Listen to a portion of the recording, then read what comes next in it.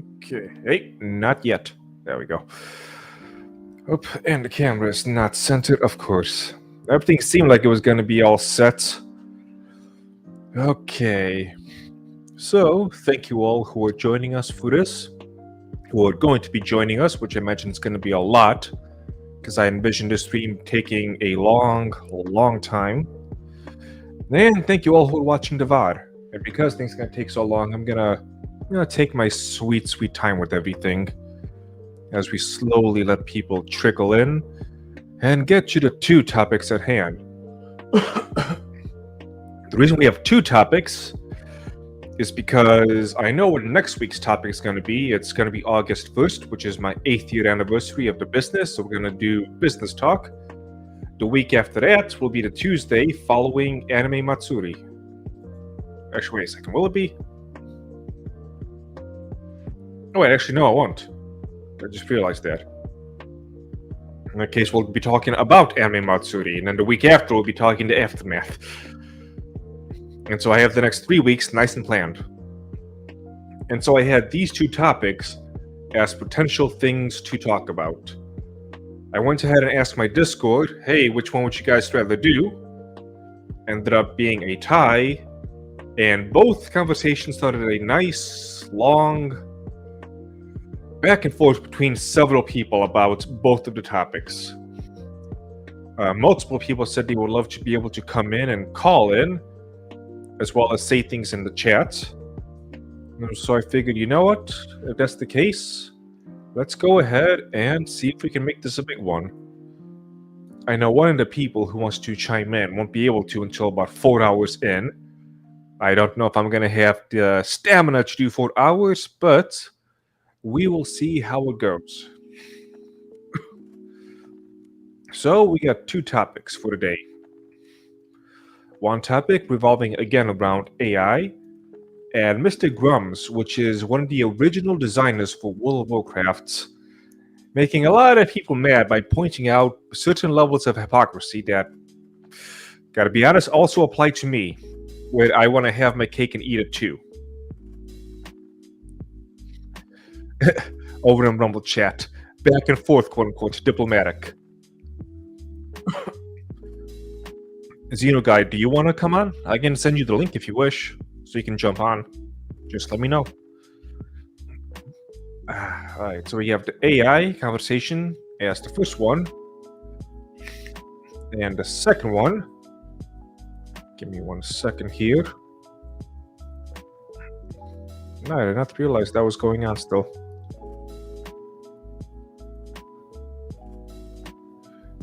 I am on. So why? Whatever, YouTube being funny again. The other conversation is an in-depth, nuanced conversation on gatekeeping. Because, as some of you know, I made a video talking about why you should gatekeep your hobbies. And I always talk about on Twitter why you should gatekeep your hobbies. But there's a certain habit that I've been noticing more and more, and it's been getting me more and more frustrated. And that's anytime you ask somebody to jump, they decide, no, that's gonna be that's too violent of a metaphor. It was something I used before, but I realized I can't say that on Twitter. Basically, people take things way too far every single time anything happens ever. And it's kind of annoying at this point, seeing it always happen. So in terms of gatekeeping, I want to be able to give people a little bit of perspective on the hows, the whys, the whens, the why nots, etc. Let people be a little bit better at this topic. Thank you for joining us, Mr. Wee Pillar. I agree with we got to gatekeep our hobbies regardless if they get compromised or not. So, the first thing that really hit me was from a couple of months ago. So I always talk about gatekeeping. You know what, before I do that, let's back up a little bit. Let me ask the chats, both Rumble and YouTube, what exactly is a quote-unquote normie?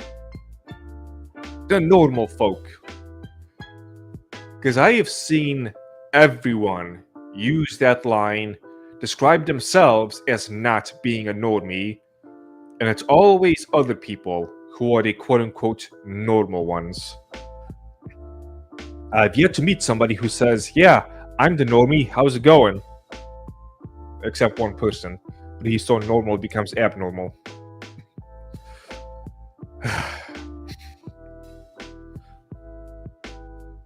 So what is it that makes somebody not a normie? I mean, surely it's not just using the internet, because that's not exactly a niche thing anymore.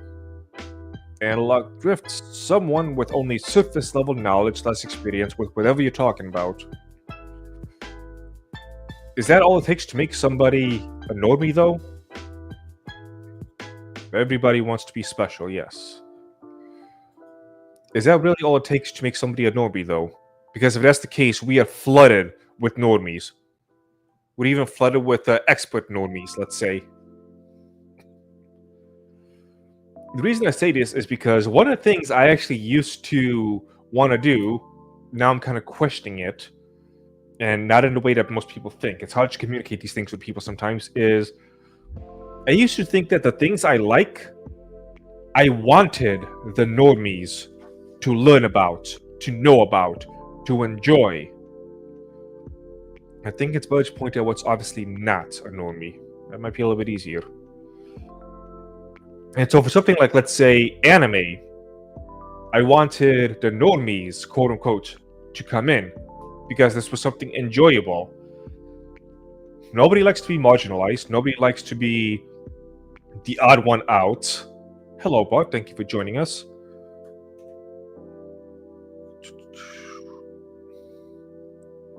Normie means somebody outside the community in question. See, that's a little bit vague because people think of normie as not just outside of a community. Think of it as just a set thing. We just started, Bart. Normies are a diverse enough bunch. There are many ways to be a quote-unquote normie. Among the chief indicators of a normie is an inability to question the mainstream account of a thing like the special cough, for instance. The real question is, can you be a normie at some things while being hardcore on others? For example, being a Jujutsu Kaisen hobbyist while being a Star Wars normie. These are all fun little questions. I'd say a normie is someone who predominantly popular and mainstream interests and few niche or in-depth interests. So in that case, let me ask you this. Is liking anime at this point a normie thing? Because at this point, anime is mainstream. What about, let's say, comic books? I mean, comic books have been so mainstream that people are just tired of it. People are sick of how many comic books things. That used to be a niche thing, but now the normies, quote unquote, have taken over. See, it's one of those things where we all have an idea and we're all pretty close, but we struggle to hit that last little bit to really nail down what a normie is. Popular anime is normie now, yes. So, when it comes to normies, should you gatekeep normies out of your quote-unquote niche hobby? Because that is a thing which I have seen a lot over the good old internets of people saying, we need to gatekeep the normies out. We need to make sure the normies don't touch our stuff. I've yet to see a functioning member of society read a modern Captain Marvel book.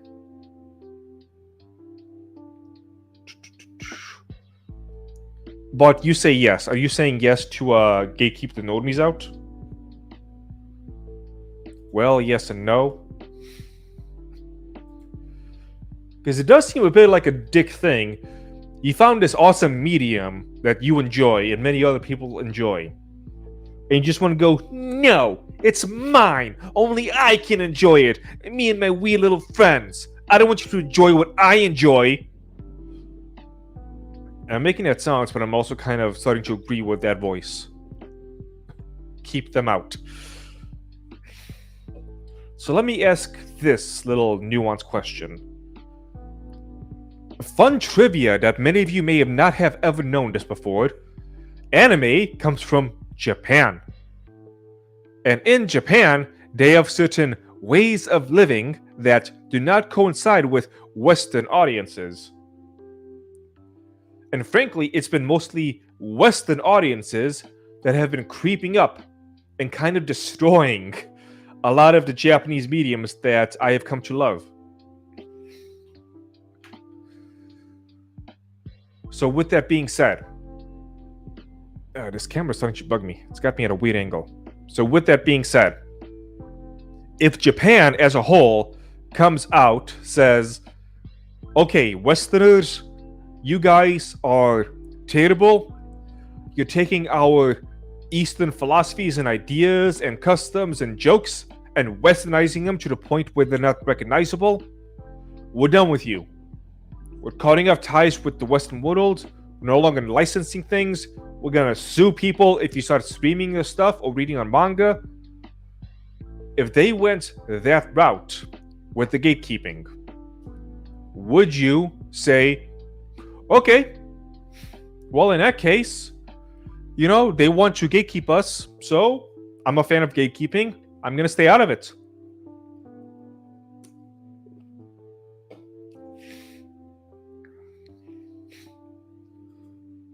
So you basically ignore them. That's what you would do. You would ignore all of Japan and the Japanese people to still consume their product.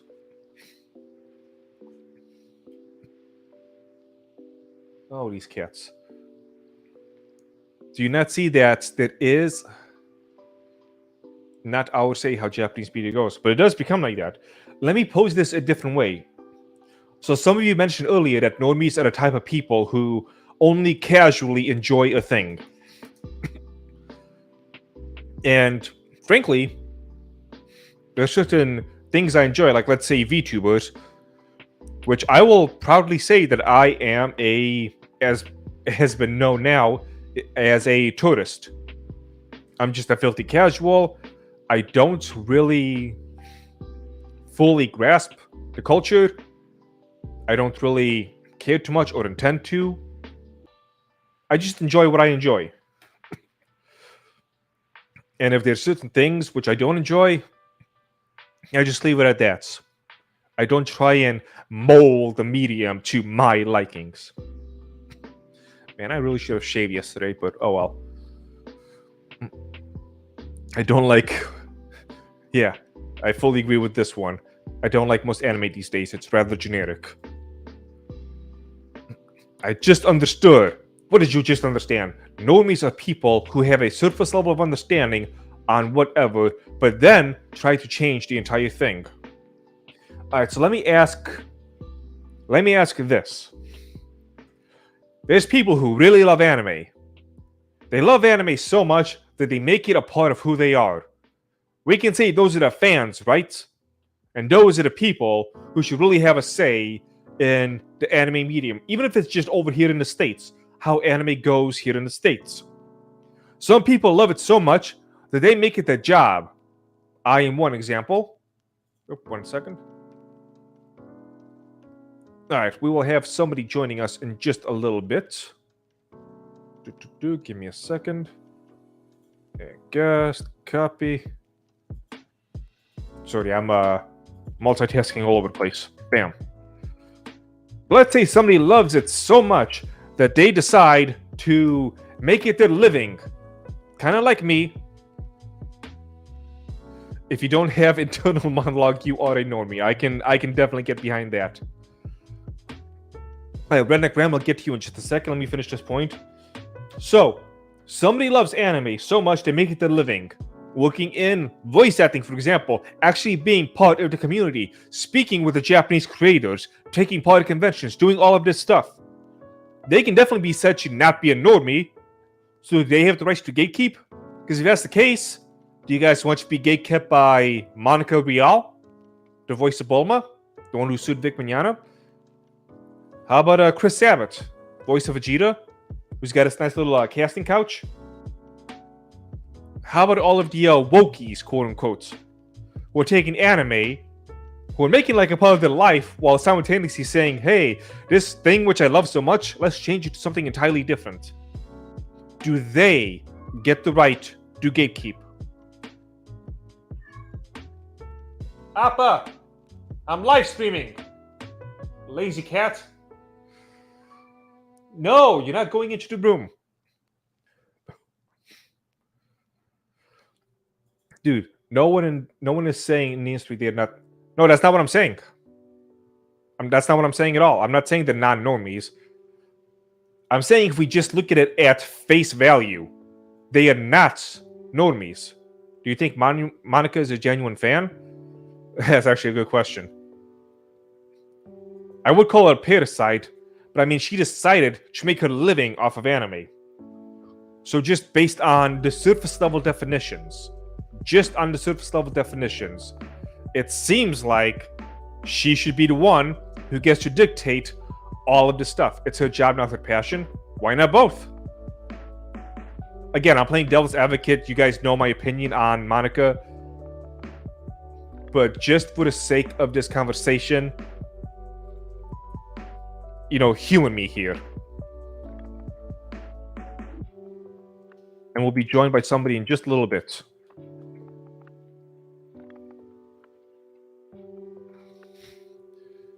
She made her living because she made money. This is fucking silly. You think so? A normie for me is someone who has shallow and ignorant knowledge and understanding on things and a willingness to only travel to the mainstream and popular. Alright, let's go back to Redneck Ram. Forgot to take your $10 super chat. Thank you, Redneck Ram. All of you should be giving me money. Don't forget, I am the most important person right now on the internet. So, you gotta give me all of your hard-earned cash. There's a difference between gatekeeping and barring. Gatekeepers means don't let the outsiders come in and change it. It doesn't mean you have to bar them from being able to enjoy it with you.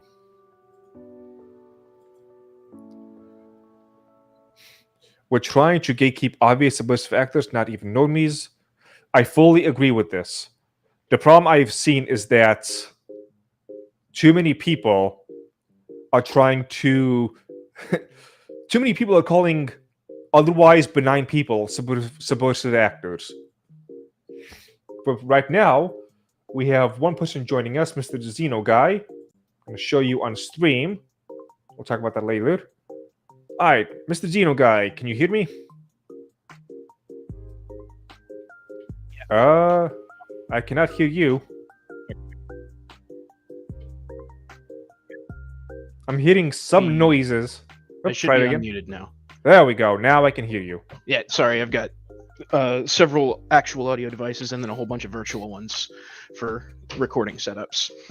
So the number one thing I wanted to ask you, because I think that this is what is being glossed over right now, is what precisely do you mean by gatekeeping?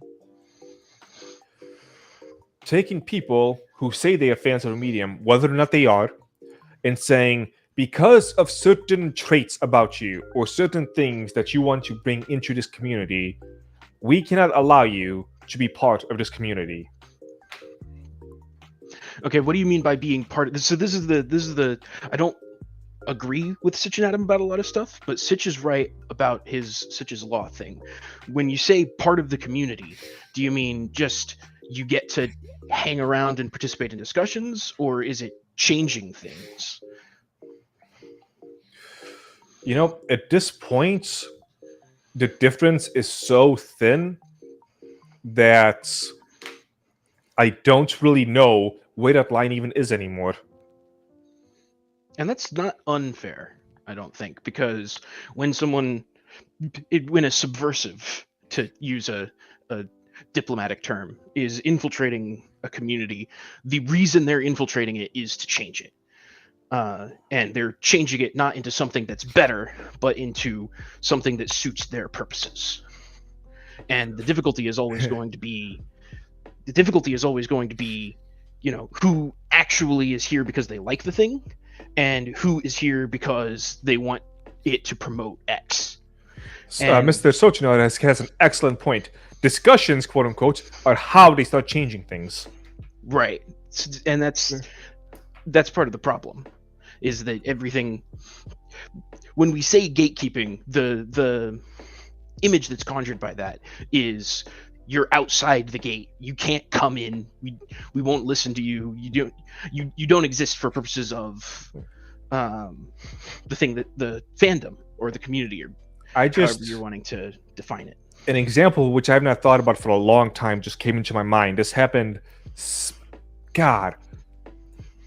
Oh, I just realized I jumped straight into the topic. Thank you for bringing me on. This is really interesting, and I had the question burning and had to get into it. Right. So this is actually an excellent example that I just remembered off the top of my head. Something that happened to me many, many years ago, back in the Facebook days.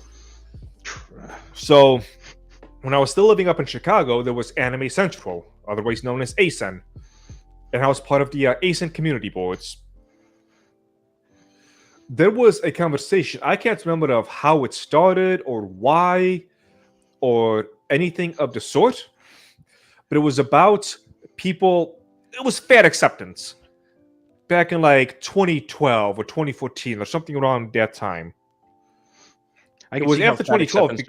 I could see how fat acceptance would be a hot topic in an anime community. Yeah, and this was during a time which I was a personal trainer, which I was not as fat as I am now.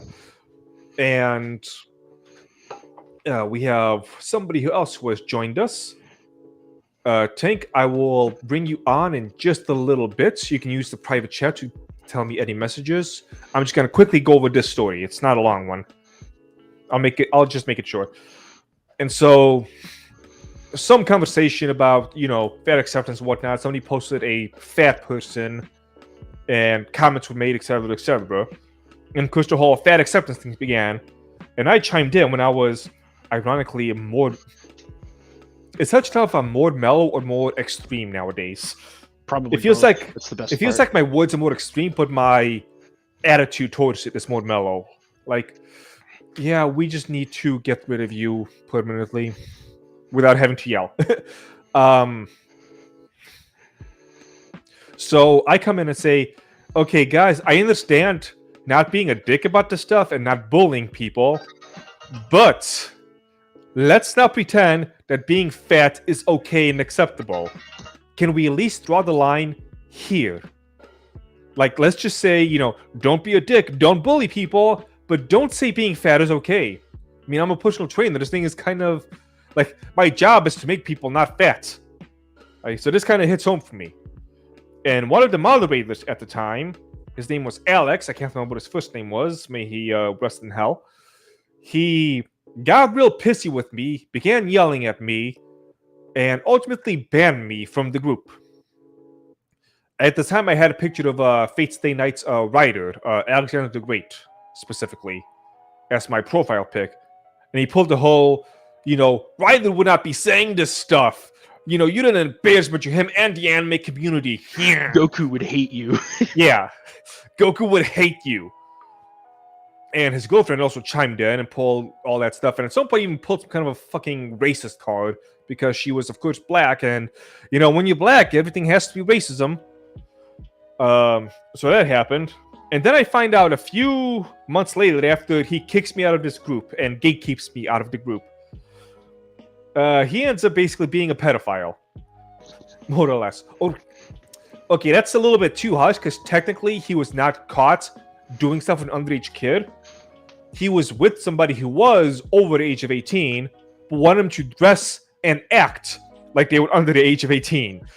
So, kind of cutting it close a little bit here. I think we could safely call that cringe. Yeah, Analog Drift, you probably know what I'm talking about because you were also part of that group and whatnot. In fact, I think you were the ones who were telling me the story. And so he gatekept me because I was being a bully and whatnot. But what about him? He wasn't, I guess technically he was being gatekept. And his girlfriend, the total radical feminist and whatnot, because he ended up sexually assaulting somebody. And she was talking to the person saying, hey, can you please keep it on the down low? Don't tell people you did this stuff. I know it's bad and whatnot, but can you just not? as far as I knew, while he might have gotten kicked from his modding position, she stayed on board. So, in terms of gatekeeping, I was gatekept by these people who were such fans of anime, they would moderate us to one of the biggest anime forums, to one of the biggest anime conventions around. Tank, I will get you one in like 5 seconds. So, see, they were doing gatekeeping of me. And this is what I mean by, yeah, you should gatekeep, but look at how they did it. Alright, Mr. Tank, you should be on right now. How is your audio? Yep, okay, you're good. Good. Well, perfect. Cool. I'm going to say one thing about the whole gatekeeping thing right off the bat. Mm-hmm. We're already being gatekept. You know that, right? Mm-hmm. Like, it's very overt, and it's been happening on multiple different angles for quite a while. I mean, a good example is, first off, the Japanese haters. The Japanese fucking hate most Western people. Right? And they hate them partially because of this very problem, where you do have subversives actively coming in and trying to wreck things that they create, or even trying to change their culture outright. I mean, that's a notable thing that happened. A lot of Japanese people, which you don't see because most people can't read Japanese, literally just call a lot of Westerners disgusting, like cretins and shit like that. I mean, to be fair, let's be honest. I mean, look, I can understand it.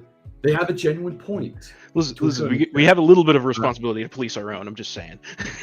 No, I agree there. I'm one of the people who agree. Frankly, I think... But the other side of that is obviously...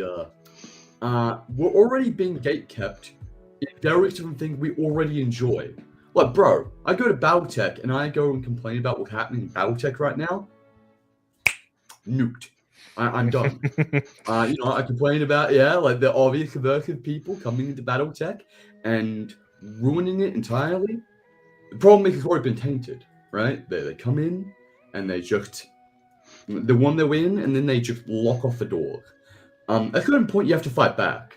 And I think that's kind of the problem here. You can create all you want, but if you don't defend what you create... Oh, yeah. Let me be clear when my actual position of gatekeeping is that it's not enough to close the gates, is that you need to fucking run them down. If you guys want to use that metaphor how you wish. Bring the mic up. Am I low? Yeah. A murderer is less to fear. I raised both of you guys' volumes up, so you should be louder now. Okay, cool. So the thing about gatekeeping is, it as a term only exists because there has already been a failure. A community has to have some kind of cohesion in order to exist as a community. The fact that it's being subverted to the point where people feel the need to put something that can be called an extreme label on it means that there's already been a failing. So gatekeeping itself isn't a positive thing that needs to change, about how communities work. It's a name for what the default state of a community should be that has been undermined already. All right, let me use an example of one of my opinions of gatekeeping that is not popular. So, anime has this reputation of having a bunch of no-life, fat losers who watch it. Party excluded. I think that there is an extent of being a loser, which you have to go, okay, dude, you're just making everything worse. Please leave us alone. And that's a bit of a vague line the way I put it. But what do you say about that? A specific example, now that it just came into my head. Magic the Gathering. Several years ago had that issue of so many people smelling so bad. And somebody went around and posed. Remember the ass crack guy? Where he would make these poses and whatnot in front of people's ass cracks. They would always be showing. People always be making these comments about how much they stink. But it was most of the damn community. So what about gatekeeping those people? I'm pretty cool with that, but you gotta keep in mind that doesn't really happen. I mean, let's look at, for example, anime, right? Let's be honest here, there's a lot of people who are big fans of anime who are like that. They're people who effectively... Anime too, yes. So I don't disagree. I don't know that gatekeeping really is the right term for that, because that's just Yeah. enforcing social standards. I was gonna Whereas- say that's whereas kind of Is more of maintaining a level of reverence for the thing that you're organizing around. yeah, because like moral standing is a very critical point to bring up here. When you're looking at like these kind of people who have no regard for the people around them to the point where they literally stink, some shit like that. That's a problem, but it's more of just a social problem. Right. That's you shouldn't be gatekept out of the Magic the Gathering community for not bathing. You should be socially ostracized overall. And the fact that that includes the MTG community is a different that's a sub consequence. There's a lot of overlap though. There is overlap, but that's not gatekeeping the MTG community, in my opinion. Well, that's enforcing overall social standards. I used to play MTG, which is why I know about all this stuff. So let's say I ran a card shop. What if I had a sign that said, before you come in, I got to be able to smell you. And if I am able to smell you, you got to go. Is that being allowed? I mean, that's worded in about the creepiest way you possibly could. Yeah. I was gonna. It's like funny. no shoes, no suit, no curves, right? You got to have some sort of standard, and that's kind of the thing. I think that's very different from what we're talking about, because one of the main things we're talking about here is clearly subversive people coming in and fucking destroying what we enjoy. It's not the same as some fat guy being fat and stinking bad. These people are actively coming in and destroying the work from the inside out. And sometimes these people are genuine fans of this work. Like, say for example, I have a very good example, it's unique. Skull Girls. Now, did everyone here know what's happening with Skull Girls? Yeah, so for those who are not aware, they patched out the hot skins or whatever, right? They did a lot of stuff. So they patched out. So Skullgirls had a lot of, let's say, risque stuff that was shown in the game.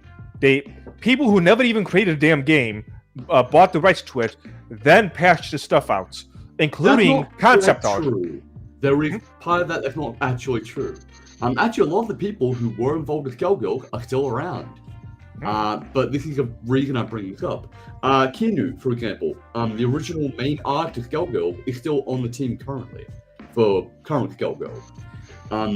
She was the person who came, for example, made filler and all the other main characters. But she is clearly subversive. She's the reason that Mike Z got cancelled. She is the person who went through and actually got rid of him. I would say a person like her, you can't really gatekeep because she was a part of the original work to begin with. But she's clearly subversive, so what about a situation like that? Right, but she's not subverting what she made because she made it. No, she's subverting broader communities as a whole, I think. That's why I bring this up. She's kind of doing a bit of both. But yeah, it's a more complicated scenario because you can't gatekeep her out of Skullgirls because she is Skullgirls insofar as anyone is. She also gatekept Mike Z, and Mike Z was the heart Skullgirl. But what about a situation like that? That's a situation I'm very conflicted on. I don't like this person. I despise her, in fact. I think she's awful. But she's a perfect example of people who are involved in the work, ruining the work afterwards because they became a political ideologue. Or more accurately, they took advantage of the situation while pretending to be virtuous, of course. But what do you do? Yeah, Right, there's nothing to be done in that case. Yeah. Because there isn't a gate to keep at that point. Pretty much, but that kind of thing, all the fans of Skullgirl who enjoyed how the work was originally are no longer really able to enjoy it. We're not just talking about the risque stuff here, which some of it I do raise an eyebrow at, obviously, but we're talking also about key narrative points being altered in the game. For example, connotations about certain bad guy factions being kind of Nazi-like, or certain connotations about one of the characters and what this guy went through, because he's black, right? He got, I think, literally lynched or something. He got that's a little spicy. Yeah, they got rid of that though. They got rid of that connotation. That's a big band. Some element of his backstory got changed dramatically. And this happened like 10 years later, you know, and no one in the fan base liked this shit. No one liked like context being removed and all these connotations being added. It's fucked. Yeah. What would you do about that? Yeah, you know, like there's not much we can do, but I think that's an example of people on the inside destroying the work, you know? Right. Anyway. And I agree with that. My overall point is gatekeeping in community is done. It has to be done in order to maintain the cohesiveness of the community itself. The community exists exclusively for its community members. You know, just like a country is its people. A community exists for its community members, united around their enjoyment of a thing.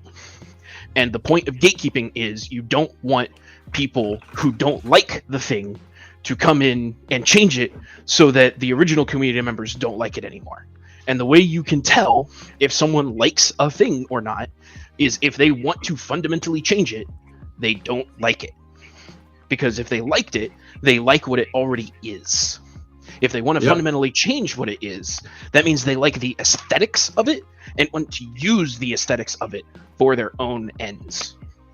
So let me ask. Well, I don't even think they like the aesthetic. I think they see it as a tool. They like the fact that other people like the aesthetic, and they want to apply that aesthetic. Yes, to that's their more own ends. accurate. Yes. Yeah. So let me ask this. So I think everyone here is in agreement that the wokey SJW types, those most definitely need to be gatekept and gatekept hard. The main conversation I'm trying to have is, at what point are they not wokey enough to be gatekept? I'll do a what-if scenario using me, so I can be the target, so we don't have to play the games of random person. So as I mentioned at the beginning of the stream, I do watch VTubers, but I am just a filthy casual. I am nothing more than a tourist, as people say. And I recognize that. I don't pretend otherwise. My favorite VTuber, ironically enough, is somebody who I watch probably the least out of all the VTubers I say I like. Mostly because she only speaks in Japanese, and so I don't even know what she's saying. But it's oh god, my brain is breaking. NASA from Face Connect. You know, she is a dragon. She has this fantastic voice that is just so soothing. I love it. It's the one time I can go just full on creepy weeb. It's the one time you actually want to hear. I'm a little out of the loop on this. Continue. Right. I'm not even a VTuber tourist. I see the appeal, but from the other side of Bulletproof Glass. And so if you don't know, I feel that too. I feel that too, mate. She's a member of Face Connect. If you don't know Face Connect, they are. I know of it. Yeah, they're almost like the anti-VTuber agency. They're very lewd, crude, and say things which you don't expect VTubers to say. They're the Degeneration X of VTubers. Yes, that's an excellent way of putting it. NASA-chan, on the other hand, is still like soft-spoken, nice, and kind. I'll give you an example. Pipkin Pippa, which is the face of Face Connect. There was a moment. That's the only one I know. There was a moment when she got scared on stream because something happened, and she just screamed and just went like, fucking kill yourself, bitch. Hope your baby dies." Because she had like a stroller with her. So she says stuff like that. Nasa, on the other hand, there was a clip I saw where she got scared, and she began to like motherly lecture the scary doll that scared her. It's like, this is why you don't have any friends. If you were a little bit nicer, people would like you. And so she's that type of like kind, wholesome person. Yeah, wholesome. If she started to do a bunch of lewd, crude stuff, I would be very vocal. She would lose her current audience. Would she though? Well, I don't know. At this point, one of the reasons VTubers that I'm only just a casual observer is that I've seen the levels with the parasocial relationships that go on, and I don't wish to be a part of that. I only mean a small amount of offense, only if you're that type of person I'm talking about. Like some people, it seems like that existence revolves around the people, and I'm just not okay with that. But I'm not gonna stand up and gatekeep you. So right, so we're clear with that. They're the I wouldn't say the backbone because they're not numerous. They're the whales of the community. Yeah. So if I start railing and saying, "Hey, we cannot have this. NASA cannot be like this," should I be gatekept? since I'm just a tourist? Not sure. That's actually a hard one to answer. So I would say, and this is going to come back down to my opinions on what gatekeeping means for content creation. I would say yes, but that has less to do with the fact that you're the tourist and more to do with the fact that it's the creator's thing, and the creator gets to make whatever changes the creator wants. And so anybody saying anything about that shouldn't be heeded. Now, obviously, the creator should take criticism into account and maybe change what they're doing with respect to that, but no one should have the right to tell the creator to do anything differently because it's what the creator's doing. And I think that scaling that up is gatekeeping. I think that is what gatekeeping means. You know, there is an extent which I would disagree, because we just talked about Skullgirls not too long ago, and something similar happened there. Yeah, Where we're gonna brought it up. Yeah, they took something that was established for over 10 years and decided, you know what? Let's go ahead and change all that, and nobody liked it. Right, but nobody liking it doesn't mean it should have been gatekept out. You couldn't have we came to the conclusion you couldn't have gatekept her out because she was the creator, and she should be rightly criticized for it. But you can't gatekeep her. That's a bit of a hard one, I would say. Yeah. You think there is a point in which a medium can take a life of its own to the point where the original creator needs to not change his own stuff? There is no a similar example, and here's the thing. I actually no, I think there is maybe. No, I think remember Hang on, I've got something to say. Go ahead. Sorry. You remember Peanut? SCP Peanut? No. The statue, the neckbreaker. Yep, the statue. Yep. Statue, neckbreaker. Yep. T-Man, So- it's the statue, the SCP where it's completely still as long as you're staring at it, and if you blink, it teleports behind you and breaks your neck. Yep, that's the they one. used an image that was just a statue that a Japanese person had made, and they just picked the image and associated it with the SCP. And now that's what everybody thinks the SCP looks like, even though the statue was completely unrelated, and the creator of the statue didn't know anything about the SCP. And now when anybody sees an image of that statue, they don't see what the artist made. They don't see that statue. They see the SCP neckbreaker. Yep. Interesting. I bring that as an example of a life of its own because I think if you, for example, disconnected that image from the SCP, it wouldn't be that SCP anymore. Fundamentally, something's changed. Something's locked along the way. And that actually happened. The creator threw a big stink about it. And I think the image was actually taken off of the SCP wiki. It was, yeah. And they tried replacing it. And fundamentally, I think that harmed that creation entirely. At what point I would when you say that creation, are you talking about the SCP or the statue? The SCP. Yeah. Yeah. Yes, it did definitely harm the SCP because it no longer had, or it had lost part of its connection to that what had become a very iconic image. The question is that harm justifiable because the image was basically pirated from another source? See, there's a little thing we're going to be talking about later with the Grimes discussion, that tweet on the screen, and there's a reason I'm here, right? I don't think it was justified. I think that, like, there's a certain point where the internet is a very fluid thing, and it has this tendency to take random images and ideas and attach them to something to create its own story, its own narrative. It's effectively the foundation of fan work entirely. I don't think that's theft to effectively using that, right? Yes, I agree. That's why I didn't say stolen. I said pirated. Yeah, well, pirating is a legal way, I would say. We'll go back and forth. We can use this as a transition to the AI stuff, and then we can also transition back to gatekeeping, because it feels like these two... Yep, could I give one more example on the gatekeeping discussion that I think plays into a lot of... Oh, wait. Actually, there is a big one for the gatekeeping, which I forgot about, so we'll actually talk about that first, but you go ahead first. So, the number one, and... T-Man, you mentioned this in the Discord yesterday. I think the biggest place that gatekeeping applies is less in media consumption circles and more particularly tabletop gaming circles, wargaming and TTRPGs in particular. Because, and the reason for that is that in the act of, quote, consuming, unquote, those mediums, you are creating a narrative of your own. And I'm more into the TTRPG space than I am the wargaming, so I'll focus on that.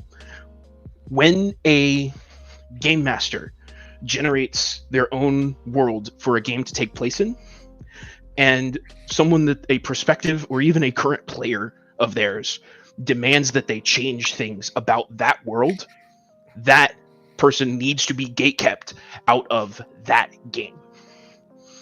And that goes both ways. If a woke game master creates a race of elves that has a little bit of like shape-shifting ability where they can switch their sex, you know, every full moon or whatever, and some hyper-conservative moron comes in and says, that's dumb, you can't change your sex, you should take that out of your world, the woke game master has a moral obligation to not allow that conservative to steamroll their campaign. I do agree with that. And the reason that that's different is because this isn't it's not an overall huge monolithic piece of media that everyone's consuming. It's a collaborative effort that multiple people on a small scale are coming together to make together. And so it takes on a different flavor. And that's where I think gatekeeping is most important, because what happens is a regular game master will make a game and someone will come in and say, I like what you're doing, but I want to change fundamentally what you're doing. And there's also there's a little thing behind that where if certain things were done, let's say 10, 15 years ago, people would have been okay. But now if they're done, they're like a danger beacon saying, you want to do this little thing, but for the past 10 years, I have seen where this little thing goes. So safety you need tools. Safety tools are a huge example of that. So like pronoun usage is a big one. There was the image I posted just a couple of days ago where somebody was talking about rice cookers and how this company has had basically the same rice cooker for 25 years. It took 25 years for his to stop working. And the new one he got is basically the same design. He is just amazed at just how good the rice cooker is. Yeah, it's perfect. Those really simple machines are great. And the first comments I see is some guy going literally, and I have gone like a new level of hatred. People just keep using literally wrong. He says, literally, why would anyone ever need to use a rice cooker? Which is just such a stupid statement that I had a hard time wrapping my head around it. I look pronouns in bio. Yeah. Every single time someone has just this god-awful opinion, they have pronouns in the bio. Which is why it doesn't matter the situation. If I find out they use pronouns, my conversation with them fucking stops. Because I know everything there is to know about who they are, what they believe, what they want to do. And I'm never, ever wrong with that. Damn. You can see by I cannot. Yeah, I can see your frustration. Yeah. Now I have to deal with people every day when I go into Melbourne. It's great, isn't it? Yeah. At this point, it's like, you know, hi, I just want to shop here. I'm a he, him. Stay away from my child. You're gonna rape them. I will take your money and nothing else. Yeah, no, and that's the kind of thing that gatekeeping has to apply to. The game master has to gatekeep their own campaign. They can't gatekeep the overall community by themselves. They can only maintain what they like. And the biggest thing about gatekeeping is if you enjoy something, you can't allow anyone to change it into something you don't enjoy, because then not only do you lose it, but everybody who enjoyed it the same way you do lost it. That's where I'm most passionate about gatekeeping is TTRPG. And so, I guess speaking of child rape, the crux of you're getting demonetized, my man. yeah, I know. I never have any expectations to stay monetizing these things. So one of the things that maybe want to talk about than the segue into our sponsor, LTT Store. True. So one of the things that has been controversial is the talk of lolicons. And Honestly, gatekeeping- I have just stopped giving a shit about lolly one way or the other. I would say, well, I'm pretty hardline on this. I think these people are cancer. I don't like them very much. I think that they're pretty fucked. You know, they're pretty fucked. Lolicons? Yeah.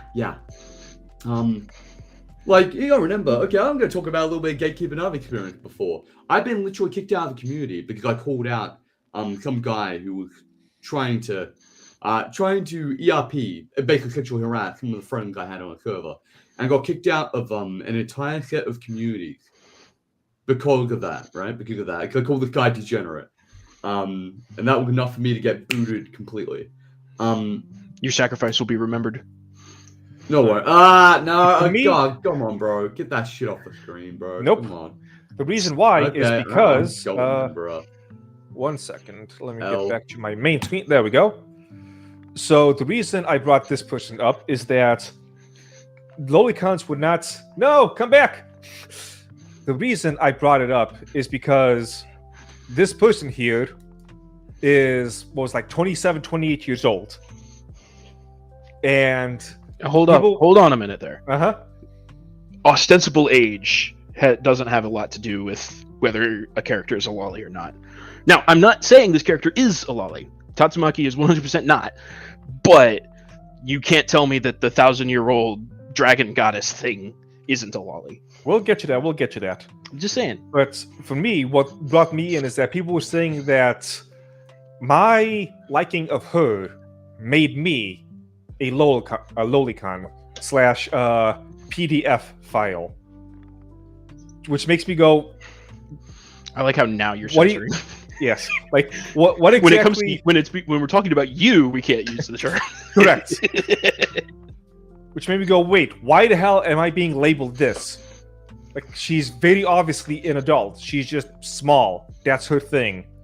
And then there was, I should pull these guys up. I wonder if I can still find them. The people who were saying, what was the names of it? I forgot what they called it. Basically, you could like somebody who looks over 18, is over 18, etc., but still be a that type of file because of I can't remember what the hell they called it. But basically, you can be overage but still be underage because your mental has not developed enough and you're still too much of a child. Which is this that 19-year-old minor? Yes. Garbage. Yeah, they're like the 23-year-old minor. So, when it comes to lolicons, should they be gate kept out? Gate kept out of what? Anime and things of that nature. Manga, etc. I mean, again, we cycle back to if you like something, you don't want to fundamentally change it.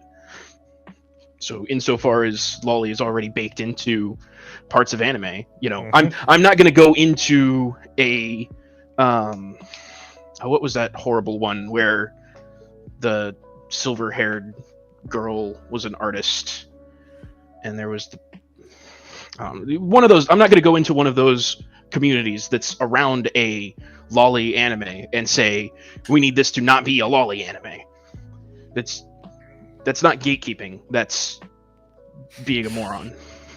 Oh, look who's back. Yeah, I just got to wait for you to get that shit off the screen, man.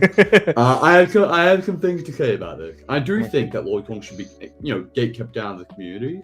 Because frankly, one of the most notable things about it is that they basically fuck up the communities. They make them very awful to be around. Like, you go to some of the servers that are just like, oh, anime. And then you see these people going around and they post material that is effectively lolicon material, right? What are you meant to do about that? It's bad. It's fucking vile, to be honest. Well, let me go ahead and boomerang this around on you, young man. Okay. So again, I'll say my feelings after the fact, but in Japan, this is a part of their culture. And so you are now saying that the people who created this stuff should be kept out of their hobbies. Well, I mean, that was part of the reason I brought the Skullgirl example, because, yeah, a little bit. I am saying that. I don't think about people about who created what. I do think it's more about like people who genuinely enjoy something to a certain extent. Now with Lolicon, I think my argument for gatekeeping them is very different from say gatekeeping subversive. Right, but when you're saying gatekeeping Lolicons, let me finish. I think this is where you could argue the moral standard for being in society. That's the problem. These people aren't like fit to be in society on a moral level. What we were arguing before, when they've lacked that social standard, like people not washing and showering, or people being very unbecoming out in public. That's the same thing with Lolicon. They're the same thing. Like, I mean, they literally can't help themselves but to spread that degenerate behavior around. Well, the reason we know that they're Lolicons is because they never shut up about being Lolicons and actively defend being sexually interested in depiction of children. Like, I'm not cool with that. So, all right, before I continue, I should just say my own opinion so people don't get the wrong idea. When it comes to that stuff, it's not of my interest. Something Xeno guy said earlier about the 1,000-year-old vampire. I'm fully on board with saying, fuck you, you know what you're doing. Let's not pretend these stupid games. But then there's also the other side of that, where Yoko from Gurren Lagann, the official age is 14. But if you look at that, say that she is 14. It's not a 14. You're kind of retarded. That's probably a Jotaro moment. Miss me with that. Yeah. I'm thinking like a Jotaro moment. Jotaro being 17, but I still think it's very weird. I personally am not comfortable with that. Jotaro was born at the age of 47. yeah, exactly. So that is my stance for all that stuff. I'm not really interested in playing the 1,000-year-old lowly vampire game. It's not my thing. Now, with that being said, here's the question that I was going to pose. Mm-hmm. When you were saying gatekeeping out Lolicons, I'm assuming you're talking about gatekeeping out, and from what you were saying, it sounds like you're gatekeeping out fans of Lolicons, of lolly media from wider anime communities. That's different. That's different than saying that lolly manga shouldn't have been made in the first place and we should stop it from being made. That's a different thing. Let me play devil's advocate for what I'm pretty happy to say I think there's something real fucked with that kind of content, to be quite frank. I don't disagree with you. I don't disagree with you. What I'm saying is there's difference between where we may be using the term gatekeeping too loosely. Thank you. This is one of the things I want to get at in this whole conversation about gatekeeping, because there's been a big back and forth thing which I've been following for months now on Twitter, with the anti-Lolicons attacking the Lolicons, but then it spawned a whole new set of memes called "Your Likes in Public." I don't know if you guys have seen any of those. But there's people who say stuff like, "Okay, but you're a Lolicon, that makes you a disgusting pervert, pedophile, etc., etc." And then someone posts, "Hey, these are your likes," and they're liking very artsy, underage by looks, underage by official age, underage by any metric you can think of. They're liking these lewd images of them. And there's been multiple people have been caught as being maps, who've been virtue signaling. They've been virtue signaling as anti-Lolicon. Who was that? Who was the fat black guy who got caught wanting to chase down a little girl? EDP? Yes. EDP? Yeah. He came out against the Lolicons a month or two ago. And for me, that was like one of those moments where I had to take a second look at everything in life. It was like, EDP's been trying to make a comeback for 2 years now. That ain't happening. Every couple months, there's a new EDP comeback. Yeah, and it's like you got caught trying to chase down an actual underage girl, and you're coming out against people who are apparently liking the drawings. Which again, not my community, but I got thrown in because, I like Tatsumaki. Yeah, Tatsumaki. Okay, I'm gonna ask a question. How do you like Tatsumaki? Like, just you like a character or what? Like, these are the kinds of questions you don't. These are the kinds of questions you don't ask. No. You guys should know my general opinion. I raise my eyebrow at Tatsumaki. I think that. You guys should know my general opinion. I generally don't even like lewd stuff. In my opinion, if you can only sell your anime via just doing lewd stuff, then your anime is garbage. Period. Yeah. And so for her, Yeah. it's how strong she is, the type of character she has, and then the images, like the image I had on screen, where it's just like, bam, she knows what she is doing. She is not doing it to be sexy. She just is. And every woman I have ever liked in my real life, except one, has been 5'2" or 5'3". So I have a thing for short people. Okay, I'm just gonna. I have nothing. I have nothing to add on that. One thing you said that you had been seeing instances of gatekeeping that you've been upset about. What are some examples of that? So, because my guess is they probably, if we apply a rigid standard of gatekeeping, they wouldn't even be considered gatekeeping in the first place. Right. Well, then the example we were talking about just now, the so-called anti-lolicons trying to keep out the lolicons, but in reality, they are themselves. Yeah, like they're the same brand of beef there, but I think part of the problem is you get like these people are obviously, oh yeah, I'm a kakibaka who's trying to kill other kakibakas. They're effectively doing to cover their tracks. Yeah. But let's be honest here, they're still legit. Like most people look at anime and literally see the lolicons and think they're fucking disgusting, right? They think, oh, anime is lolicon shit. And are we going to call them like the kakibakas? No, we're not. I think the average person looks at anime and doesn't have a good opinion because of these people. I think that's a genuine problem. And to be honest, it's a problem with like there are anime that like frankly are uncomfortable to watch or just straight up unwatchable because of this problem. True. I don't disagree with any of that. The only thing that I disagree with is I don't know that gatekeeping is the term that needs to be applied to what needs to happen. That's my contention here. The term is kind of terms become a little too broad at the moment. We can. All right. So what were you about to pull up, T-Man? This is your stream. We ought be maximally deferential. Yes, because I'm managing this with two different chats, and Discord and Twitter, because things are always coming up. I should have written down the stuff. Okay, the examples of gatekeeping that I saw recently that made me really raise an eyebrow. In fact, I think I can actually just pull it up, because it was a very recent thing that for some reason my mind is not remembering at the moment. I'm going to check out my likes 1 second. Profile, likes, not you.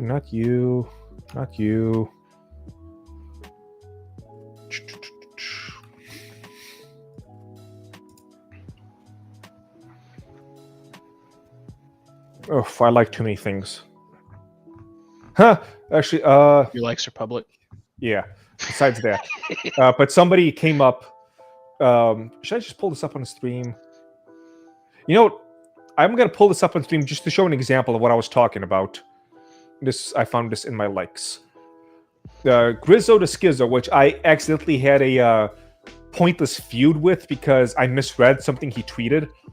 But, so Annie, which is somebody who has been a thorn on people's sides for, I guess, years now, has finally been outed and such as openly admitting that she is a map, aka that word. So ends the months-long arc of her trying to get entire communities banned off Twitter for liking Lolicon, and it ends the way it so commonly does, with the anti-being a pedo. This is too big. Can we get closer? What does she say? Because I am a sick, fucked up person, and I don't deserve to live. I'm dangerous. This is what must be done. I want to die. I cannot and will not continue to do this. God, this is... And for those that have to... Okay, can we get something just short, sweet, to the point? No, damn it. Oh, well. Well, I liked it. Alright, anyway. Let me go back to whatever I was doing. God, I have so many tabs up. It's kind of insane. I'll keep it up just so people can watch it. PayPal. Islamic... It's not that. Oh, come on. You were up just not too long ago. I remember liking something about this yesterday. 1089. Okay, I need to ask an important question here. If this, like... Is this Gruko Man a lolicon? This Gruko the bear? A bear? I have no idea. Okay, because I'm seeing him use the term the anti. And you're like, I don't know. Like, this person here that he's talking about, obviously he's a fucked up individual. But, I don't know what's going on here with this guy. Anyway, continue.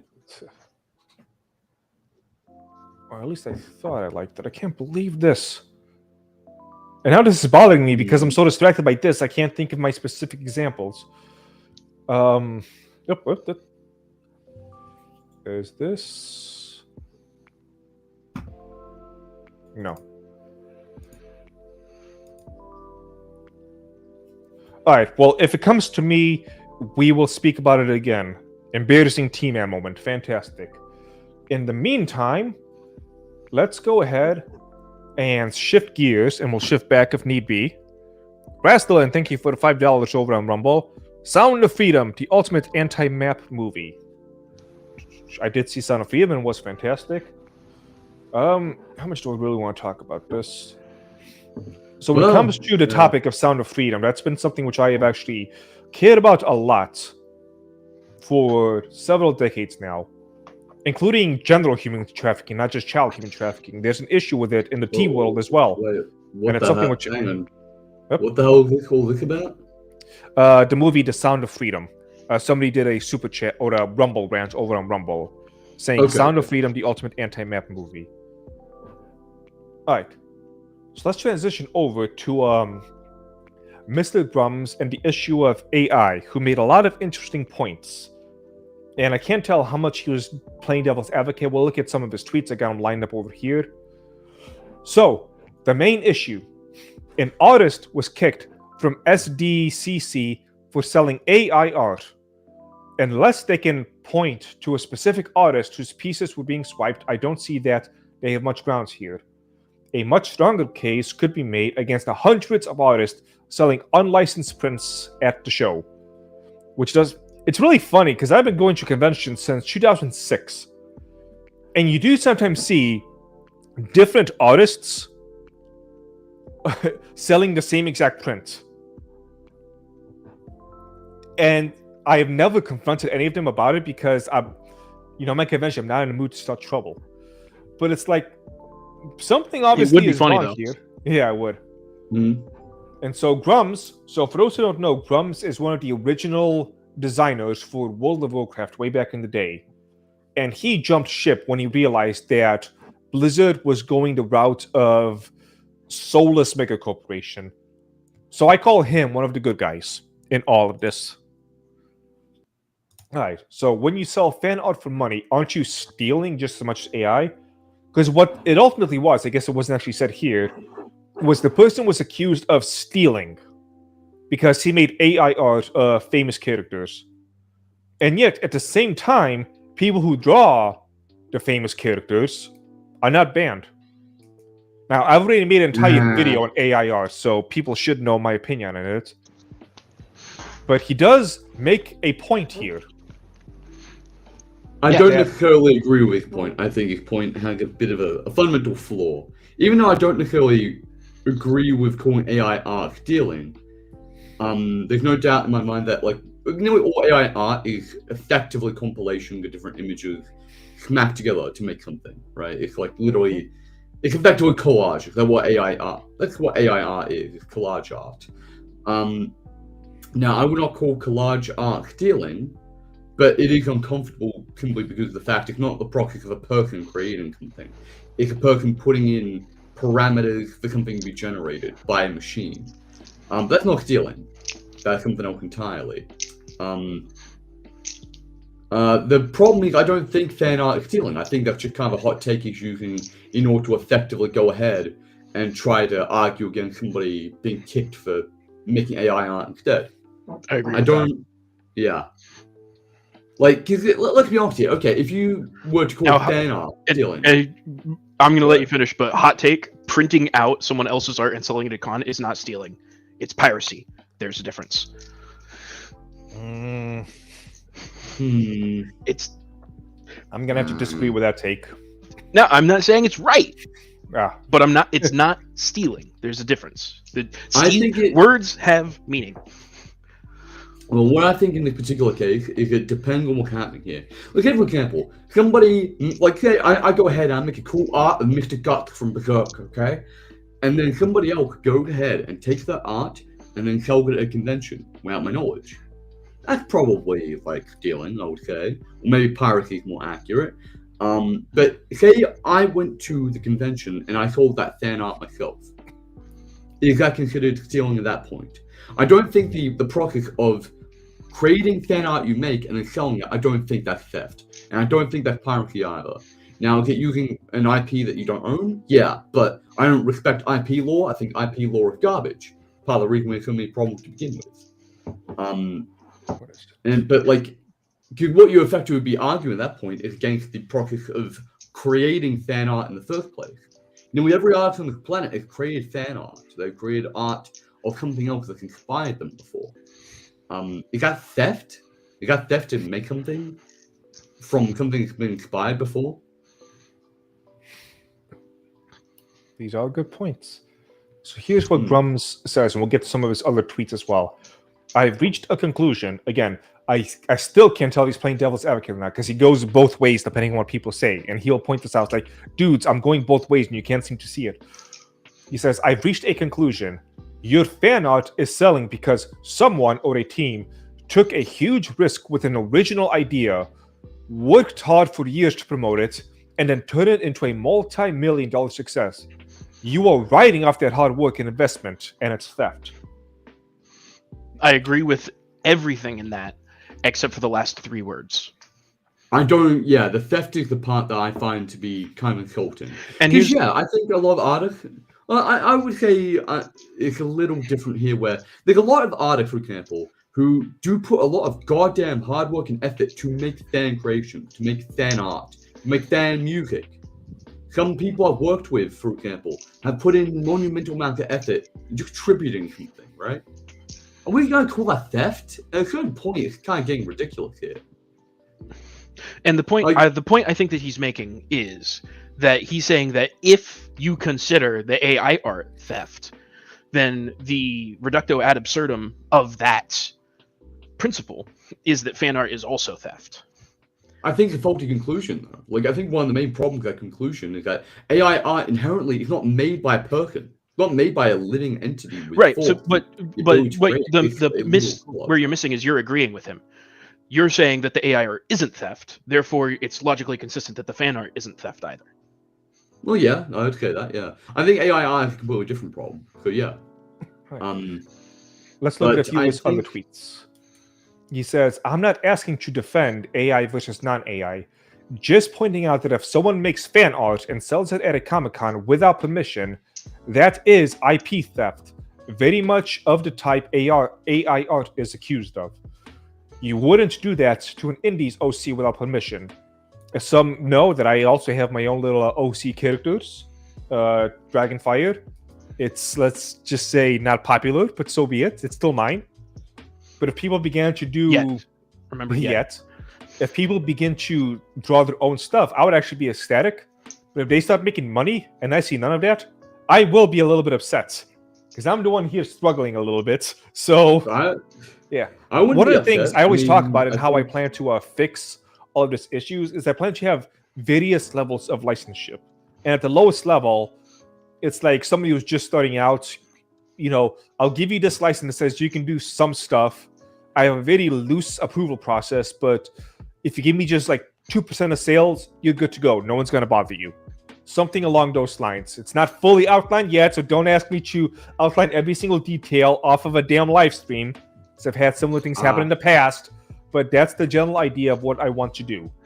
Give people an easy way to not worry about these type of issues, but still I get like a little pittance for what I helped create. Right.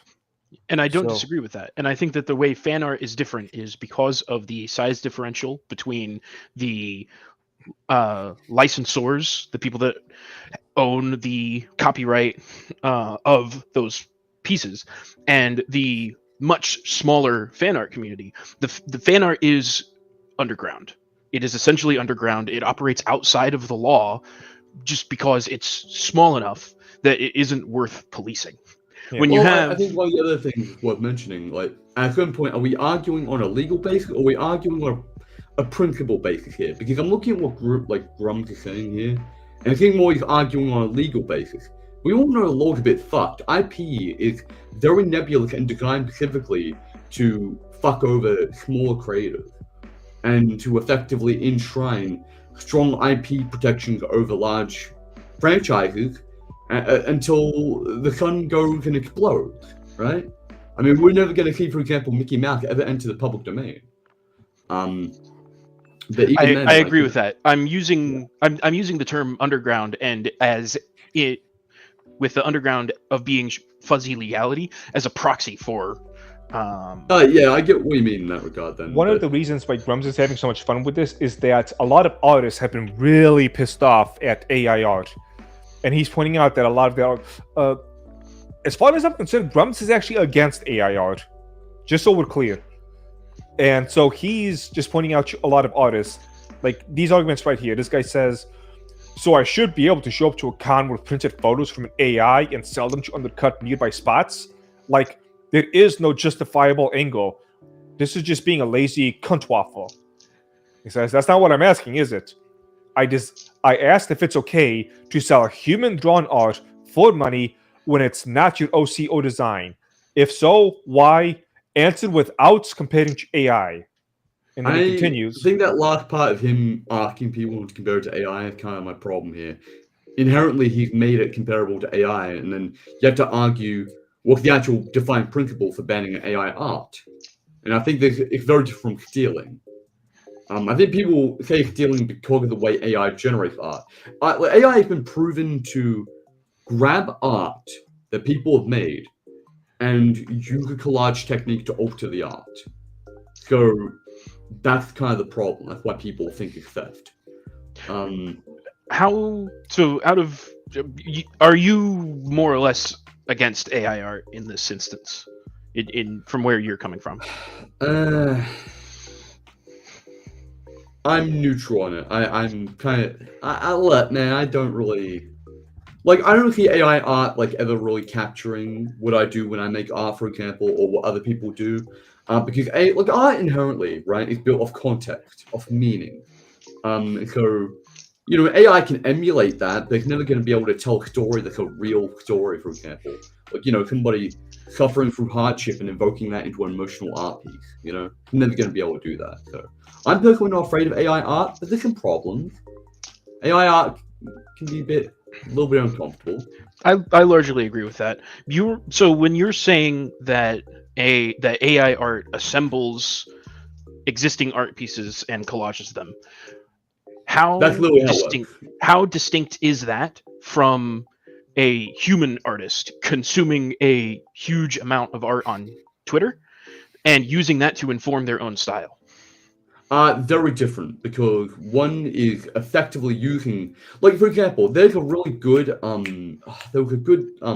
Twitter thread about this, where they literally, what the AI does is it takes the art that is there and basically breaks them apart and merges them together and blends them together. This has been proven. Specific poses, specific shapes, specific colors. I'm not disputing any of this. Yeah, I'm not disputing any of this. So I think what I'm trying to say, I think it's quite different, right? But how? Because one is effectively an AI tracing, and which I would consider it pretty close to a person tracing, versus a person memorizing something. Like, an AI can't memorize something. An AI is an algorithm. It takes input, and it uses that input to make an output, to literally generate or trace over an output. All right, but this is good because this conversation seems to have kind of happened already. So Holy Orangutan Congress over on the Twitter says, in regards to AI stuff, it's literally it's literally no different from paying an artist online to draw a copyright character for you. I didn't even think about that one. The only thing different is the venue of purchase. AI steals from those hardworking artists trying to make a living, and they should absolutely be excluded from profit at all times.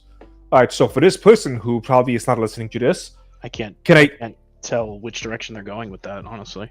Yeah, like if somebody uses one of my OC designs and I'm not making any money, they're stealing from me then, aren't they?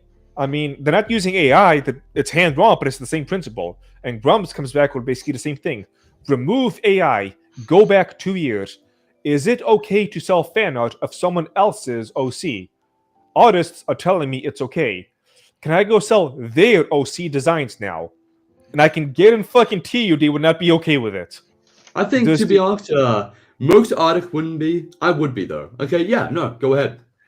If you can do it better than I can, then that means I need to do better, frankly. But so yes, can I go sell their OC designs now? Does the answer depend on if it takes me 30 minutes or 3 days to draw? Or how much I quote-unquote love the original artist's design? So here's the thing with AI. I've spent a lot of time in the past couple of weeks messing around with it so I can learn it better. And it is somewhat difficult to get a good design, especially anything that involves hands. The image that you see on screen is AI generated. I made that. And I used it to promote my tea, and I got at least 1 sale out of it. Maybe 2. I can go ahead and do that. Yeah, and this is where it comes back to my opinion on AI art, which is it's just a tool. I think that a lot of artists are thinking of AI art as something separated from any artist. And I think really what it is it's making it it's making it easier for anyone to at least consider themselves and produce something that would cause other people to consider them artists. So it's threatening the exclusivity of the group of artists, and in so doing, it could be devaluing the work of artists because it could drastically increase the supply. And if there's a drastic increase in the supply without a consummate increase in demand, the overall value of what they're generating goes down.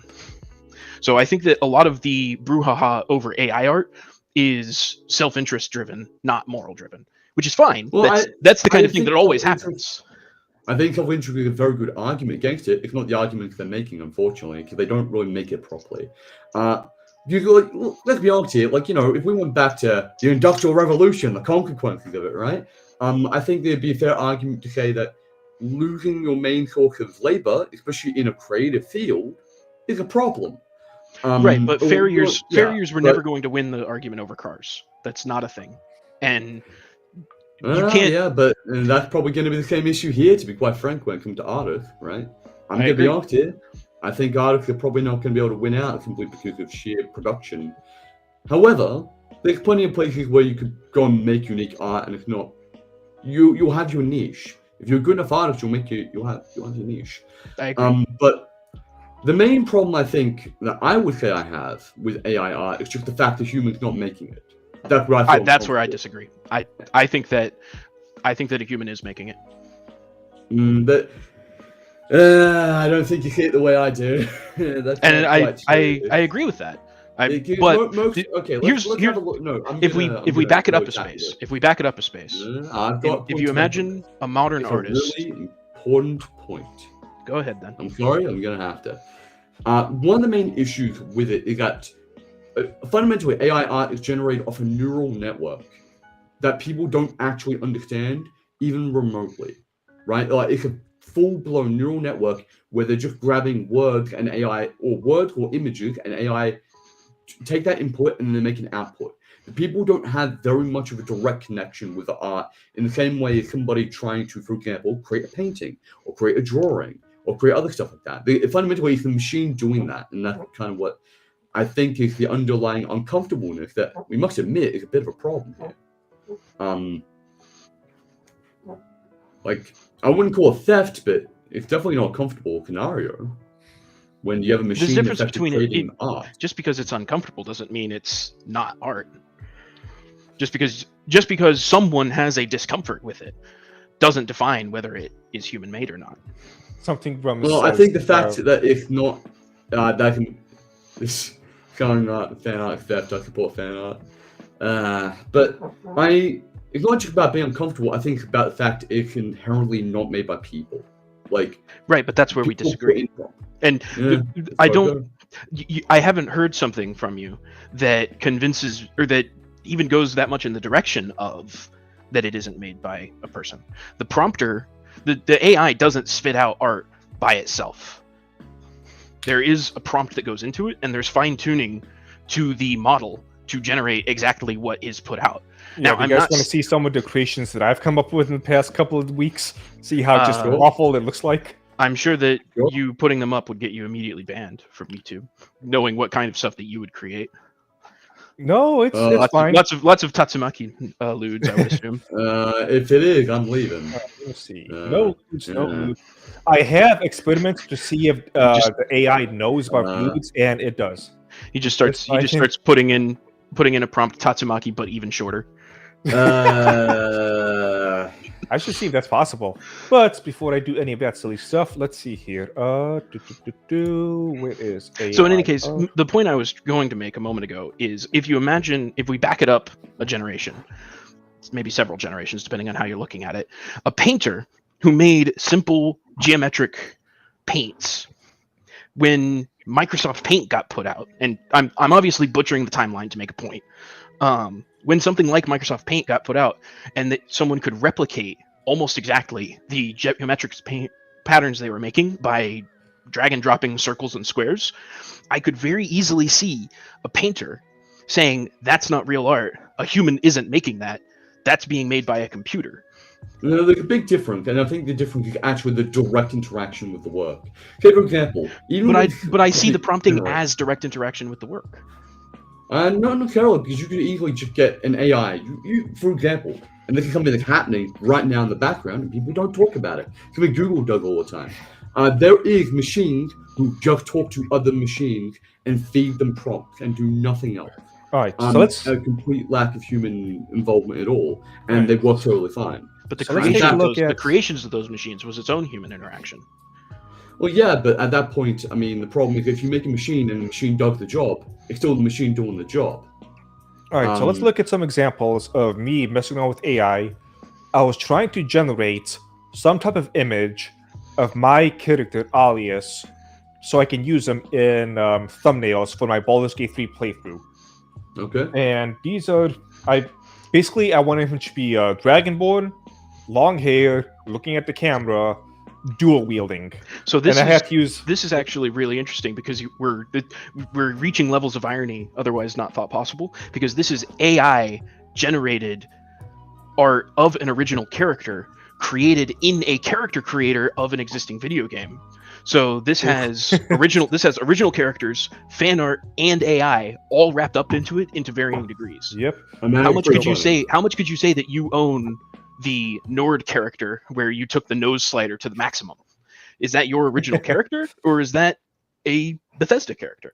It's a question. I would say it actually is your original character conceptually, but because it's made in the engine. So here's a question. Hey, you got to give me this one, T-Man. You got to give me this one. Okay.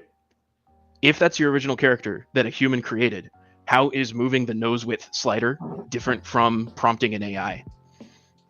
Well, I mean, there's one simple. I don't know. I don't have a. Tank, are you still there? Okay, you kind of cut off and went robotic and then came back. The hell? Sorry about that. No problem. Anyway, the main difference is actually in terms of like how interfacing is happening, and also to what level. Say for example, right? I would say that even though that character is your original character in that game, because you're creating a story behind you, creating a narrative, you're creating and effectively, the design is both your character and Bethesda's character. And here's the thing about the character Alias. Alias right now, I'm just using him as an online thing, but Alias as a character has been designed in my head and on paper for a very long time now. And you're trying to replicate him in the Baldur's Gate engine. Yes, to an extent. He's going to be Dragonborn in Baldur's Gate, but the overall feel of him, I guess you can say. But the character does have a lot of... Alright, so yeah, here is tip number one. I guess he is dual-wielding. In the first couple of fronts, I used, I think it was dual-wielding gigantic swords. And I did various examples like gigantic swords in each hand, swords in each hand, on and on and on. All right, so I open up multiple. If I do, there we go. Can I just go like this? Why can't I just use whatever? All right, next. All right, that one's pretty good. More. And as you can see, these are not exactly high quality. Well, they're high quality if you don't look at the details. Yeah. Like, oh man, look at those abs. What's going on with the swords he is holding? So here, man. This one just put 2 people in. Again, 2 people. When I said dual wielding, this is not what I meant. She just goes on, and then if you just look at the hands and what he's holding, it just looks ugly. Ugly! All of you just keeps going and going. This one looks kind of like a little fruity, doesn't he? You zoom in here. Yeah, with those lips. He looks like a K-pop star. Bam, keeps going, keeps going. Like, All none right. of these are even close to That's it. a woman. That's a woman. Again, I'm using different engines and whatnot, different prompts. Wait, back up. Did that one have a play button on his forehead? I think it's it's not a play button, it's lighting. The light, I guess, coming from here, it's saying this. I think it stole that from a play button and it just diffused that into lighting. LOL, possibly. As you can see, these are not all that special. This guy's, I guess, dual wielding 2 dragons. Yeah. Like, he's Asian, that's for sure. Like, his arm is a sword. This is not what I meant. I mean, that's kind of cool. He's got 3 hands. He's got 3 hands and he's holding the blade. Hey, look, take some inspiration from that. Maybe you can make him a shapeshifter. As you can see, there's a lot of things that are not too well designed with this. Go ahead and close that. So as you can see, there is a way of messing up what you are doing with AI, and it does take a little bit of practice to get things right. I wonder... Yeah, there is definitely that, but I think it's kind of a difference between tweaking a machine and trying to carve something with clay. That's a good analogy, I would probably say. I think at a certain point you're trying to tweak a machine a bit more. And there are ways I could do it better with tweaking and whatnot, but I'm not at that level of skill and knowledge of how I can go from text to image to image to image and then start to specify what parts of the image I wanted to work on. Yeah, and I agree with all that. My main contention is that I see the AI prompting and drawing it directly as differences in degree, not in kind. I'm not saying they're the same. I'm saying they're differences in degree. I think that, like, probably something we're not going to agree on, to be honest, but I think it's fundamentally different. Yeah, and a lot of that comes from me not being an artist, I'm sure. What do you think about hands? Well, I mean, once you can artist as a coder. Oh, yeah, those hands, yeah, that's something. Yeah. Well, you know what? This could have hands. One thing I do like is that AI art can come up with weird, surreal bullshit.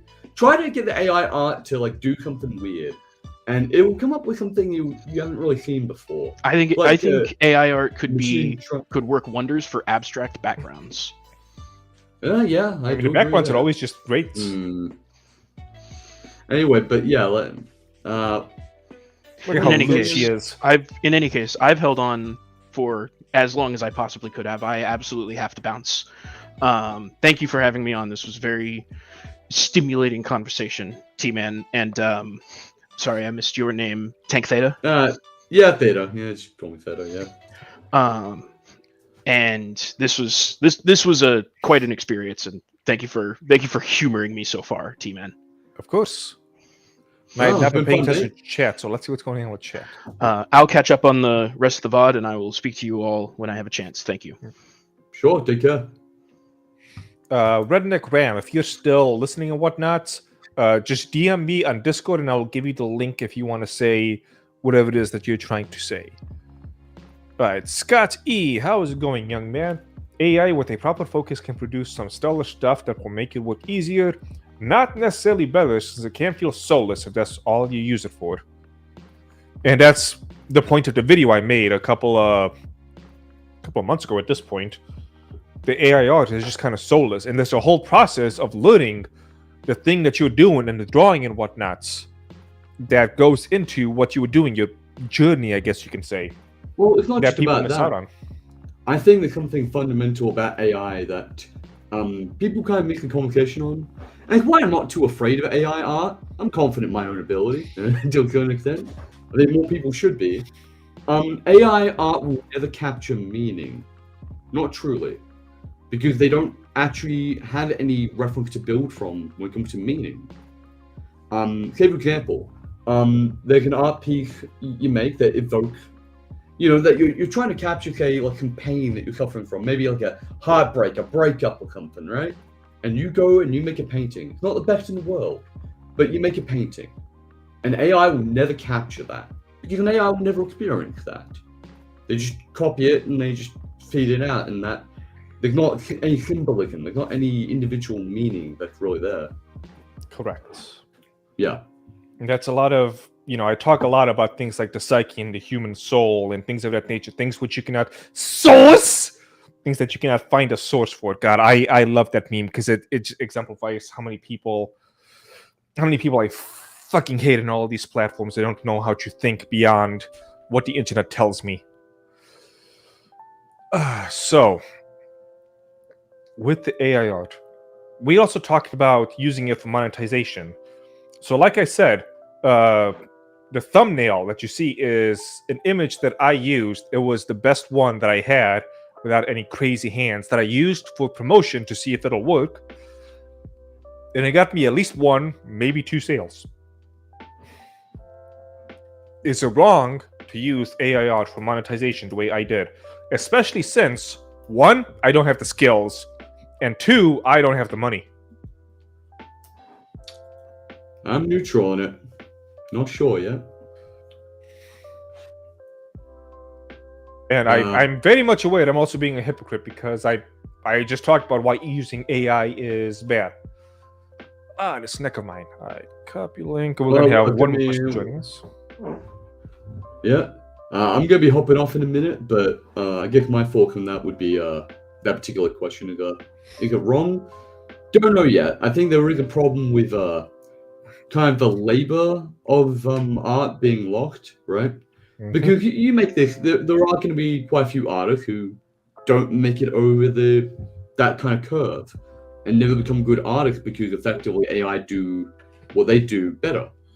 There's a genuine problem with that. And at what point does somebody go, what's a good way of putting it? Well, it's not real art because you're not using a hammer and chisel. That's really difficult. That's where the real talent lies. I think at a certain point, though, I think AI has kind of crossed that barrier a little bit. I think AI is its own thing. It's a certain balance between effort and result.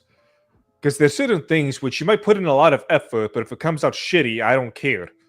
And other things where it might come out beautiful, but if you barely looked at it, it's like, okay, but there's that soul aspect that's missing.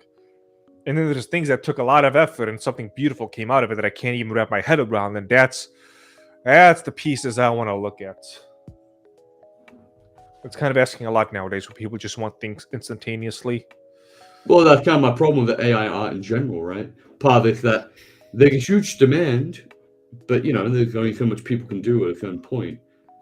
I don't think demand is the real reason that we should be making art, though, I suppose, I think that's kind of a worry I have a little bit. But that's probably about all I'm going to say on this. I'm going to head off because quite late. Right. You head off, and somebody will be joining us. So farewell, sure. Tank, yeah, thank you for joining us, and farewell. You're welcome. Yeah, see ya. All right. And joining us now is with the Redneck Ram. Let's test the audio. How is it going? Hello, can you hear me? More or less. It sounds like you're using... Getting your volume up. It sounds like you're using not stereo, speakerphone. Yeah, I'm at work, so... I got you. All right. So as is typical for me. Yeah. So you said that you had a question, or you wanted to articulate a question on something. Yeah, so, and it's... Here's the thing. I'm not artistic in the slightest. So let's assume for a second I had an idea about something, and I obviously don't have the talent to be able to draw it. Yeah, that's what I am. Maybe I have the talent to be able to use an AI to generate my thoughts, the idea in my head to get it on the paper. Is that art in any form? I suppose that's the question. I would say yes. I would say if you use something like that, you get inspiration, and then you use the inspiration. Oh God, how mythological and spiritual do I want to get with this stuff?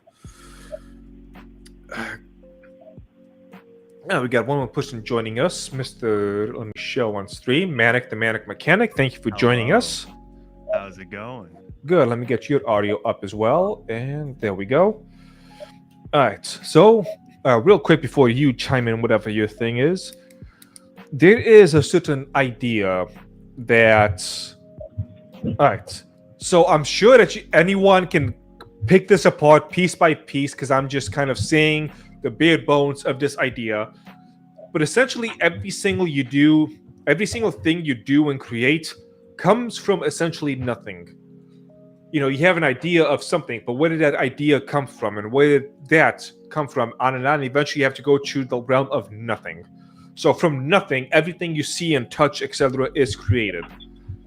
And so there's a certain step in all this of the abstracts, the ether, the mythological realm, in which you take these things that are jumbled and you use your hand, your power, your magic, whatever it might be, to get it down on the physical plane.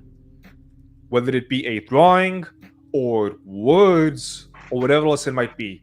A lot of people get stuck in that realm. They have no idea how to transfer it down to this realm of reality. I am one of those fucking people. I'm working on it, but that is where I stand with what Mr. Redneck Bram said.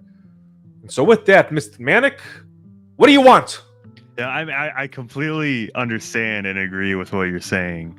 You are quite spitting facts, I will say. I'm trying not to spit. I'm just trying to say them. The Zoomer speak is confusing him. There's been way too many moments, especially the past few. In 2023 especially, there's been a lot of times when Zoomers would say things, and I would just stay looking at like, I've hit that fucking age. I don't know what's going on. Shit. Okay, just think about it like this. In 5 years' time, the Twitter logo will become nostalgic for people. Oh boy.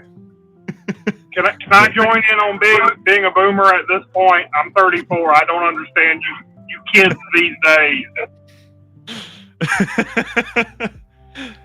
Yeah, honestly, yeah. If you're above the age of 30, you're spiritually a boomer. Right. I will use you, Mr. Manic, as an example for the AI art stuff and basically the whole idea of fan art. You have a character, your Yes.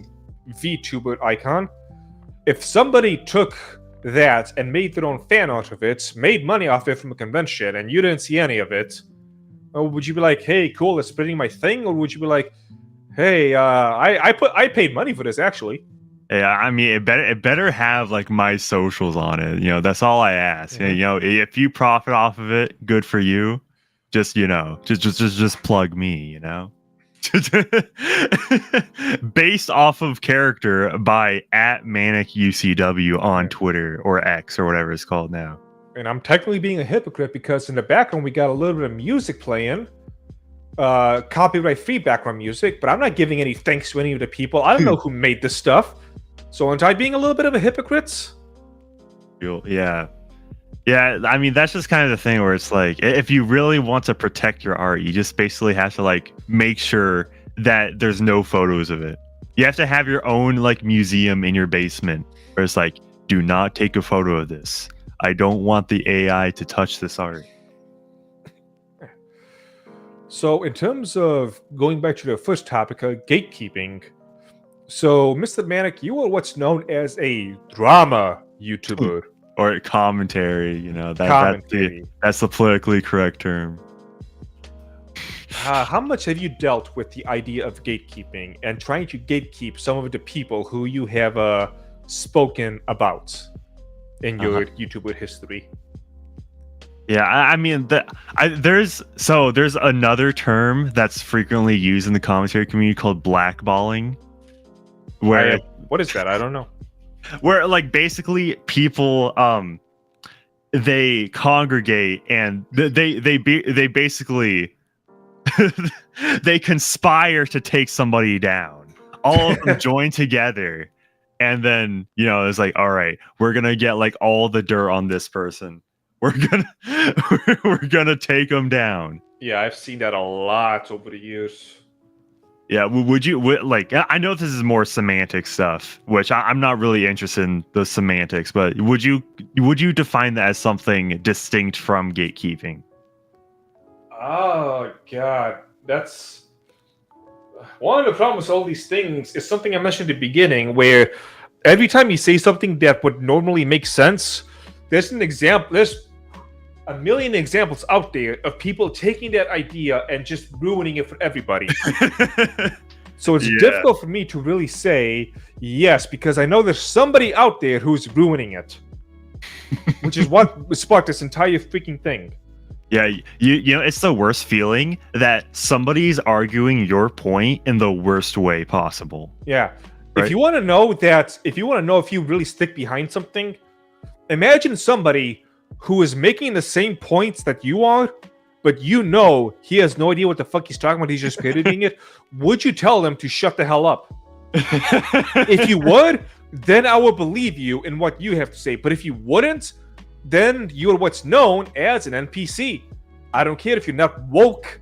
You're still the same idea of an NPC. Because there's a lot of people who say a lot of things which I agree with. But because I know they don't know what they're doing, they're following the crowd, they're just parodying, I just tell them to shut up, because eventually you're going to say something dumb and you're going to ruin this thing which I believe in. Yeah, you yeah, it's like somebody will just like completely just try to just parrot whatever you say just to try to fit in and to like, hey guys, I'm with the in crowd. Please accept me. Literally the tourists, dude. The tortoise, dude? Yeah, like the tourists, anime tourists. Oh, tourists. I was thinking like astrology, like the sign Taurus. I'm like, no. I don't know the signs that well. I'm sorry. Yeah, no.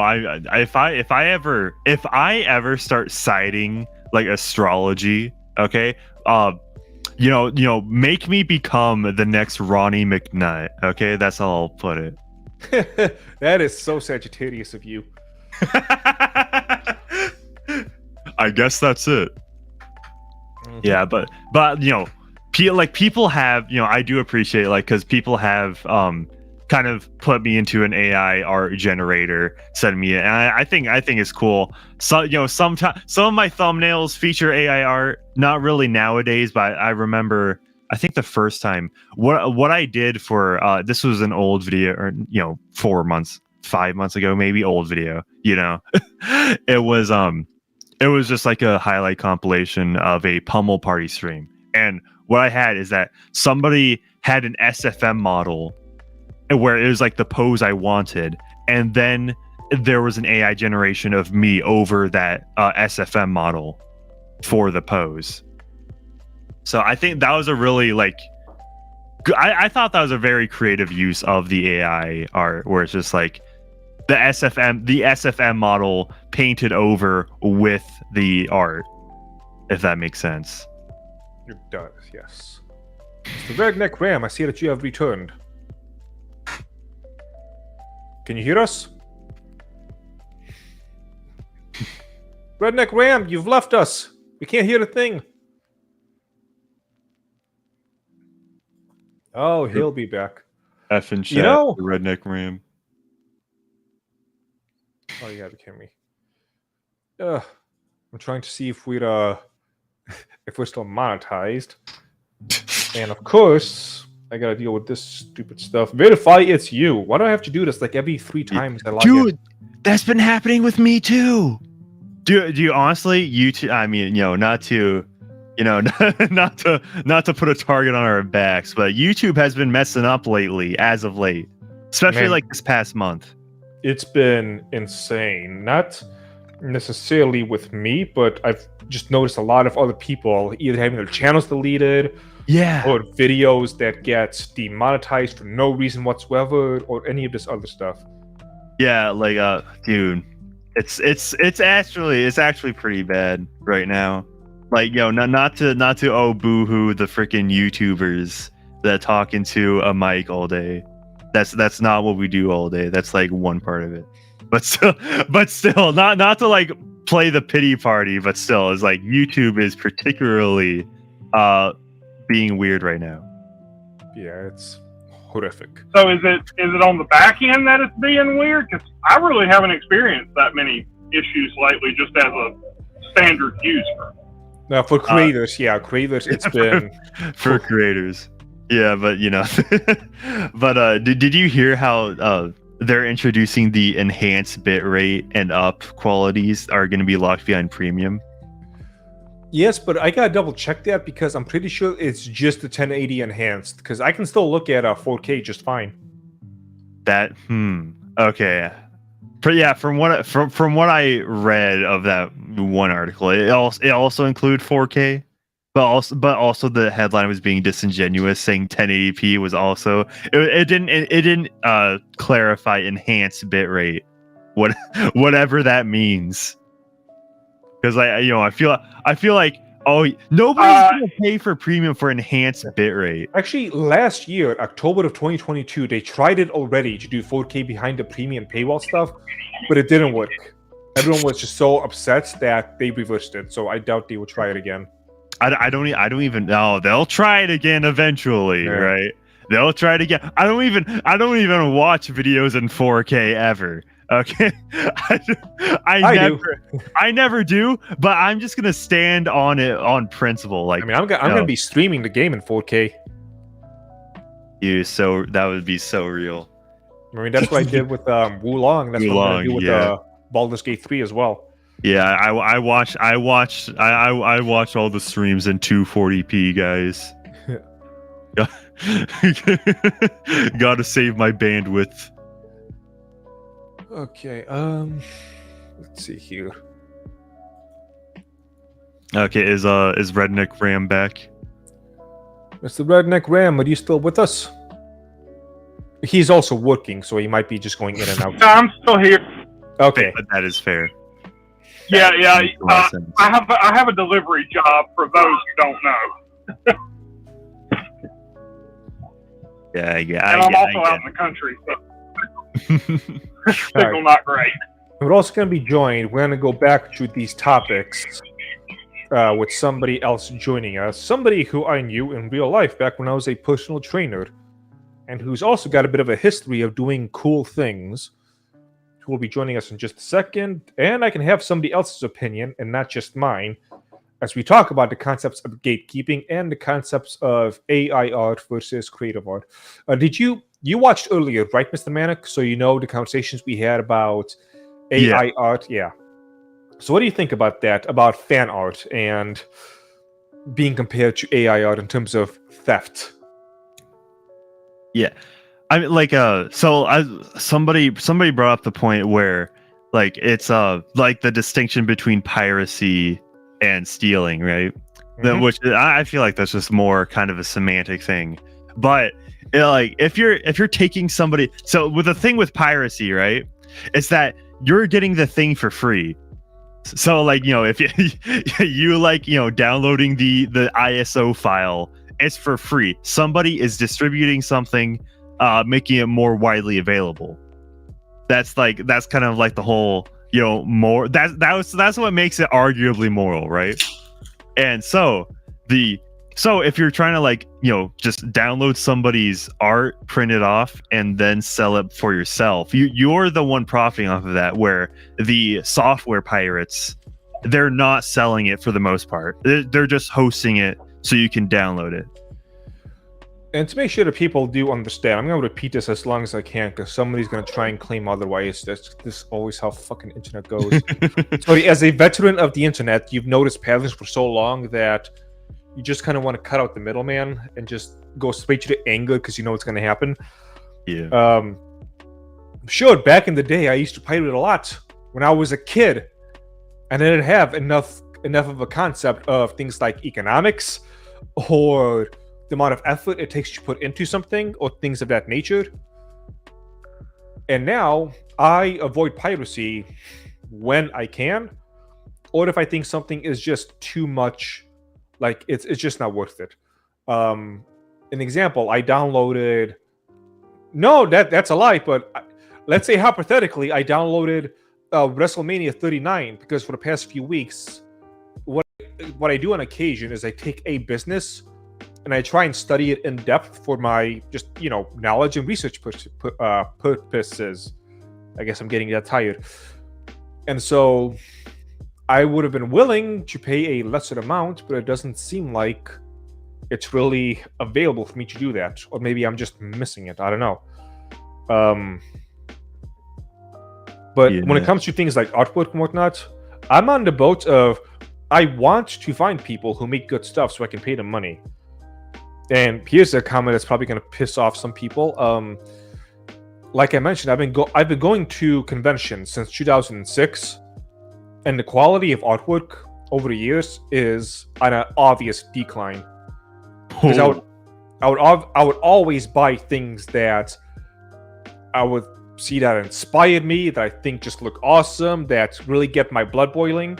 I mean, things I bought, 2006, 17 years ago, still do that. But then nowadays, I go to a convention, I just walk around the artist alley, and I see the amount of images I see that get that blood boiling, I can count on one hand. Where before, it was like the amount of images I see at every booth, I can count on maybe one hand. Maybe. I can remember last year's Anime Matsuri when I was walking around, I just felt this horrible tinge of disappointment. And I'm not saying this just to be a dick. I'm saying this because I need to get people into my mind so they know why I'm saying the things I'm saying. I can see the bullshit commercialization that goes into people's artwork. I understand why.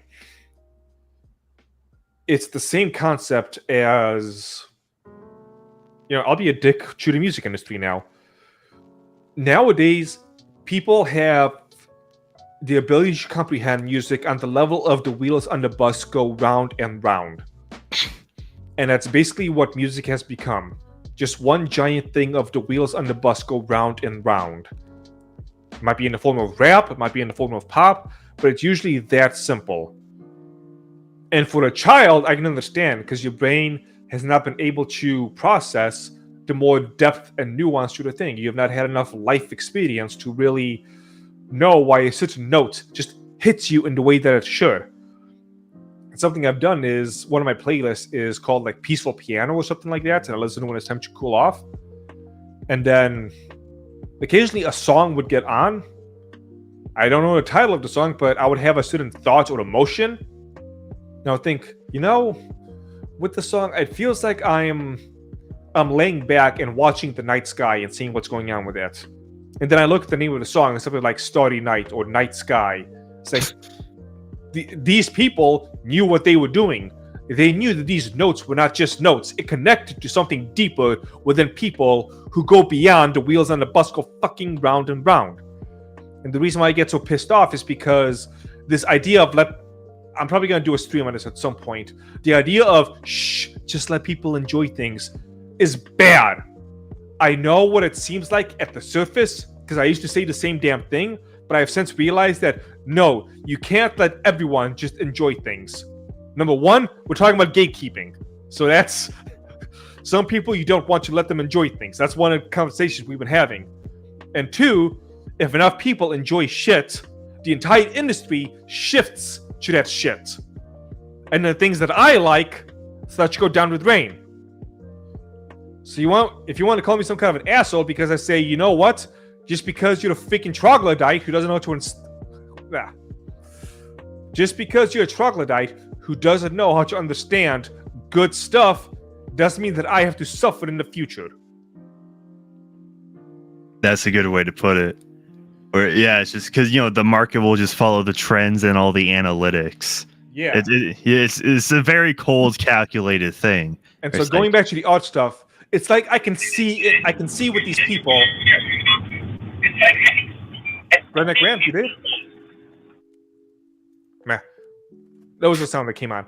And so I can see it with some of these artists that if they wanted to, they could do original stuff, they could do better stuff, but because of the masses are unable to understand the Philistines.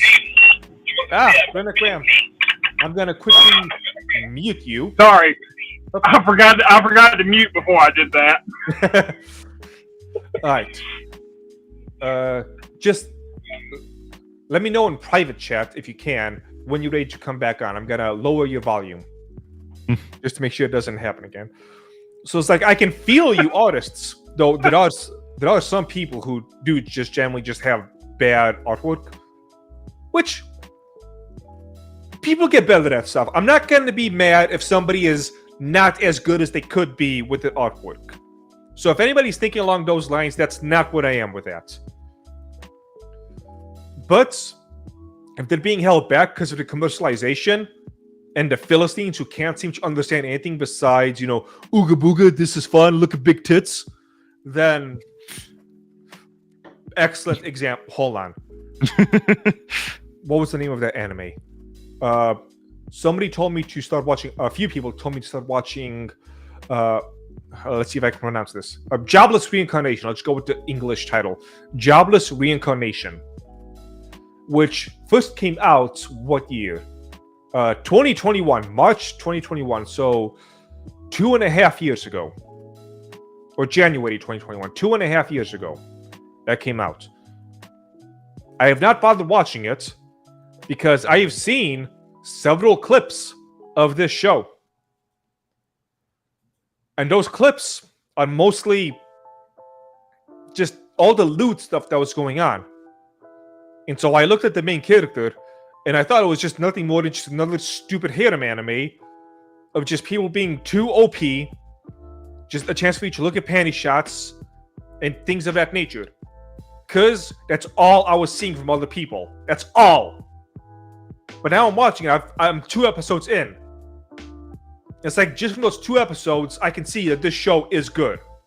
This show is really good. In the way it's structuring everything. The way everything is flowing. The way the magic system works. Yes, the main character is a disgusting degenerate pervert. But he's not that just for the sake of being that. Because the way he was bullied, the way he became an... what's the word? Hikikomori? I can't remember what that is. A shut-in. There's reasons for all of that, and it plays into the way he's going to be improving in this stuff. He starts out as a loser and decides in this new world, I don't want to be a loser anymore, so I'm going to improve my life. And I'm going to get better at the things that I do. I'm saying this thing's been out for 2 years. I have seen nobody talk about any of this. All I've seen is just the panty shots, him wearing panties on his head when he was a kid, his parents fucking, things of that nature. It's like, you filthy troglodytes.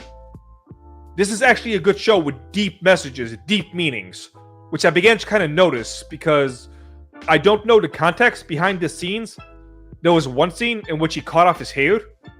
I know nothing about that, but just from the way his face was, the way the scene was constructed, the way everything was laid out, I could tell there was something deeper beyond all of it. I don't know what it was, but it's obvious there's something there.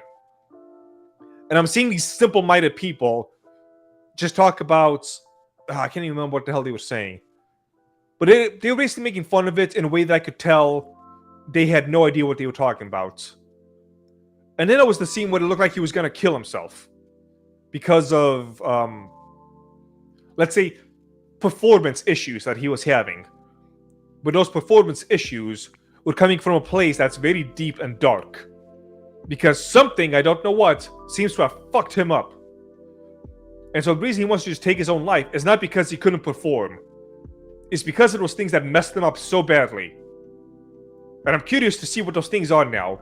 But I saw several people being like, laugh my ass off. Oh, this man wants to off himself just because he can't get it up. Because he can't do it. Like, even I can see there's more to this than that. So this is why I get angry at this type of stuff. Because that's a perfectly good show right here that I've been missing out on because I've been listening to all of you.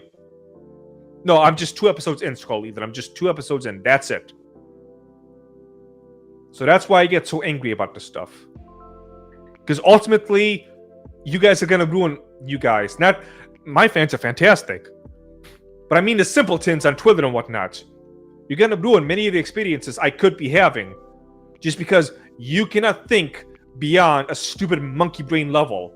Of all you do is just see tits and go, tits, tits, tits. Fucking primates. And I'm tired of pretending like these people are okay. They should be the ones gatekept. How about that? Let's go back to gatekeeping. Let's gatekeep these people who have no idea how to appreciate these things. You want to know why elitism begins? You want to know why some people feel they're more high class?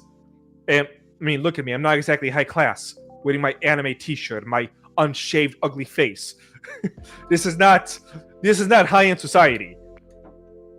But to an extent, I can kind of understand why people who like the fine arts want to gatekeep some of the lower rabble who just make things worse for everybody. Because I'm experiencing it now on Twitter.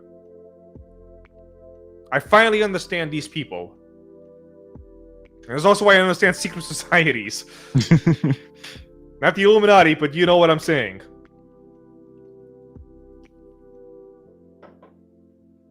There's T-Man's angry rant for the next 10 minutes. And if you like that rant, give me money. So true. I'm not subtle with... I'm bad at promotion, I know. Yeah, I already gave you money, though. Yeah, you gave me money. Manic, I should be giving you money since you have the coupon code. But the rest of you... Yeah. I'm with every sort of medium or any topic, there'll be people that just, they don't completely understand it, but they'll still enjoy it. But then there'll be people that that they fail to understand it, yet that causes them to not enjoy it. So that causes that causes them to it's like, oh, that anime's mid.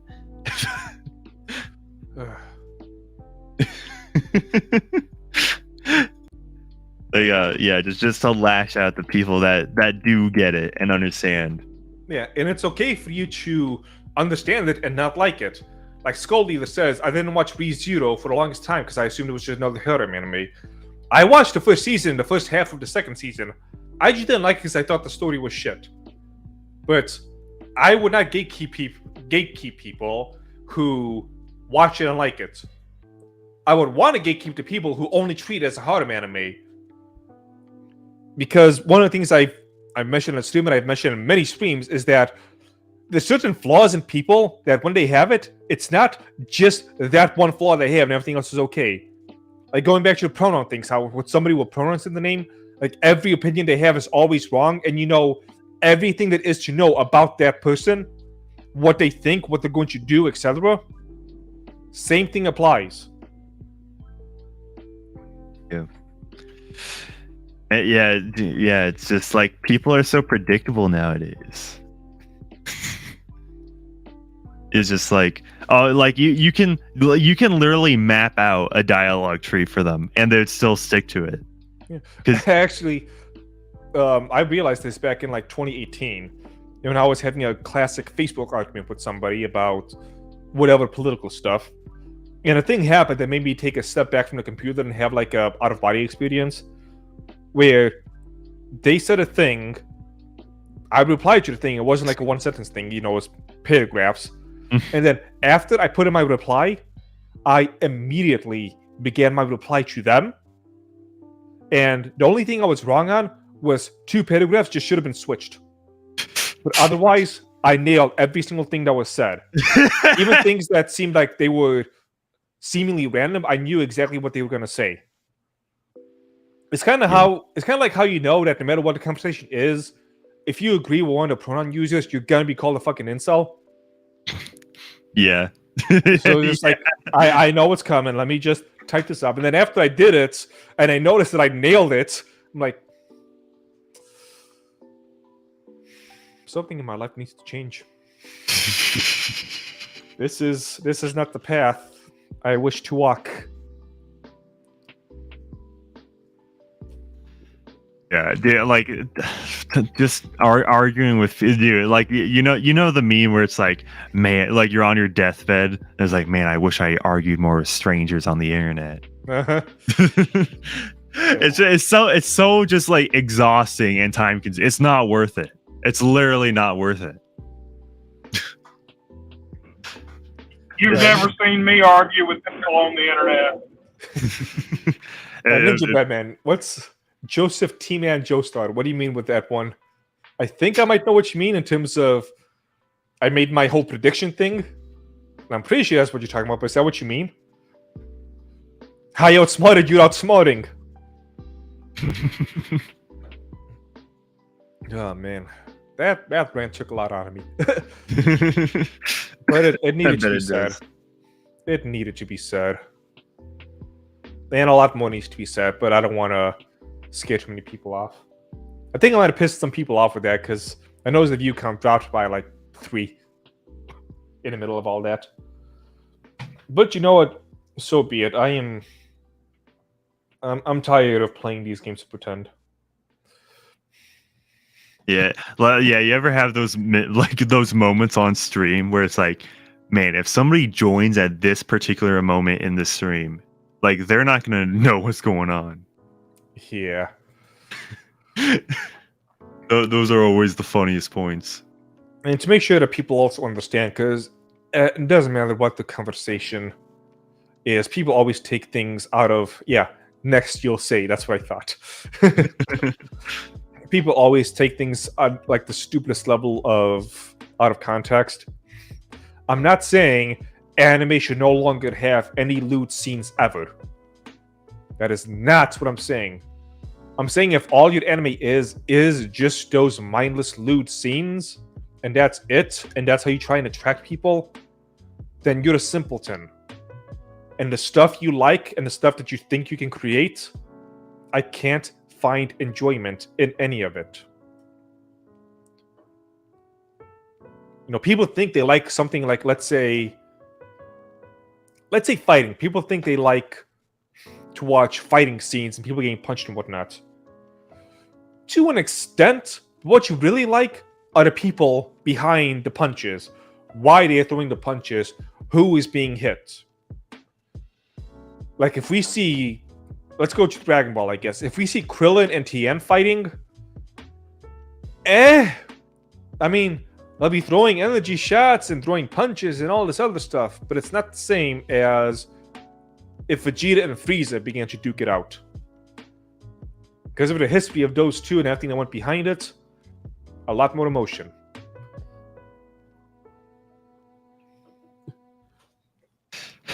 And so it's not just the tits, it's who the tits are attached to. And what that person with the tits does. Yeah, many such cases. Would be beyond the point of skating people off, I think. It should take me that long to get warmed up into screaming about the people. Screaming about the people who are, nuanced gatekeeping. Are the people who I want to be gatekept. Like, is that okay to gatekeep those people out, the simpletons? And if so, at what point do you say you're a simpleton, but you'll grow out of it, versus you're a simpleton and you seem to enjoy it, so I'm done with you? These are not easy, simple questions. Yeah, I get that. I mean, I'm certain there's times in my life, especially when I was younger, in which I did view things in a very simpleton-like viewpoint. And I have since grown out of it. But I've grown out of it. I've seen many who don't seem to. Yeah, definitely. They just like, you know, huffing their own farts. Yeah. That seems to be what the internet has become nowadays. I miss the old internet. Pre-2015 internet. That was good times. Too. Now everything has just become overly politicized. Cool. All right, Mr. Manic, I'm going to have you take charge for the next 2 minutes because I got to pee because I have been drinking ridiculous amount of liquid. So I will be right back. Take over. All right. Very, very cool. Very cool. How is it going? This is the Manic Mechanic speaking here. Yeah, make sure you subscribe to me on YouTube and follow me on Twitter or X. Manic Mechanic on YouTube at ManicUCW. No pressure or anything. Thank you. You know, I would pull up your comment, but you know, I'm not like the party host or leader or whatever. Time to drop the gamer words, dude. An Adachi profile picture would say that, dude. That is so real. Yeah, I'm just gonna link it there. But yeah, dude, I think T-Man was spitting facts, no cap, for real. He with that Ohio Riz. Dude, if he's listening right now, he's gonna be so confused, and that's low key the point. Yeah, but you know, no, you know, like I'm not trying to be like too derogatory towards normies because it's just like, you know, they literally make the world go around, right? Like, well, you know, if I guess anime has to, or it doesn't have to be, but you know, them getting exposed to it has done irreparable harm to society. You could you know, some would say, some people would say that, but yeah, it's just the normies. I mean, it's just like, you know, the ones that like not the coal mines exactly. They're like way out there. They're doing fentanyl, not anime. But it's just the trick is to make normies come around to at least understanding the weeb POV. Yeah, I get that. I definitely get that. But it's like, you know, so I think a lot of you, I remember T-Man mentioning this earlier before I came on. It's like you want to do the opposite of gatekeeping. You want to introduce these more niche franchises to the people you know and trust and love or whatever. Because it's just like, oh, you're sharing what you're passionate about, and also it's like obscure. It can be like your little thing that you're sharing with people. But you know, that I guess that just, you know, has its consequences. All right, he's back. I am indeed back. Nice. Yeah, I think on that point, it's always been a thing for me to want to get other people into the anime that I'm into, because I have such a love for what I love. I guess passion would be the cliche word to use there, and it feels good to want to give that to somebody else. And unfortunately, we've expanded too much, I think, and we've introduced a cancerous element to what we love. Yeah, That's the crux of the issue. So I guess to be a little bit more nuanced in the rant I was doing, I don't necessarily mind if people want to roll around in the mud. I mean, there's plenty of mud pits I like to roll around as well. Nor do I necessarily mind if they want to bring other people in. It's when they roll around in the mud and they start bringing that mud inside the house, and they take the little mud pit and grow it until it starts to suck up my crops. If this metaphor is still working, I don't even fucking know anymore. It's when you try to expand the mud pit to the point where I can't walk anywhere without stepping in your mud. Or when you see my home and decide, you know what? That's a damn good place for the mud pit. And that's when I say, fuck you, and I grab my shotgun.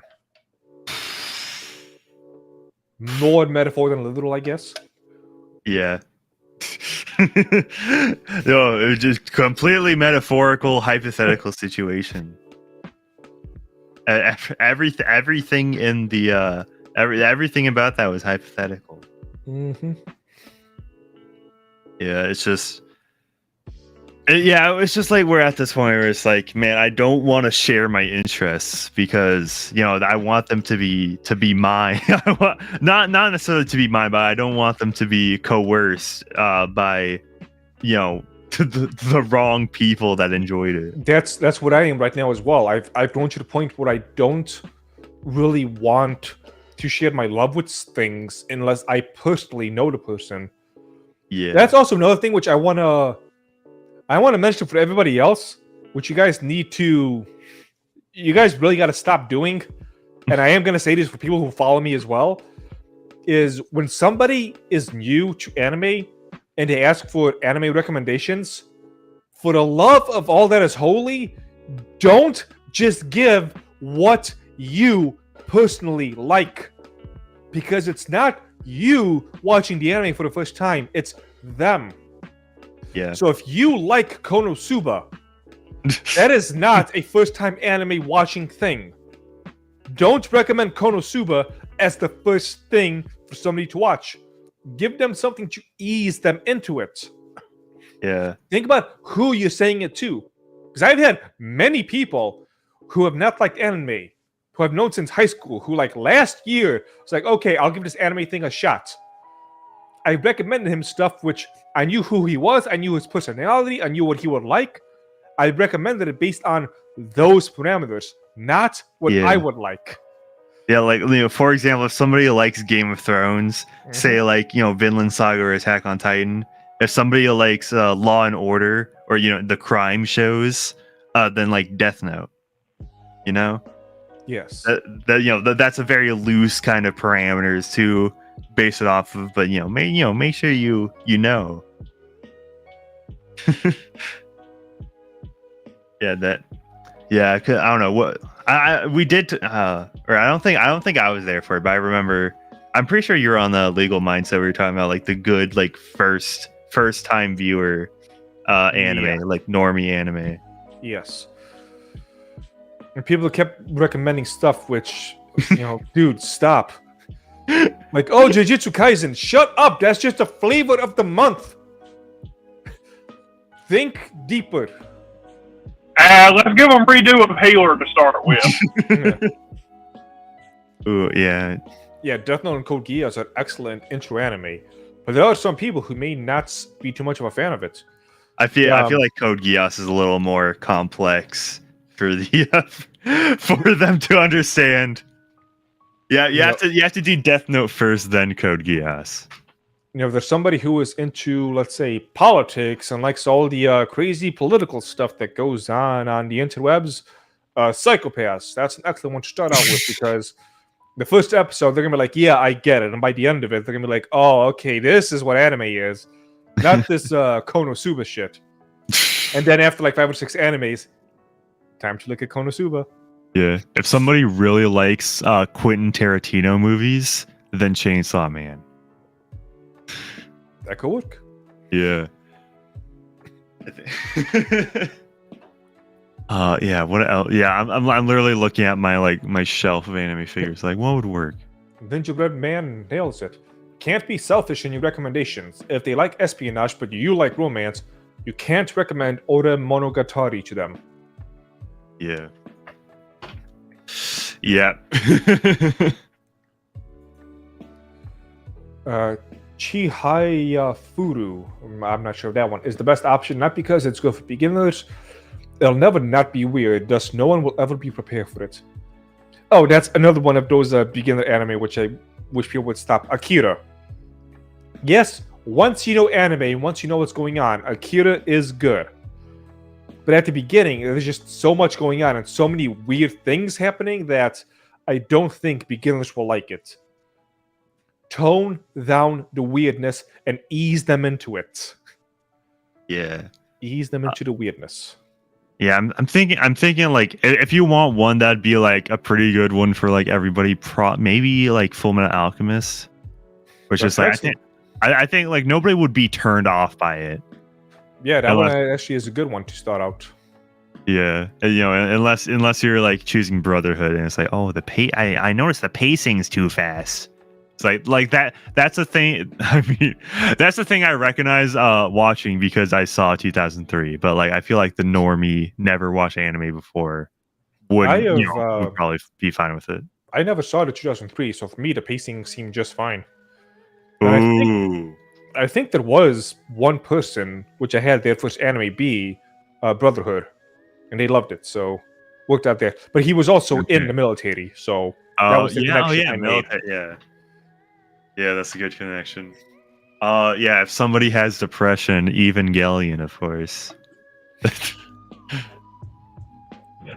Can I say, can we stop recommending Miyazaki stuff to people unless they would just be into that kind of thing? Can we please stop with that? Yeah, Miyazaki is another Much of one. the artsy stuff. Like Miyazaki is excellent, but first you have to get into the feeling of what anime is. Then Miyazaki shines. Yeah. Cowboy Bebop is always a good start. Oh yeah, that's good. Okay. What Outlaw Star in that same vein as a starter animated? Outlaw Star? Yeah, it's more to be kind of that space western thing. Or is that one a little too far out there because of the cat girl and everything? You know, I've never actually seen it, but it's been something that's been mentioned to me several times. But I don't like space stuff or futuristic stuff, so I don't know if I will like it. Yeah, should we do the flip side? Like, what are some animes that under no? I mean, we kind of already touching on it. Under no scenario should a first-time watcher be seeing. Oh god! I mean, it'd be anime which I never watch anyway, so I have to think of things I don't watch. I would say Lucky Star. Lucky. Oh, okay, yes. Like, there's too many deep cut references at Japanese culture and Haruhi Suzumiya. Yes. It's just Oh god. Go on. Stuff, kind of more of a mainstream guy when it comes to that. So some of the more out there things I haven't really seen myself. Yeah, like like stuff that's good, but you wouldn't really ever recommend to somebody. And it doesn't necessarily matter if it's mainstream or not. I mean, when it comes to mainstream, I'm all over the place. I think that Dragon Ball is like one of the greatest things ever. I look at Demon Slayer and I think it's god awful. Attack on Titan, another God's gift to mankind.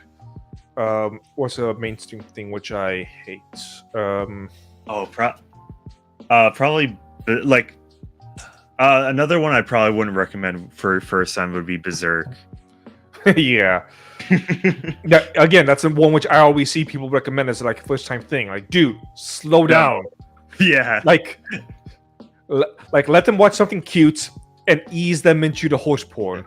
Yeah. Spy Family would also be a good one for first time. My family, yeah, I would say really so. good. It was a good anime, but Goblin Slayer. You wouldn't want somebody uninitiated going in on that. Yes, and again, I love Goblin Slayer.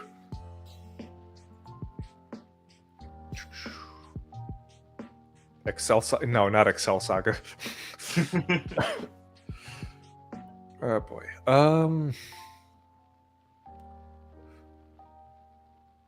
Oof, that's a lot of things covered. Alright.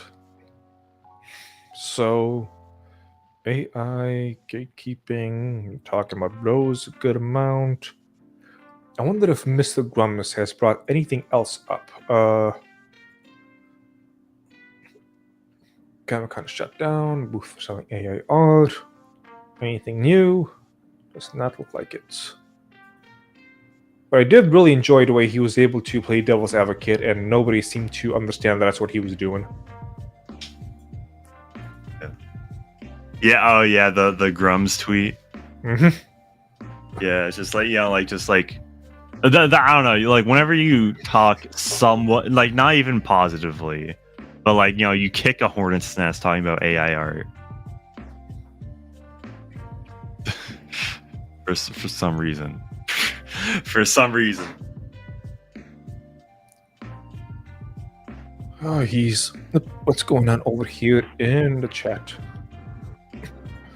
How many I think screens? one of the reasons why it's important that is because it's new and it has the potential to supplant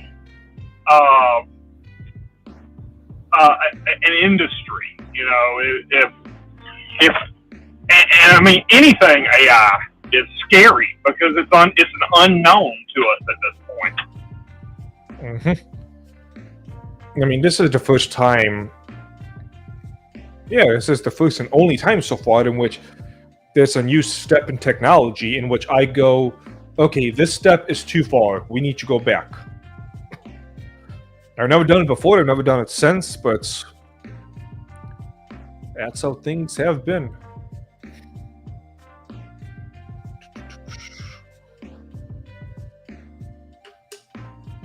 Just slowly getting my bearings back. Getting my energy back up after that nice little rant I did like 20 minutes ago. Yeah. We do have one person who's gonna look to join us, hopefully soon. Alright, but I am about to head out. No problem. And Yeah, hope you all have a good one. And today, probably before this stream ends, I don't know when you're planning on ending it, but I'm uploading the Barbie movie rant. I feel like, just from your reaction, I feel like you'd enjoy the rant. I'm just pissed off at everybody for falling for such an obvious trick. All these non-woke people, the conservatives, etc., who say, yeah, all these people fall for propaganda, but not me. I don't fall for propaganda. Oh, the Barbie movie. Hey, here's some memes on it. I'm totally not the type of dumbass who falls for every single meme he sees and actually believes it. Then goes and sees the Barbie movie. What? It hates me, even though the actors kept saying it was gonna hate me. Who could have seen this coming? I touched on that in the rant. So yeah, I think you'd enjoy it. All right, yeah. Have a good one. Peace out. All right, farewell. Alright, and for anybody else who is in chats and you want to jump on for whatever reason, just let me know. Message me on Discord preferably. And I can go ahead and have you back on. Well, not back on, but have you on just in general. You can give you 2 cents on the topics we've covered in terms of gatekeeping and in terms of AI. Then we can continue the fun. If not, I'm going to have to, ironically enough, end this before the person who wanted to be on can come on. Because his work ran a little bit late, it seems. First it was early, but now it's late. I'm going to look to see if anything else has come up. You know what else I want to see? Hold on. If I go over here to Rumble... Yeah, according to Rumble, I have 13 people watching. I don't have 13 people watching. Who are you kidding? For the people on Rumble, just say something in the chat so I know you're there. This happens all the time, and it's become a little bit too obvious that Rumble is fudging the numbers. It's kind of annoying, I'm not gonna lie. Okay, what do I have to? Oh, that's why. Do you want to come on? Musashi, come on. Let's be joined by a cat. There you go, buddy. Ooh, what do you want? I don't fall for propaganda. That's why I don't buy tea from the dragon. How dare you? If you want to see more AI breasts, you will buy tea from the dragon's treasure.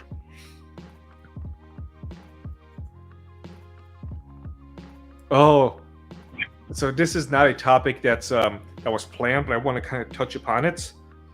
YouTube is becoming pay to play, And actually, I can talk about another topic that is something interesting. I think I'm kind of changing my mind on, because I realized that when it comes to a war, sometimes you got to change your tactics to what the enemy is doing. So for those unaware, I can just put this on screen. Actually, 1 second. You do one of these, minimize, bring you up here, and where's my screen? If you guys have any idea how many windows I have open, let alone tabs. Show on screen. There we go. Grow your channel's popularity and engagement by promoting your videos on YouTube. YouTube is becoming pay to play, which soon they're going to want you to pay them money to show your videos to people. It's a coming. And so this... Hoffman was talking about the other day. Who was talking about the other day? Lewis? Lewis Ross. Yeah, Lewis Rossman. That's what I found out about it. I mean, look, it's up here right now on my own channel thing. And they're giving me the option. No, let's play around with this. Let's see. Actually, do I want to play around with it? Let me make sure that I don't have personal information that gets shown. So give me a second. Hide on stream. Get started. That's my Google Ads. They definitely don't want to be showing that. I'll come dangerously. Give us your social security number. Video. Select a video from your channel. All right, let's select. Let's go with the credential one, just because where it appears. Place them. Okay. Next, targeting. Not too worried about the targeting. The budget. All right, this is what I want to show. Go back here. Show on stream. Let's take a look at the budget. $200. $200 will get me between 800 and 1,000 views. So let's go with the maximum. 1,000 views for $200. So that's what, 500 views for 100. So each dollar would get me, what, 5 views? Yeah, $1, 5 views. That's pathetic. Because I've been looking at some of the by views, by subscribers, by likes on Twitter, etc. sites. Their rates are much, much better than this. And it's one of those things where I've been wondering. I know that there's a lot of people who already do that stuff and go to those sites to buy subscribers and views and likes, etc., etc. Which I have not done that for this channel. But I'm starting to wonder, considering how hard they've blacklisted me, how hard they've screwed me, how much they hate someone like me, why would I not just say, screw it?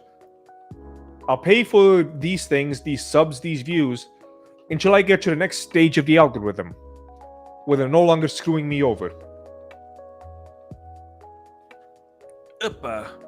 I'm an introvert, so I don't usually chat much unless I'm feeling like an imp. Well, that's okay.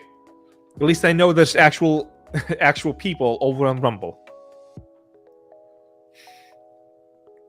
So, for example, there is a clear line in the algorithm for Twitter with 1,000 followers.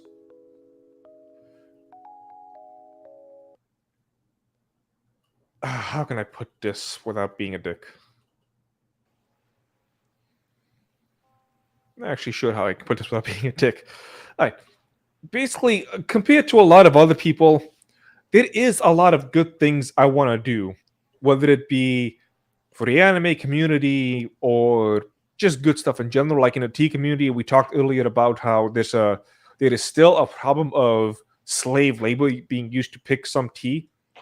I would like to get rid of that. Big surprise there. Somebody is against human trafficking. But I mean, I want to get rid of it, and I don't want to just say I want to get rid of it. As people who know me in real life, when I say these things, I'm not just blowing smoke up my ass. I mean, I'm in the tea business. I'm in the tea industry. I should be able to have some say in it eventually, if I had enough money and power. So if I were to buy some of those Twitter likes just to get over that algorithm, would that really be a bad thing? Because I'm playing their game. Because I know there's been other people who I've seen who get suspended off of Twitter. They make a new account, and they say things like, man, the engagement you get with less than 1,000 subscribers is like night and day. Like, if you have less than 1,000 followers on Twitter, what is even the point of this? I kind of feel like that as well. So same thing for YouTube. YouTube, there was a clear line when you got 1,000 subs, when you got 5,000, and when you get 10,000. At that point, I don't know if it's every 1,000, if it's every 5,000, but there's lines for the algorithm. The more views and followers and whatnot that you get, the more your stuff gets promoted. Now, if I was just to make garbage content like this live stream, just kidding. If I was to make garbage content that only is designed to abuse the current algorithm and to use the right hashtags that may have nothing to do with the video, doing clickbait, doing the stuff to manipulate the algorithm and not actually produce quality stuff just so I get more views, is that really any better than just paying for those views and then putting my attention towards actually making quality content? Like, I'm not asking rhetorically, I'm actually asking the chat. Is there really a difference between those? Because ever since I made the review on Big Booba AI, yeah, glad that came back into play for the hidden third topic. So it's one of those things that really makes you wonder, why do I not just do what I can to defeat the algorithm of these companies that I hate? And Lord knows I do hate these companies and their algorithms. Because YouTube isn't based on quality anymore. Far from it. In fact, if anyone tries to make the argument that YouTube is still quality based, fuck you. Fuck you for being so out of touch. Like, there's levels of out of touch that's like, I can understand why you're this dumb, and you cannot be this dumb. It's beyond the level of you cannot be this dumb. YouTube has not been about quality for years now. Since at least 2015. 2015 was like the last year that quality actually mattered. And that's when they began messing around with the algorithms. That's when they began messing around with all of this other stuff. I gotta say, the clickbait that I have seen, I've been trying to follow two video games, Baldur's Gate 3 and Mortal Kombat 1. The clickbait that I have been seeing with these two games has been awful, astronomical. And so I see these people, I see their channels, I see what they're producing. And it's like, they're producing shit. What they're doing is they're taking one tweet from one guy that says one thing and stretching it into like a 9, 10, 11 minute video. And I hate it.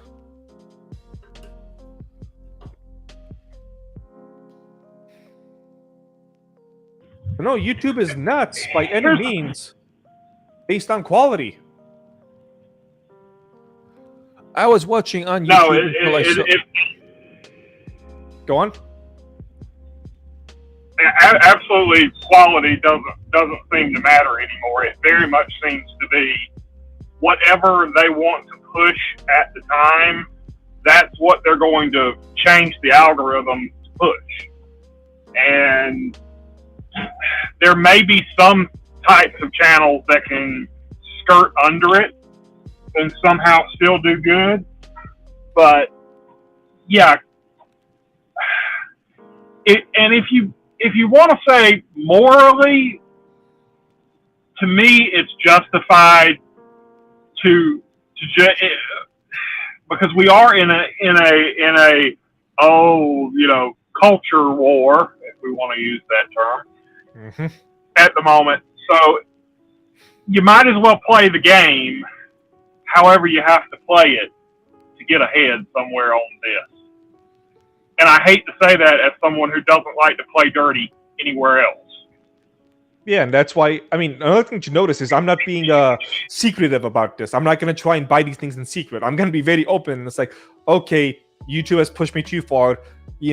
These last 5,000 subs I got, yeah, I bought them. Actually, I wouldn't, because 5,000 subs is like $5,000.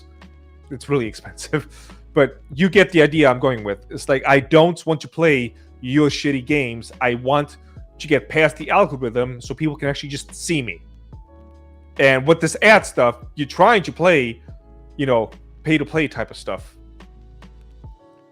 Manic. Susan said the algorithm change was because of the Florida nightclub incident. Yeah, which is just ridiculous. Okay, so with that, we have one more guest joining us.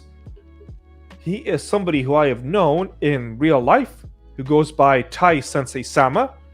He was back when I was still a personal trainer. I'll go ahead and, first of all, let's get rid of this. Me. Damn it. There we go. Hide on stream. You get over here because I'm more important. Show on stream.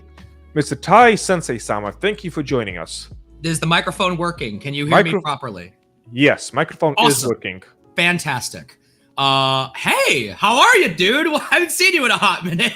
Yes, I am surviving. So this is Mr. Tai, who used to be a client of mine when I was a personal trainer. Earlier in the stream, we actually were talking about Magic the Gathering and the gatekeeping that may have gone on with the hygiene issues with that. Mm-hmm. But well, Yu-Gi-Oh had a similar issue, and everyone unanimously was like, "Oh no, yeah, please God, we hate Yu-Gi-Oh players smell." Yeah, Mr. Tai actually is in the field of all of this stuff. Well, you know what? I'm not going to explain it. You explain your accomplishments in the card game community. Sure. So, I am a regional and world level competitor for various card games, from Cardfight Vanguard to Yu-Gi-Oh. But that's like for gaming experience. That's what I got. But also, I have a degree in game design that I've been using. I've been actually working in the industry for a little bit now, getting my master's. So I also this is an update that you don't know. This weekend I have my first dub anime role where I'm going down to Burbank, California to record for a studio. So I'm deep in the field of the things we are talking about today. So I hope to try and provide a different perspective, I guess we'll say. I actually think that you and I might agree on more than you might expect. Can you see the anime or? I don't know yet. They're bringing me down. They're going to tell me when they get there because NDAs and such. Okay. Yeah. And yes, Tai does have a good range of various voices he can do. I've heard it myself, so that should be fun to watch. Yeah. Just please don't be like most of the other dub people and suck.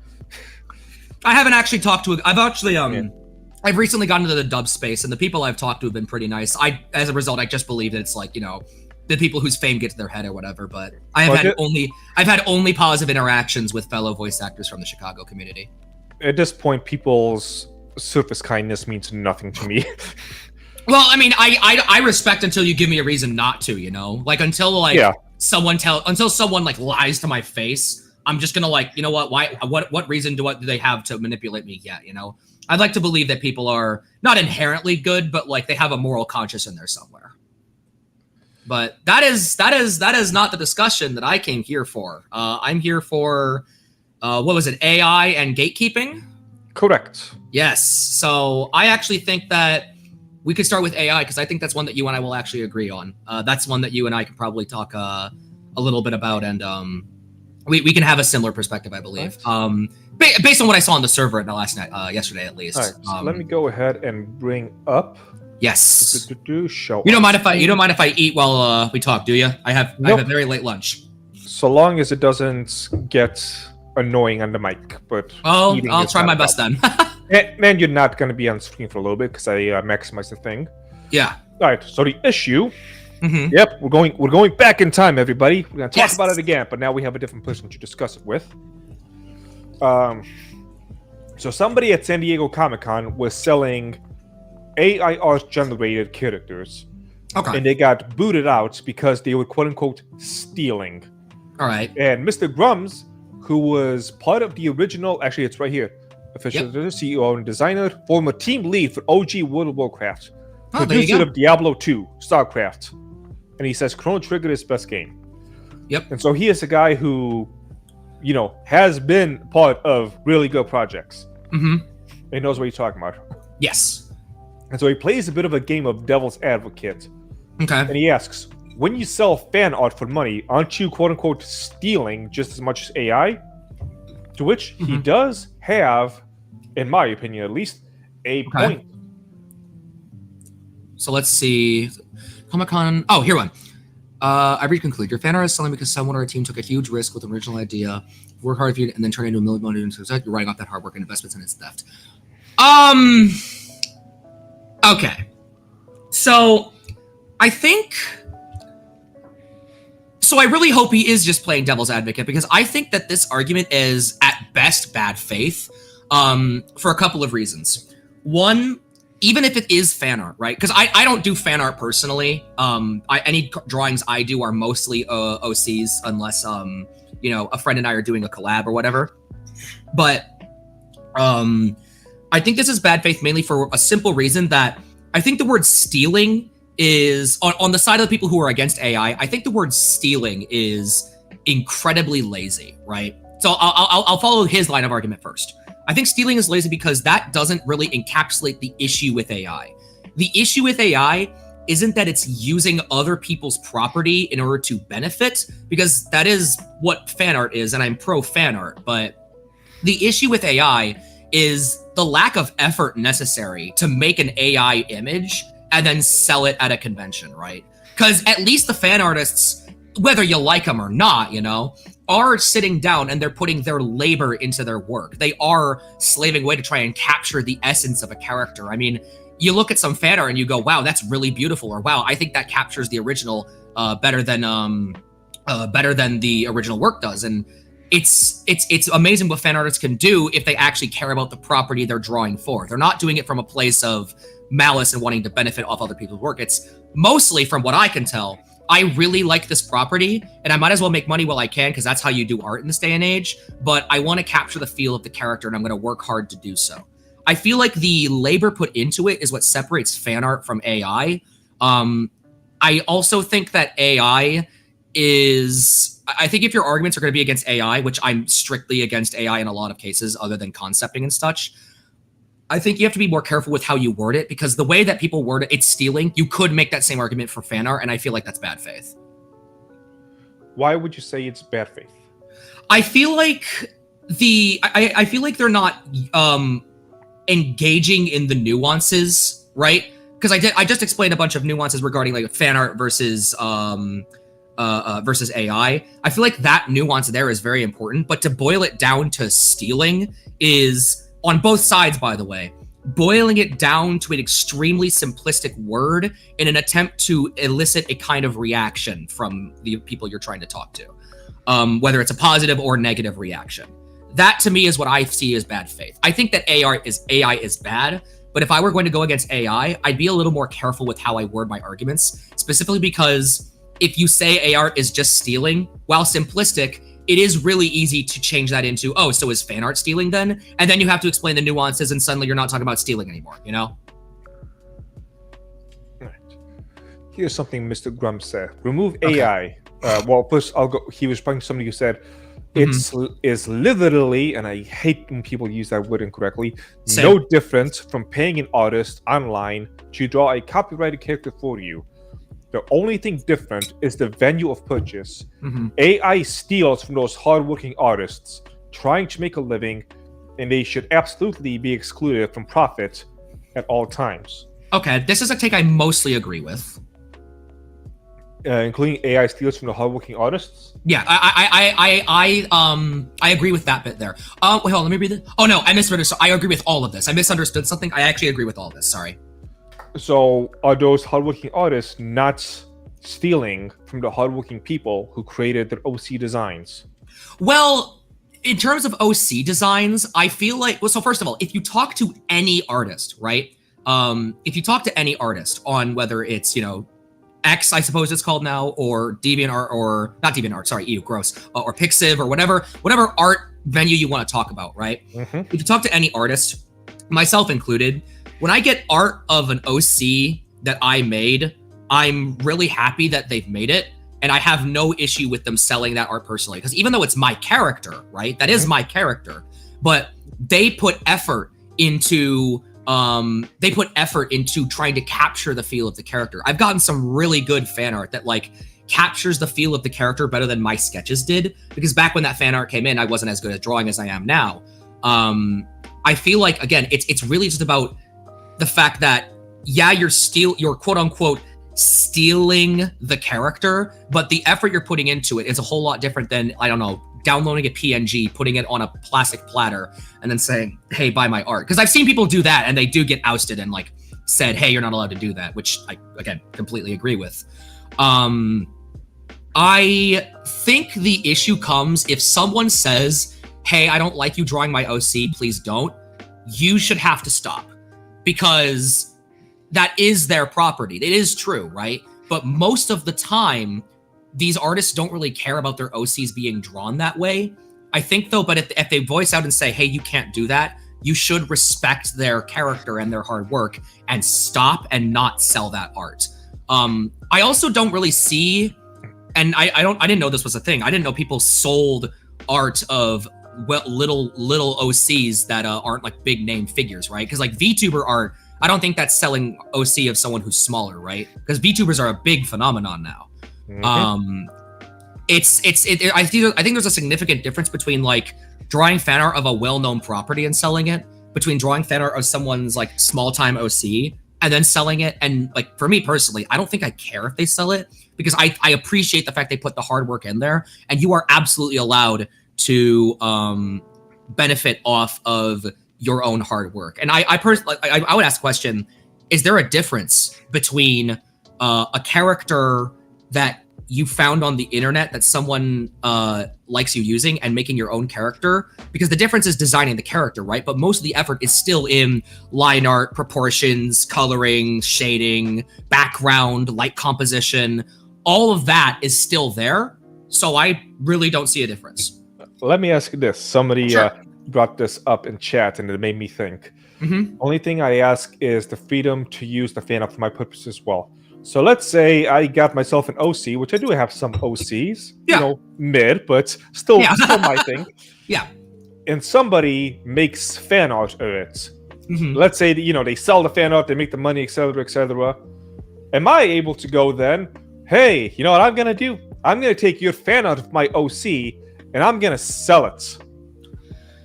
That is a very gray area that I would have to talk about for the next few hours, but I can try and summarize the points. My short answer is it depends heavily. Because most of the time, if I say, hey, I own this character and I really like this character and I want to sell this fan art, can I, actually, here's a question for you, right? Let's say a big company, and obviously this isn't the same, but I want to kind of get a view on your priorities here, right? Let's say a big company like DC, for example, a big company like DC, they own Superman, okay? And let's say I draw a really cool fan art of Superman. Do you think it's then okay for DC to take that fan art and sell it on like a comic book cover? Do you think that's the same? Oh, you know, that is one of the funny things where people's opinions change based on the size of the person. Yeah. Xenoguy, the person who's speaking is Tai Sensei-sama. He is somebody who I knew in real life back when I was a personal trainer, who also is in...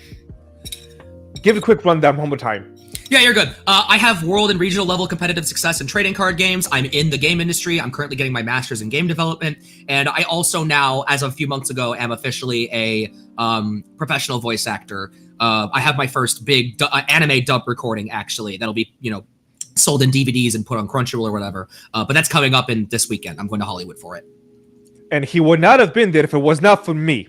I take all the credits. It was my personal training that got him to be what he is. Yep. But no, you are my fan art, because my personal training shaped your body, and your vocal cords are part of your body. True. And so, therefore, you are my creation. You are basically my son. I am your OC now, bro. You are my OC. Respect. But I don't know. Like again, DC, Superman. Someone makes fan art of Superman. They use it as a comic cover. Do you think that's okay? I would have to say no. Mm-hmm. And I have a hard time talking about this because all the conversations are based on the current ways people do copyright. Yes. One of the things copyright law sucks, by the way. Yeah. One of the things I wish to do when I get big enough to actually do it, and I'm going to say this like I said earlier in the stream, I'm not going to go over all the little nuances, just the general idea of what I want to do, is I want to have layers of copyright for various people. So the small people, I can give them a license to do my stuff so they can be legally okay to use it on website or Etsy or whatever else. I would just need, if they're starting out, just 2%. Just give me 2% of what you're doing, and all the stuff is taken care of. If you're looking to do a big project like a movie, I'm going to have to bump it up a little bit. Yeah. But I just want to do that, just cover all the grounds. But then at the same time, if I have this out and you're still making stuff without my permission, I'm sending the dogs after you, motherfucker. Yeah. Because I'm trying to make it as simple as possible for all of us. Yeah. But like you agree then that DC using that as a comic book cover would be a no-no, right? Yes. So because that's exactly kind of what happened with, and we can both probably sit here and talk about how trash this franchise is. RWBY. They literally. And my girlfriend would have to correct this for me. She's the RWBY fan. I'm not. But they basically did just that, where they took a piece of fan art and they basically said, hey, we're going to profit off this now.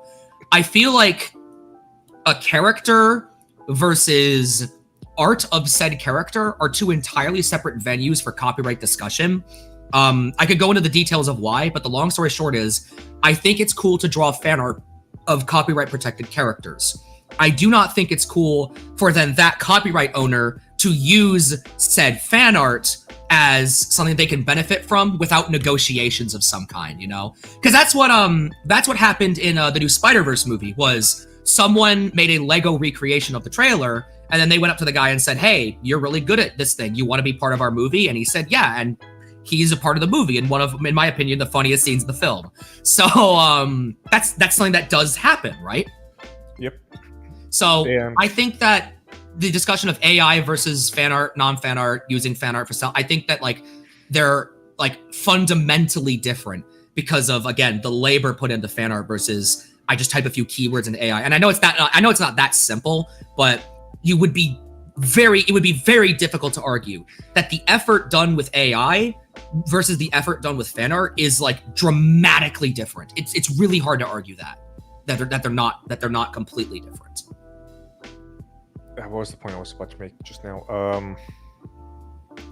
Bottle artists, you can take videos, showcase your skill.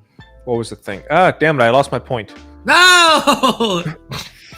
You ranted too long, young man. Sorry, I will keep my points to 30 seconds then, I suppose. It be 30 seconds. No, I gotcha. Now I remember what it was. Yes! I do recognize that I myself am a massive hypocrite with all of this because when I started out my tea business, I was taking a lot of people's stuff.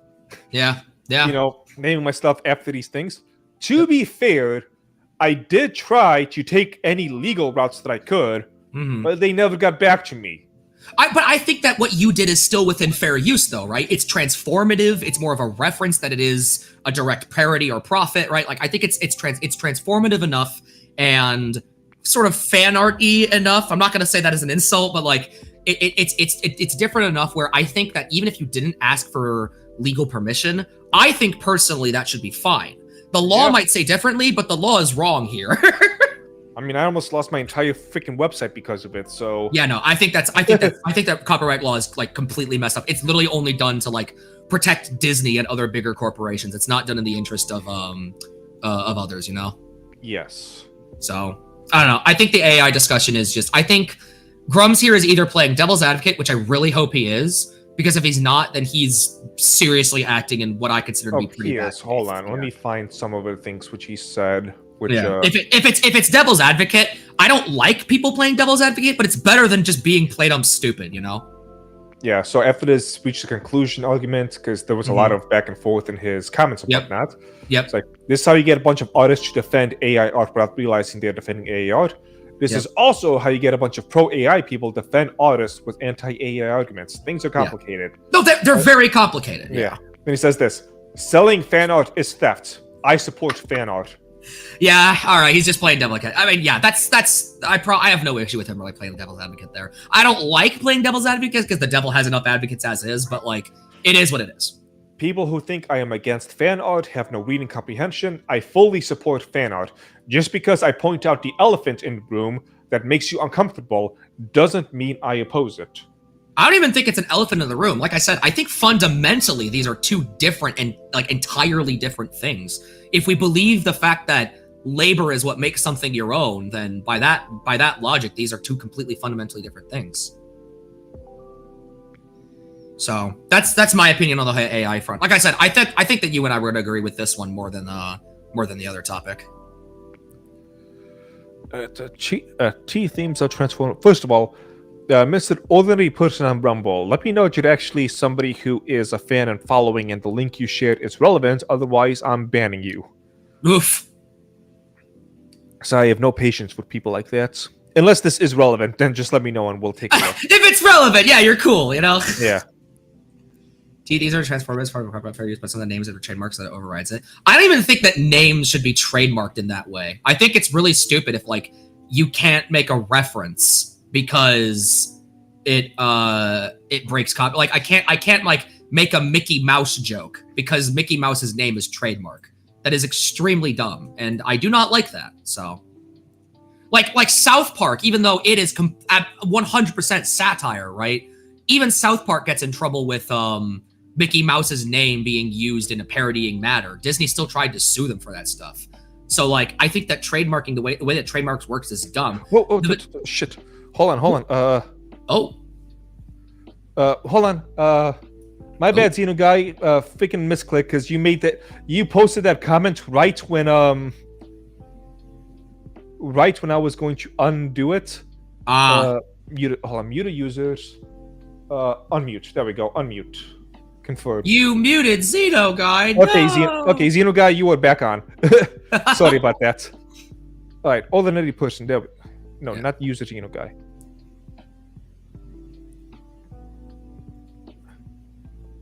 Xeno guy, post something so I know that you were unmuted. You should be unmuted. Oh, there we go. Ordinary person. Mute him. Okay, help problem being oppressed. Okay, you're fine. Oh, you see that? You see him repressing me, eh? That's what it's all about. All right, there we go. All right. Okay, perfect. All right, now, God, what was being said? I just lost a train of thought because of all that.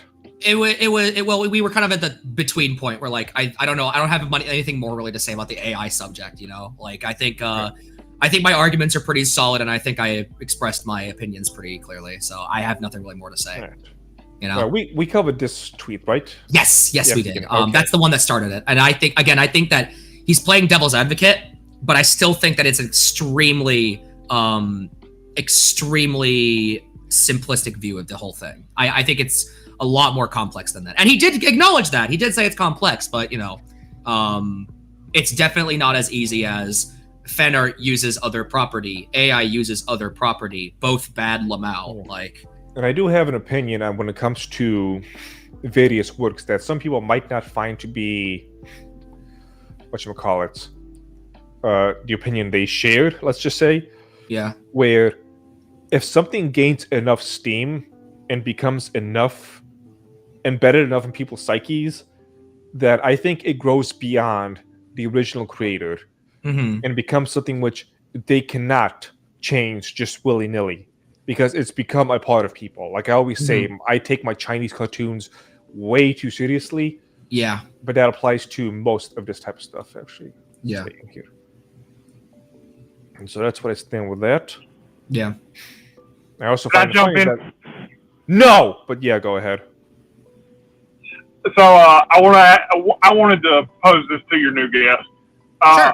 So where do you stand on AI, not ripping something else off, not fan art, AI, anything like that, but using AI to generate an original idea, an original drawing for someone who is a talentless hack who has no ability to draw even the most crude drawing. Yes. Like me.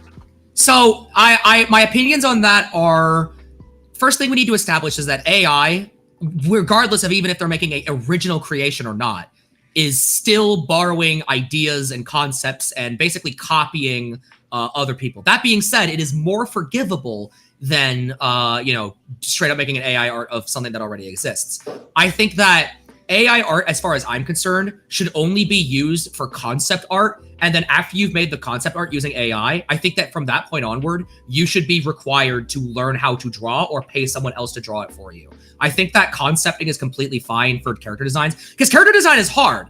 Take it from me, character design is very hard, okay? I completely understand people who want to use AI to fix that artist block. However, I think that once you get the concept, that's as far as I think I'm willing to let people go with AI. And at that point, you should either learn how to draw or you should ask someone else to do it for you. I'm sure one of your artist friends would be more than happy for the work because it'll get them some followers on Twitter, you know? That's kind of where I stand on that.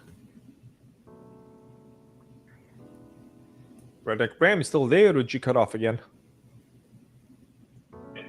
No, I'm still here. I'm sorry. I'm in and out of the vehicle, delivering Oh, you're packages, good. Yeah. So. No, you're good. Yeah.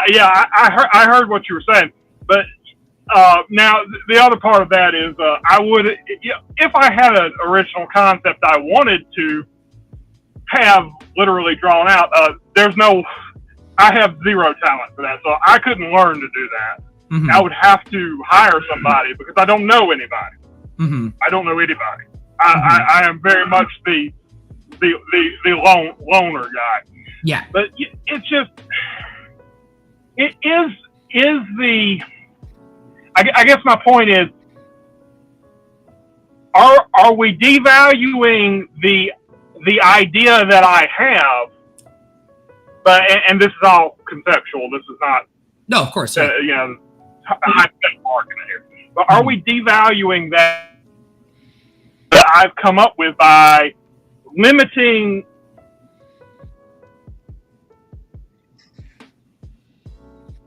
idea out into the world?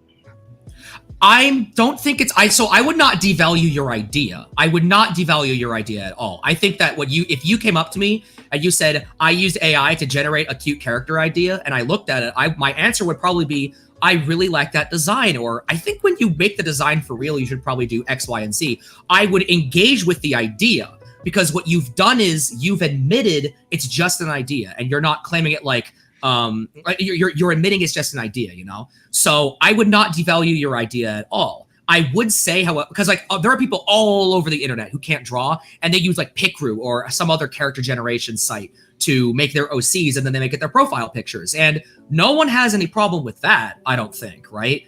But if someone tried to sell the Picrew art, things get a little messy there, I would not devalue your idea, because at that point, it's the same level of validity as, like, again, a Picrew profile picture. How about this for an idea? Sure. So the image that you see for the thumbnail for this video, for this live stream, is AI generated by me. Yes. And I'm using it for, basically monetization. I posted it on Twitter, and I got 1, maybe 2 sales out of it. Mm-hmm. In which, let's be clear, I felt like shit because I got those sales. Yeah. So I was trying all these other stuff that exemplifies my talents or my knowledge or my artistry and my teas and all this other shit, and I get almost nothing out of it. Then I post some fucking big titty AI thing and suddenly I get some sales. It's everything I stand against. Well, here's the thing, right? I think that what you did with the thumbnail there, like in my opinion, I think that's probably acceptable, simply because this is a conversation about AI. Yeah, I would be surprised if you didn't use. Yeah, I think it's pretty relevant for the discussion, But when I posted it on Twitter, I was just very much in a fuck it type of mindset where I'm like, you know what, just give me some goddamn sales. Yeah, and I got it. I was like, yeah, no, and that's the thing though, right? Like, you feel bad because something that you didn't really put much effort in that AI generation, did you? You Debatable. But like compared to your tea work, however, right? Yeah. There you go, right? Like that you feel better if something that you put your hard labor into sold rather than something that you spent a few minutes typing away on the AI generator, you know? I think that like that feeling you have is proof enough for me that people recognize there's a difference. Yeah. Like Mana Potion it took a while to get right because I was balancing the green tea, I was balancing the vanilla, I was balancing the butterfly pea flower that makes it blue. It also has some kind of like a weird swampy taste to it, but you can change the swampiness into a different flavor. The blueberry cheesecake flavoring, the honey flavoring. Then I initially used the vanilla flavoring. I also used right now I'm using the maple flavoring, but I used a different flavor than maple. I forgot what the other one was.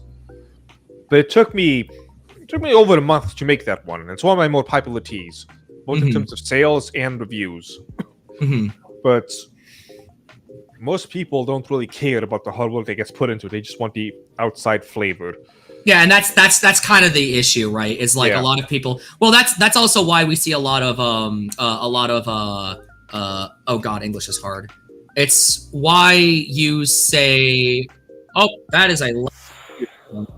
Just attacked my eardrums. No, you're good. I lost my train of thought because I got attacked by ads on YouTube. Yeah, no, I mean, I completely agree with you, right? Like, people just would rather have the end product rather than understanding how much work went into it. And I was the same way, right? I used to be like a huge critic of certain aspects of video games and a huge critic of certain aspects of anime production and whatever. And then I work in the industry for a little bit. I'm like, wow, this is a lot harder than people made it seem, you know? There's a lot here that isn't thought about. And cut content for video games isn't because they didn't want to put it in the game. It's because they couldn't, right? I have an appreciation now for the work that goes into these things because I've been there and I now understand how much work is put into it. And so it pains me. It hurts me, right? When people watch something that clearly had effort put into it, whether it's good or bad or not, and go, oh, it's shit, therefore we shouldn't talk about it, which I think that there are a lot of movies I would call shit that at least had some effort put into it. My favorite movie that is garbage and had effort put into it was Michael Bay's Transformers. Despite what you think, the man clearly put his heart and soul into that movie, even if it ended up being a 7 out of 10, right? Like, that movie had soul. It had the personality of what Bay wanted to put into the film, and it had a unique visual style to it, which was reminiscent of other Hollywood blockbusters. But the characters, the Transformers themselves, like, I could go on for hours, but that's a movie where you can feel the effort, right? And even if it's bad, it pains me when people like dismiss that as schlock garbage we shouldn't talk about. Because now that I've been in the industry, I understand he clearly tried here, you know? So it sucks when people just look at the end product and not the work that goes into it. A huge rant I had earlier was about how I've been going to conventions since 2006. Yep. And I noticed that the quality of artwork being sold in the fan artist section has been clearly diminishing over the years. And it used to piss me off, but now...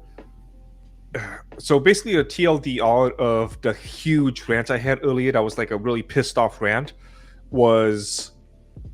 I'm sick of troglodytes and Philistines who only know how to consume garbage. Yep. Because I know the meme of just let people enjoy things, but that meme is dumb because they lead the entire industry towards that direction. Mm-hmm. And so they're not going to let me enjoy things because they're going to push things towards garbage. Well, the answer to that is, well, wait, maybe I enjoy being a hater. Are you going to let me enjoy things? That too. And so there's people I've seen who I feel from watching what the stuff they have out there, they could be much better than what I'm seeing. Mm-hmm. But so many people are just so simple when it comes to artwork that they don't know how to actually feel something when they see the things that they see. The example I used is the music industry and how everything is basically one giant... The wheels on the bus go round and round, round and round, round and round. But we call it rap and now say that it's good. It's not just rap, it's the pop music, it's most of it at this point, but it's just the most simple brain stuff you can think of. and it's ruined the music industry. And I'm seeing it artwork as well, because people don't know how to actually appreciate anything beyond that. And it'd be okay if they just stood in their own little corner, but they're making the entire industry go in that direction. Which is why I've been seeing nothing but garbage that just has no emotional attachment to me in the Artist Alley sections. Well, I think that you and I agree on the problem, but we're not necessarily agreeing on like what's becoming of it. Because I think that, so the music for, I will agree, a lot of the like surface level music industry, surface level music has always sucked, right? Like there was a really funny Filthy Frank video a little while ago where he was like, oh, well, if you think that surface is this generation, then you clearly, it just shows how much of a lazy dipshit you are. There is stuff out there if you look past the surface, and I feel that way for any form of art. But I feel like the entire genres, right? There is good pop music made in the modern day. And I have friends who are into some really good rap that I've heard in the modern day. Like there's some good stuff out there. Clearly people who work in the rap industry, like trying to tell a story with the songs they're putting out. But I feel like the issue is that a lot of people, like you said, we agree on the problem. I just don't think we agree on what's become of it. For example, I'd more point to Marvel movies, for instance, you know, or the entire Marvel franchise, where Marvel Cinematic Universe movies before Endgame were at least, right, like at least a 4 out of 10, at most a 9 out of 10. I think Infinity War is a genuinely fantastic movie if Thanos wasn't stupid. But after Endgame, the issue is that because people are demanding Marvel content and Disney knows that people will consume Marvel content no matter what, they're pumping out Disney Plus show after show after show after show after movie after show after movie after show. And that's what's causing things like the writer's strike right now. The issue is that people aren't expecting more of their art. So companies are now moving towards a quantity over quality style of filmmaking and art making in general. I think the issue isn't that people don't care. It's that the people above them won't let them care. There are people who work in Disney that I've talked to that genuinely love the work that they do, and they genuinely think about really interesting things. It's just Disney will not let them do that. They won't let them think about anything interesting. They won't let them like take a slowdown and like, hey guys, maybe we don't need to have a live action remake every single year. They Explain won't. Snow White. Snow White. What's up with Snow White? Have you seen the screenshots? I have seen the screenshots, and nobody I can think of has defended them. Everybody's tired of Disney's garbage, okay? Everyone's tired of like the issue fine, you know what? This is a good transition to the gatekeeper argument. Let's get into gatekeeping. Let's do it. Let's get right into gatekeeping. This is a good transition because I'm about to make a point. The issue with Disney live action remakes is the exact same issue I mentioned earlier where you have Snow White and the Seven Humans. Yeah, really. You have Disney putting out content after content after content after content after content, right? These live action remakes, for example, let's go with the Little Mermaid one. That's the most recent. There are reasons that this movie sucks beyond woke, right? Wah, chicken, wow, wow. Scuttlebutt. There are reasons the movie sucks beyond that. And I think that most people who are not literal Disney adults could probably agree with that, you know? For example, Halle Bailey. I think she's a fantastic singer. She could not act in this movie. Either that or the director did not let her act. I've seen so many clips of that, and I'm usually not somebody who notices bad acting, but for me, it's like everything going on the screen just stops because she is just sucking the atmosphere from her lack of facial expressions and movement. She's trying to look like a bit like I'm the baby. May want a lollipop. Like she looks like a baby in every single shot that she's in. She can sing just fine. And she's not a bad actress in other films that I've seen, right? But this film specifically is because Disney wanted to crank this out as fast as humanly possible. So they made the most, I'm going to call them Illumination Studios decisions they could have possibly made, where they cut corners and they do the absolute bare minimum because they know for a fact Disney princess movie for Disney adults of a nostalgic property will get people in the seats. Same happened with Lion King. Same happened with Aladdin. Mulan, not so much because people draw a line at filming next to concentration camps, you know? People draw a line at stuff like that. Speak for yourself.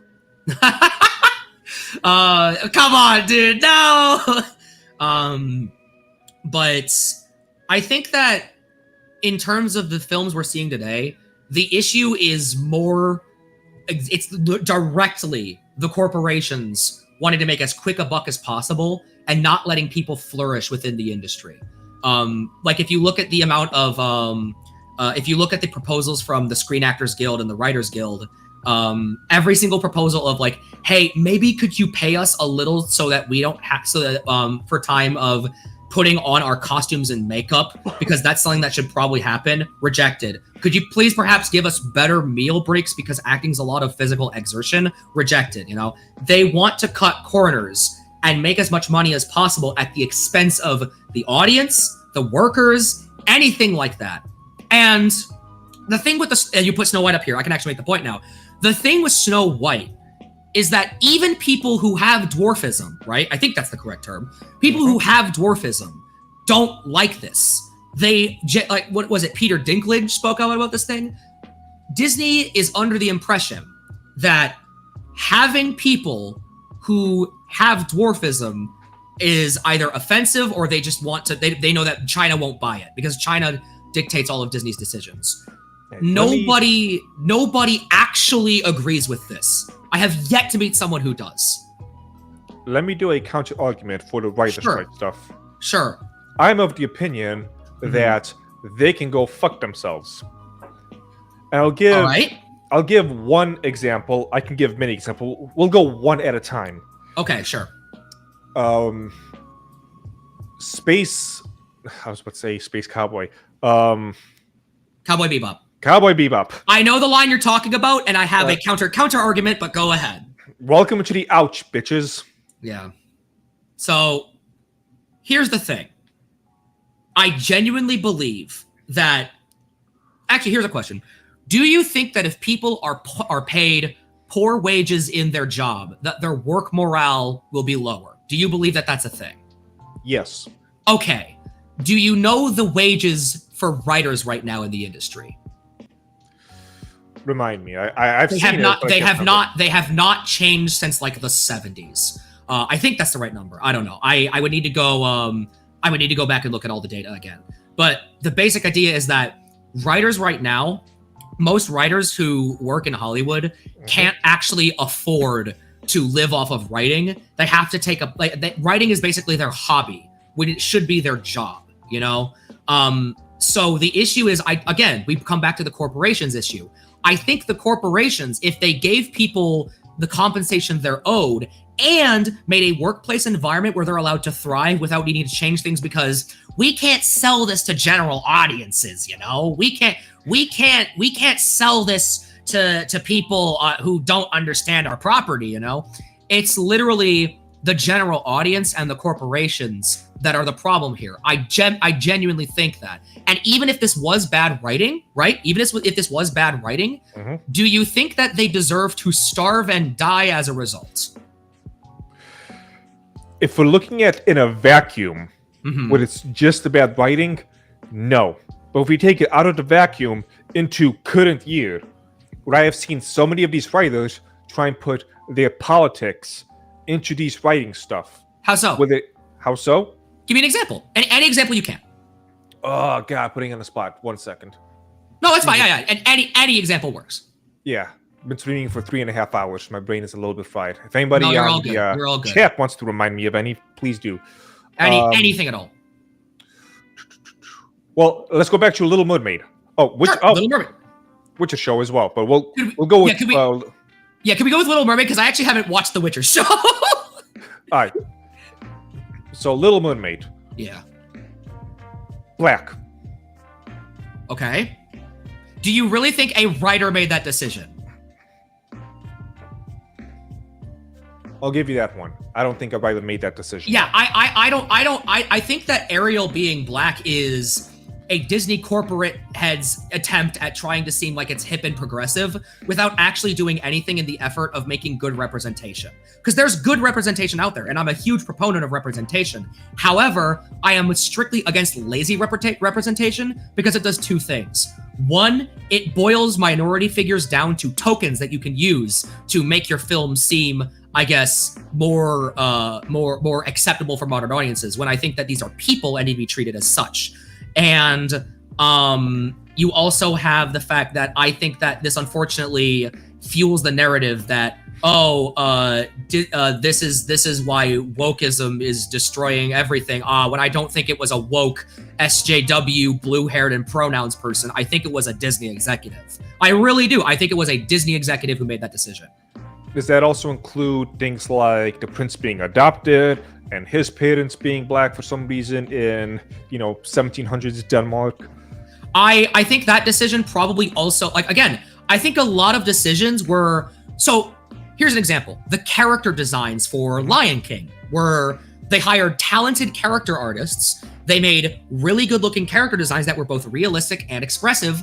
And then Disney straight up said, no, don't use those. We're going to use these lion characters that actually just look like regular ass lions. I do not think that a writer made that choice. Similarly, I think there was a script handed to the producers, and the producers said, wait, no, where are all the insert things we can use to seem like we actually care about progressive politics? Because Disney doesn't. They've gone out of their way to remove black people from their films in China. They've gone out of their way to censor everything. So like make it so that, oh guys, we have a gay kissing scene. And then they remove the kissing scene for China. They don't actually care. They specifically want to use people and their identities for profit rather than genuinely telling a story with them. And so in that case, also the example of Little Mermaid saving the day as opposed to Prince Eric. Do you think that's also a producer thing? I do think that's. I think that is a producer sitting down with the script and going, guys, we can't have a man save the woman. It has to be the woman saving the man. Which I don't like the damsel in distress trope, but I also think that Ariel, the girl who didn't know what a fork was, would have any idea how a steering wheel works. I genuinely think that a lot of this is producers meddling in the material because they only see writers as a resource to give us free content, whether it's good or not. That's genuinely how I see this problem. Okay. Oops, I just realized that Mr. Redneck Ram dropped out, but he is... Redneck Ram, if you come back, I'll bring you back on.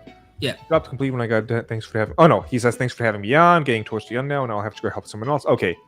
So he is gone. All right. And again, if anybody in chat wants to hop on, just let me know. Message me on Discord. All right. In that case, I got to think a little bit smaller. Sure. Let's go with anime. Sure. Anime dubs. Anime dubs, sure. And there's been lots of examples of them putting in westernized BS when it has no place in it. Let's go with everybody's favorite example, Dragon Maid. Yep. Do you know the example I'm using? The patriarchy one, yeah. I know exactly what you're talking about.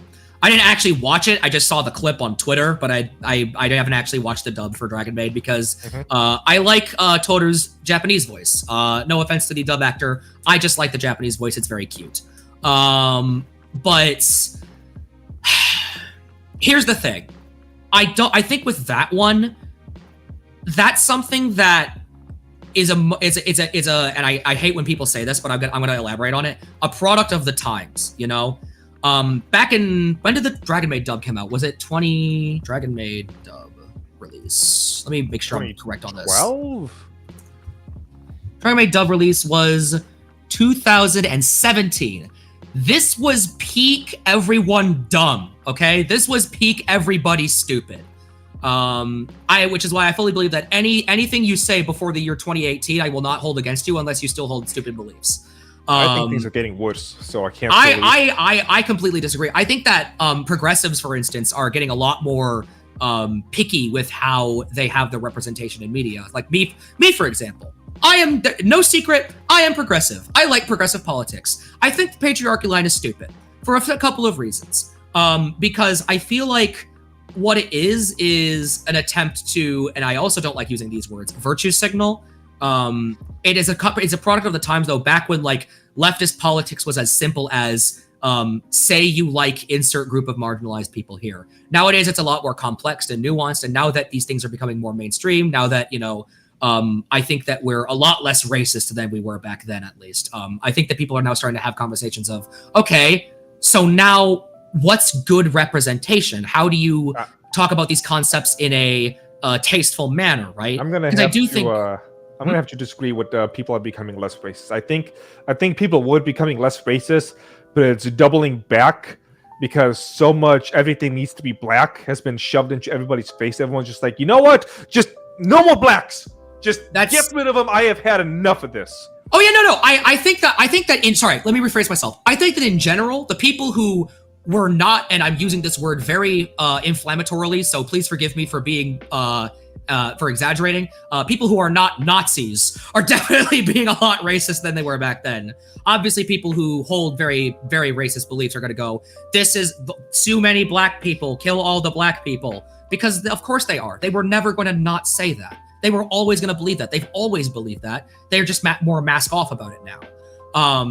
I think that's, and that's one of the reasons I don't like pointless representation, is because you give those people fuel to then say, this is why the woke left has ruined everything. And unfortunately, the Nazis have better optics than we do. They unfortunately have better optics than we do. So we have to, I think that people who are in leftist spaces or who want to write progressive stories, I think it's a good thing. I think the representation is good. I think they need to be very careful with how they do it because it needs to be tasteful. It needs to capture experiences. There's a lot of people who don't like it when their race or their gender or their sexual orientation or anything like that are being brought down to, this is a token we can put in our movie to make money. For example, I think you and I can agree on this, the Ghostbusters remake. That was a movie where they clearly did that because it was the peak of internet feminism and they wanted to make a quick buck. That's literally all it was. Yeah, and actually just reminded me, an example of the whole bad writing stuff, Velma. Yeah, I have not met a single person who likes Velma's writing. I haven't. I really haven't. I think that the left is getting a lot less tolerant of stupid representation or bad ideas. Because, like, for example, right?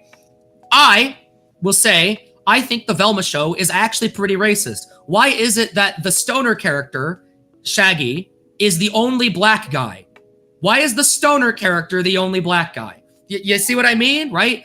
In surface level, if we make him black, it's more inclusive. You've actually made it more racist by implying that now there's a negative stereotype of, black people do nothing but drugs. That's a pretty negative stereotype. And it's further reinforced by Velma making the only stoner character a black person. Like this is what I mean by like surface level activism being a harm to activism.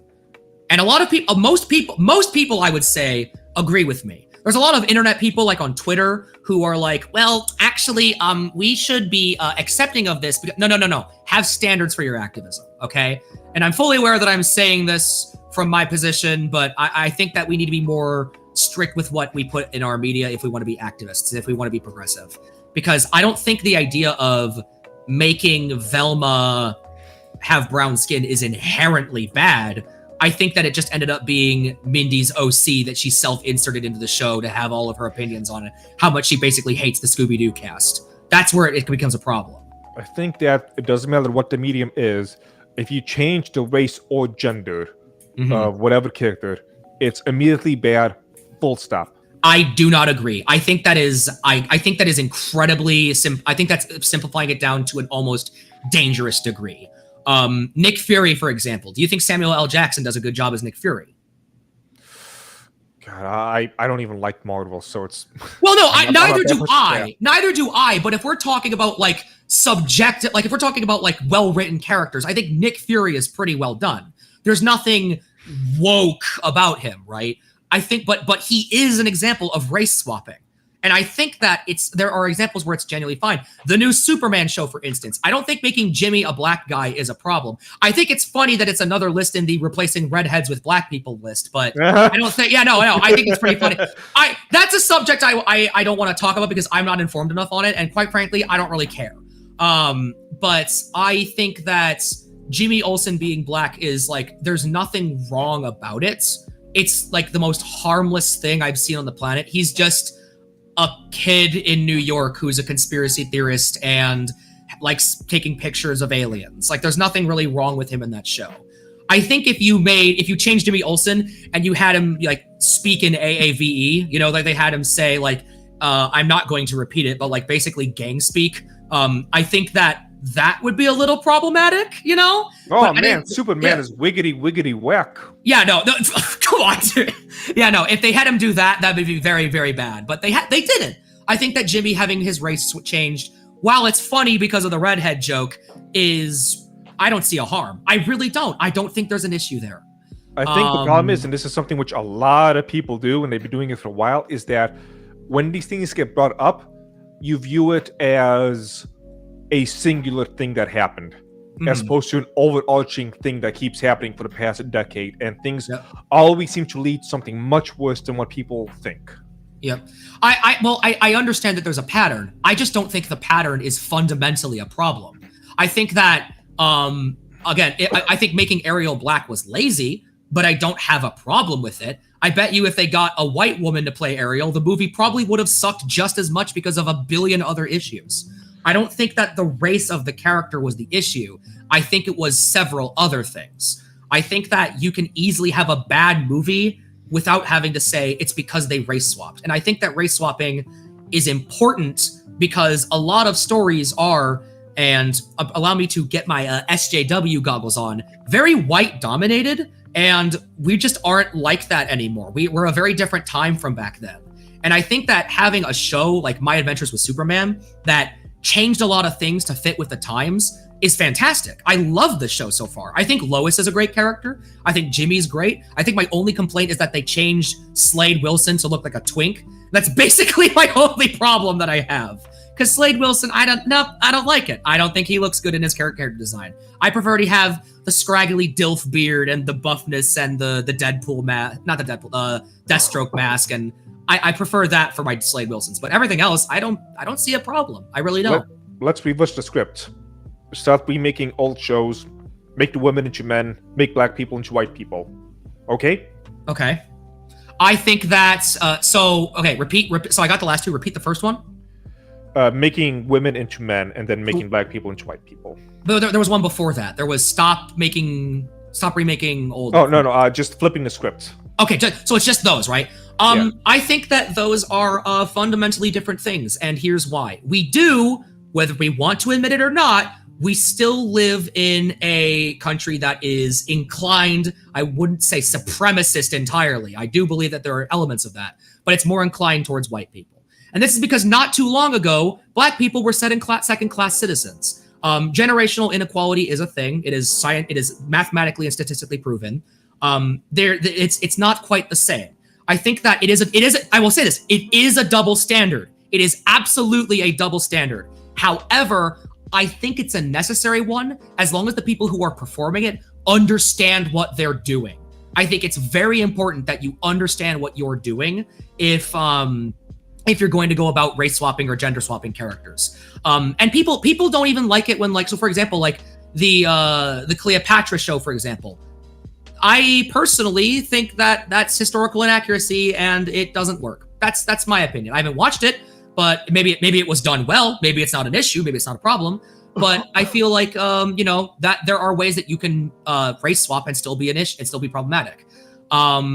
It is statistically the case and objectively the case that these are two entirely different things, because white people and black people and Asian people, all different races of people, do have completely different experiences and different levels of, I'm gonna say the funny word, privilege.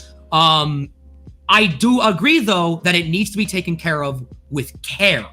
It is a double standard, and I'm fighting for a world where it can be a double standard and we can call it out. I'm fighting for a world where it's racist no matter what. I'm fighting for a world where we can be on an equal playing field. Unfortunately, we're not there yet. So I'm going to fight for that world, but I'm still going to acknowledge that we're not quite there yet and say, this is the best we can do with the things that we have. Once we reach total equality, which will probably never happen in my lifetime, I'm cool with saying that it's a problem, you know?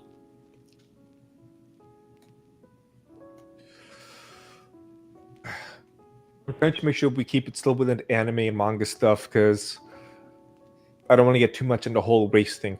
I will say, though, if you want to become a little bit more racist, start driving Uber in Chicago. I mean, yeah, that's what I do.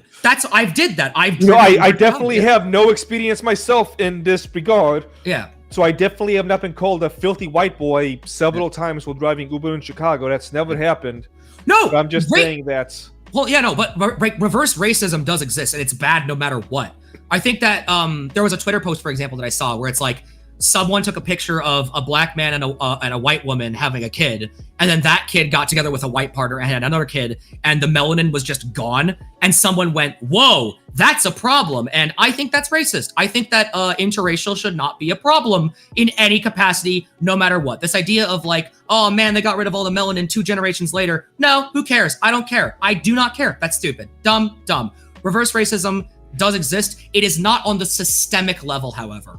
It is on the societal level. The systemic level is there's no reverse. Well, no, I call it reverse racism because people understand it better if I say that. Vivis vivarium. I say it because it's better that way. To the chatters that say I grew up in a good household, yeah, I did, and I was really racist because I grew up in that good household. And then I went out into the world and I experienced other things. And I expanded my horizons, and now I'd like to say that I'm not quite that level of problematic anymore, you know? It's true, and I don't think that's relevant. We've had the same journey, but completely different outcomes with that. Well, no, but wait, are you racist? Let's just say that if somebody invites me to go downtown,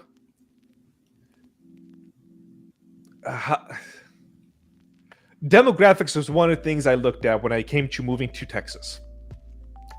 Okay, that's... Yeah, I'm just gonna leave that at that because we're not gonna, I don't want to unpack that bag of beans in this discussion because it's not quite relevant. There's no system. No, guys, stop coping. Guys, stop coping. You are all, stop coping. It is a thing. You can look it up. You can look at any numbers. You can look at anything you want. You're coping. You're absolutely coping. You can look at any Supreme Court justice decision made in like the last 3 months. You're absolutely coping. But to bring it back to anime, you said you wanted to bring it back to anime. How so? Oh boy. Wait, did I say I want to bring it back to anime? You did, yeah. You said like let's bring it back to anime because that's the actual discussion. Oh, I wanted to bring it back to just something besides this because we're going to get too much into politics and whatnot. So well, I think that politics are directly tied to the issue at hand, you know? You're coping if you disagree with me? No, it's not because you disagree with me. You're just wrong. But yeah, let's just go to the anime talk then. Unless you have something else you want to say, of course. It'll devolve too much into the politics, which I'm trying to avoid for the channel. I mean, I do have things which I would love to say. Even if we go to the anime talk, we're still going to have to talk about politics because you can't talk about these issues. This idea that I will remain completely apolitical is just complete ludicrous. There's no way you can not talk about politics if you get in these kind of discussions. It gets too far away from the original root. That's more understandable. Well then, yeah, go ahead. Bring it to something else. Why don't you? It's your show. The topic's yours. All right, let's see. What were we talking about before all this? Need a memory refresher. We were talking about the idea of representation in. Can we all agree that the homeless dwarves are stupid and proof? Yeah. Okay. Yeah. No, we can go back to the dwarf thing. Okay. Based on everything that I just said, this is stupid. Okay. Disney isn't doing this because they actually care about the marginalization of people with dwarfism. They're doing it because they want to either sell it to China or because they think that inherently being a dwarf is ableist, which that's probably problematic if you ask me. You know, the idea that being a dwarf is problematic because there are a lot of people out there that have dwarfism and exist and are real people. Are we saying that they're problematic? You know, like this Snow White example is a perfect one. It's just big corpos wanting to get money from China and acting like they're inclusive, but they don't actually care. Disney will absolutely take any chance they get to shit on progressive politics and say anything bad about gay people that they can at any given point. Disney absolutely does this. So I don't think it's the writers. I think it's the corpos trying to pretend that they're woke, you know? I will have to give more thought to the idea that it's more the producers than the writers who make these changes. However, maybe I should have prepped a little bit better, because I know I have seen many tweets and statements from writers who share the most wokest of the woke stuff. Oh, no. There are stupid writers, okay? I'm not saying this is a blanket everybody statement. This is absolutely something that happens. The best example, for example, is Oi Primos, the new Disney show that's coming out about like a Hispanic family living in I think, was it California? I don't remember. Was it Mexico? I don't remember what it's taking place of. But like they have everything that like they check off all the boxes. They even use like the wrong dialect of Spanish. They did no research. And then when called out on it, they get called out on it and the writers go, well, I don't think we should care about Spanish because Spanish is a language of conquerors, she says, speaking in clear English. So I think that there are definitely stupid writers, okay? This person was a stupid writer. This person was extremely dumb. They called Spanish a language of conquerors. Does this mean that everyone's going to stop speaking Spanish? No. Yeah, that show right there. This show was written by somebody who does not care about Hispanic culture. This show was written by somebody who they're probably racially Hispanic, but ethnically they are as whitey white as they could possibly get. I guarantee you. There's no way that someone who is ethnically Hispanic made this. There's no way. Especially because, again, they used the wrong dialect of Spanish, and then when called out on it, they said, I don't have to care because it's a conqueror's language. Like, that comes off to me as extremely stupid and a bad faith discussion of progressive politics. So, yeah, I think that it's possible for writers to be stupid. I would never deny that, but I think that the general trend is it's the producers going in and saying, no, we have to make it more appealable to general audiences. There are two examples I can state this. The Lion King example with the character designs, because no real person wants a realistic looking lion with no facial expressions for a movie. And the Marvel Cinematic Universe, to answer your question, no, I don't want blood and then revenge. That's stupid. Killing people is bad. But the MCU, for example, they're ashamed of being comic book movies. Were you responding to a comment, or yeah, that was a comment. Yeah, it was. If I'm one of them who want blood and revenge, then progress. No, I want actual progress. I do not want people to get killed for progress. I want people to actually like live happy lives and not want to kill themselves. I want everyone to be equal. I want equity. I want pure equity for everybody. I do not want death. Where was this comment? Because I'm not seeing it. I'm seeing it in. I'm looking at Streamlabs right now. It's like stream. It's Vingzinger asking, I want to ask your guest if he's one of them who want blood and revenge rather than progress. And my answer is no, I don't. It must have been a while ago, because it showed up just now at 3:51. Whether your Streamlabs is probably being dumb then. I apologize. Quite possible. I'm sorry. I just saw the comment. I wanted to clarify that. Okay. Switch to live chat if you're on top chat. True. I should probably go do that. But yeah, no, I think that the MCU is ashamed of being comic book movies. So like they go every step of the way to make sure that they're not as comic book as possible. Like, a lot of jokes being like, whoa, did you just turn into a big green muscly guy? Like that sort of writing is done because they're scared of they're scared of like oh god, English is hard. They're scared of coming off as a comic book movie, so they have to appeal to general audiences. All of the bad writing decisions are not because woke leftists are destroying Hollywood. It's because the producers are appealing to as wide a demographic as possible in the most shallow, simplistic, soulless way possible. It's literally just that. Which we can kind of bring it back around then. Yes. To the gatekeeping stuff. Okay. So one of the things I said in my big rants was now like, oh god, like 2 hours ago. I actually rewatched your gatekeeping video to prepare for this, so I did do my research. Do you still stand by all those things you said in that video, I assume? Most likely, it's probably even more stringent now. Okay. Well, no, I just want to make sure that I'm not like misrepresenting your arguments, Yeah, I don't think there's anything which I would have taken back. I'm probably have taken things to new heights since then. Well, in that case, I could use it as a reference and we're good to go, all right? That's all I need to know. So, in terms of gatekeeping, and gatekeeping, oh yeah, the smelly people need to get kicked out of Yu-Gi-Oh! True! So at what point can you say that... Well, first of all, I'm gonna take a small break so I can go pee. Sure, I'm gonna And go I'm wash out my. I'm gonna go wash out my dishes. Reconvene in like what? How long does it take you to piss? I'll be back in less than 2 minutes. Let me see if I can Sure. find something for everybody to watch while Sure, I'll go wash my dishes then while we're doing that. Everyone can look at my cool figure shelf of Gundams and Fate figures and Bakugan Funkos. Check it. I'll be back. I can put on my gatekeeping video if I can find it. Videos. Why mother stories are horrible. Scum, I'm tired of that. There we go. Pause. Go here.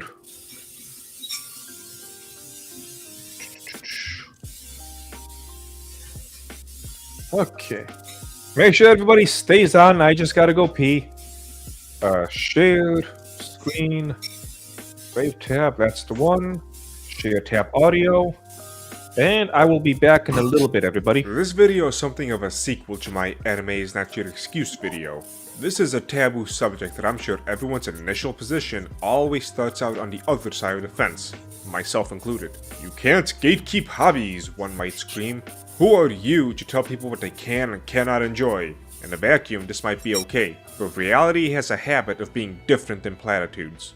And frankly, everyone is okay with some level of gatekeeping. The real question is, where do you draw a line? If someone constantly cheats at card games, you're gonna want to gatekeep them away from your tournaments. Games like League of Legends have a long-running issue of people complaining that not enough people are being banned for the behavior in games. But the gatekeeping I'm talking about takes it one step further. It's not just about gatekeeping the hobbies anymore, it's also gatekeeping your shows. And I want to explain both why and how. I suppose before I get to the why and how, I should answer who. Who are the people I think should be kept away from everything you hold even mildly entertaining? To quickly summarize the whole video I did on these people, it will be the ones diagnosed by top scientists as fucking losers. The ones who weigh 400 pounds, smell like they're the king, the ones who shriek at the top of their lungs at hotel lobbies, the ones who call out of work in order to finish an anime season, then demand communism because not getting paid for not working is oppressive. These examples might be a bit too abstract and vague,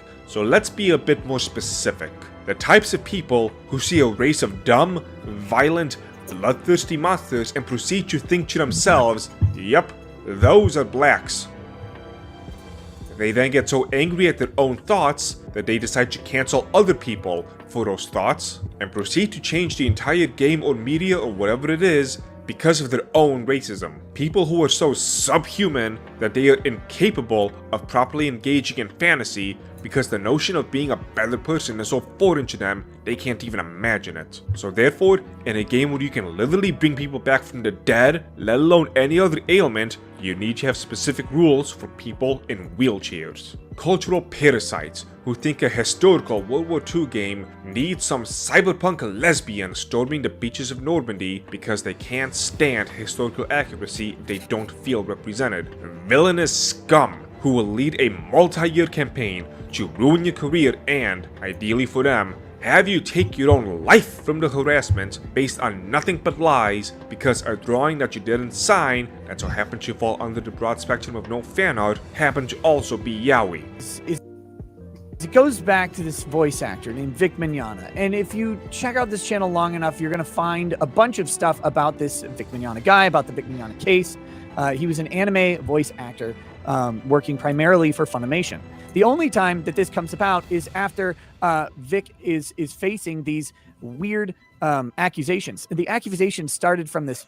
Again, I keep saying weird. There's so much lore here, and I can't distill it down super fast. The accusations came from this literal weirdo Fujoshi named Han Leia.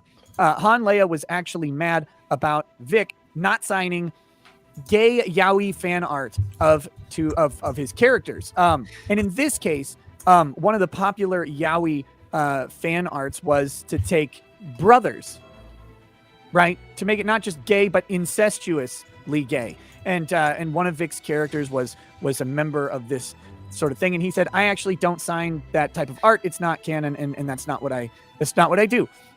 I'm not joking. If this sounds so stupid, if this sounds like really, really dumb, that this would launch a crusade of someone to destroy a career with false allegations, It's because it is dumb, but it's also true.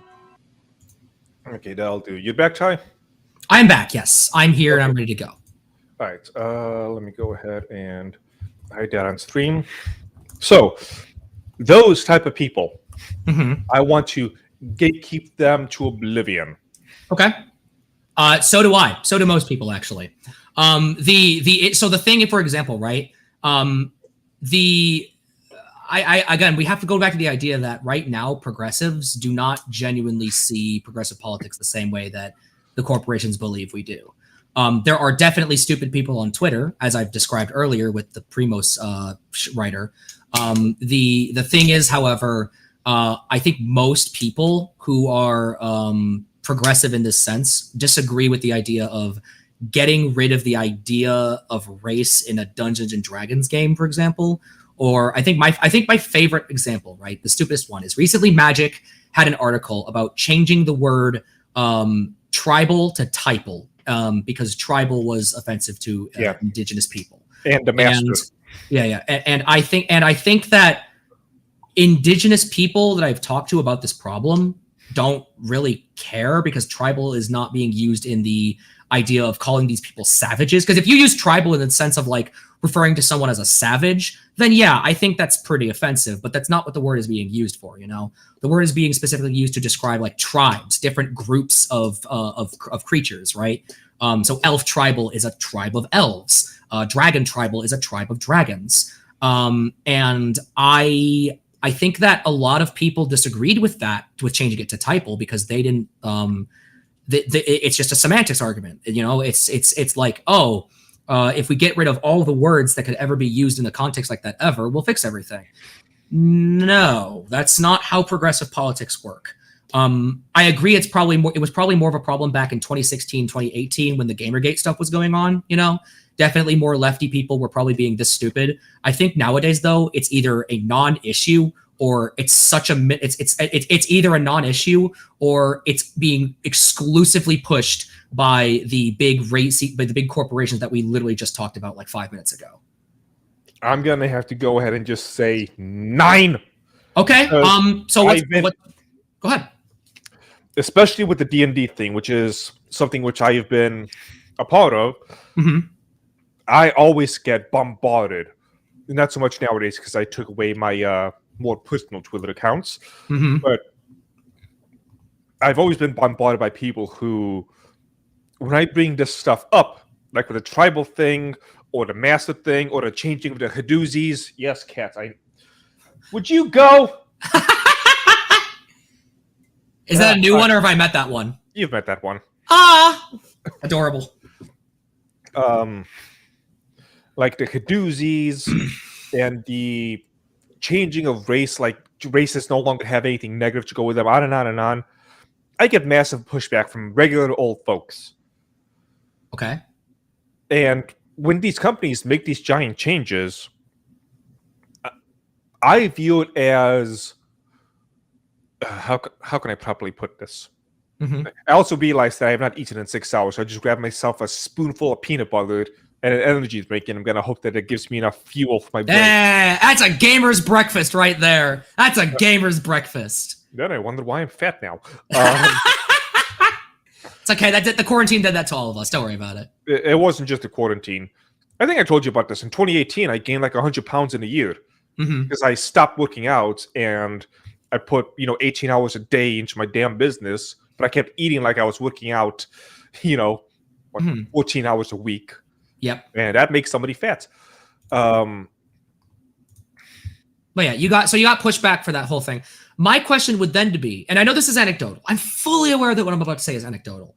I've never had any pushback for these same exact issues. I've brought up my complaints with these in a way that says like, hey, I think it's a little problematic that we're trying to shape orcs as acting like black people. I think that wasn't intentional, and I think that's something that you're probably pushing on it. Is that something that is that maybe perhaps something wrong with you? Maybe I've had these conversations, these questions, and there have been disagreements for sure, but the pushback has always been very respectful, and I've always had like a deep conversation, and I've changed minds on a few fronts. I think it's pretty dirty. I think it's pretty problematic when you look at a big hulking, mad, angry teethed monster, and the first thing you think of is black. I think that makes you kind of racist if that's what you associate that with. Never did it, but ever since they brought it up and were like beating me over the head with, no, this is what's actually meant. I'm like, you know what? You can't call me racist because all my beliefs, I agree with BLM with all the stuff they say. You know, they say that white people are the devil and that we should be taken away from them. Absolutely. We'll put you all in a single community away from the white people. We're terrible.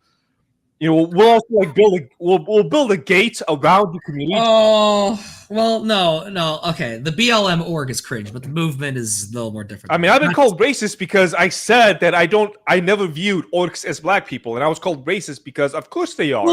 Well, the question then is like, I want to know like how you engaged with it because I've done the exact same thing and I've had no pushback. Now, it could also be that I had this conversation at a different time period. Again, I think 2018 was the peak of stupid for everybody. And I don't know how long ago this was. You'd have to correct me on this. But I had these similar conversations. I've never had pushback like this. It makes me wonder then, and I'm not trying to accuse you of anything, but it makes me wonder how you're presenting the ideas then, or who you're talking to. Because I've talked to woke scold Twitter lefties about this exact issue, and I've gotten pushback for sure, but it's never been to that level, you know?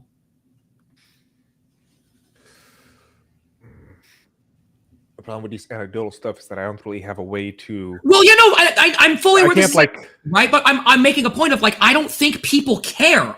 Sorry, correction. I don't think people want this. I don't think people want to get rid of orcs because it makes them think of black. I think that's an acknowledgement of stereotypes towards black people. I think that's a problem, you know. Most people agree with me. Most people agree with me versus the tribal versus typal thing. These are things that most progressive I've talked to can agree with, which makes me think these aren't real progressives that are coming into our communities. I think that if we're gatekeeping as a concept, you made a good point. We always gatekeep. Everyone gatekeeps. You gatekeep cheaters out of your community. You know, you gatekeep pedophile. We have Yu-Gi-Oh is really good at gatekeeping pedophiles out of their community. As far as this one made me just lose my mind when I saw it. Do you know what these are? The Tyranids? Is that a Warhammer thing? Yeah. Yeah, I barely know Warhammer, so hold on.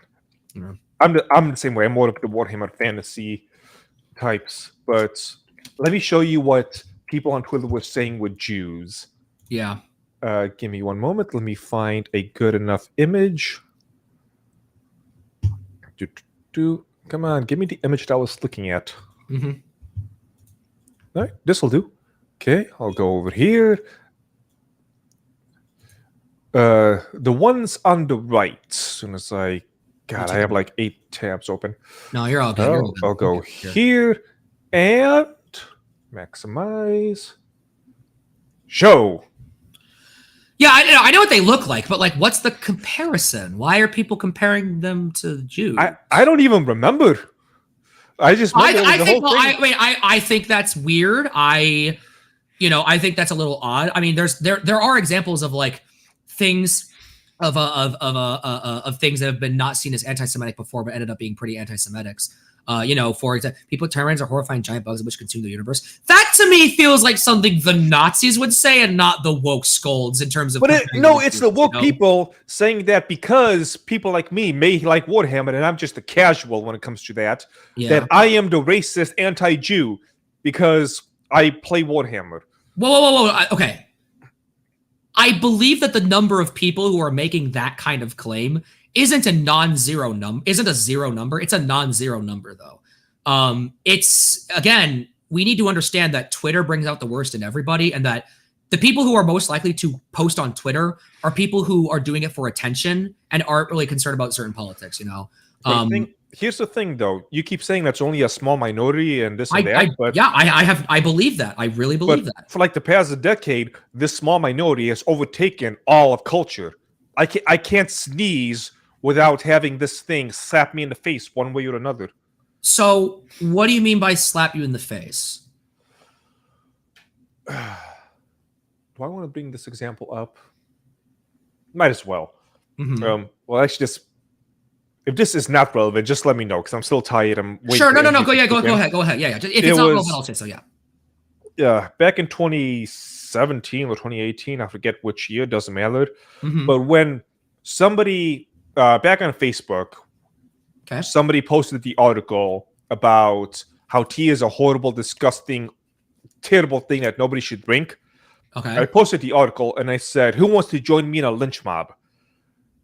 And a progressive SJW who was following my channel, not my channel, but my Facebook for a while, really took offense to that one because apparently I can't say the word lynch because of the history of the blacks and whatnot. Okay. And for me, it's kind of funny because I'm an Eastern European living in a Western nation, and my teacher is a black man who studied under, like, let's say, non-Western things, who follows a Chinese philosophy of Taoism and is involved in like Japanese tea. There's like hold on, pause.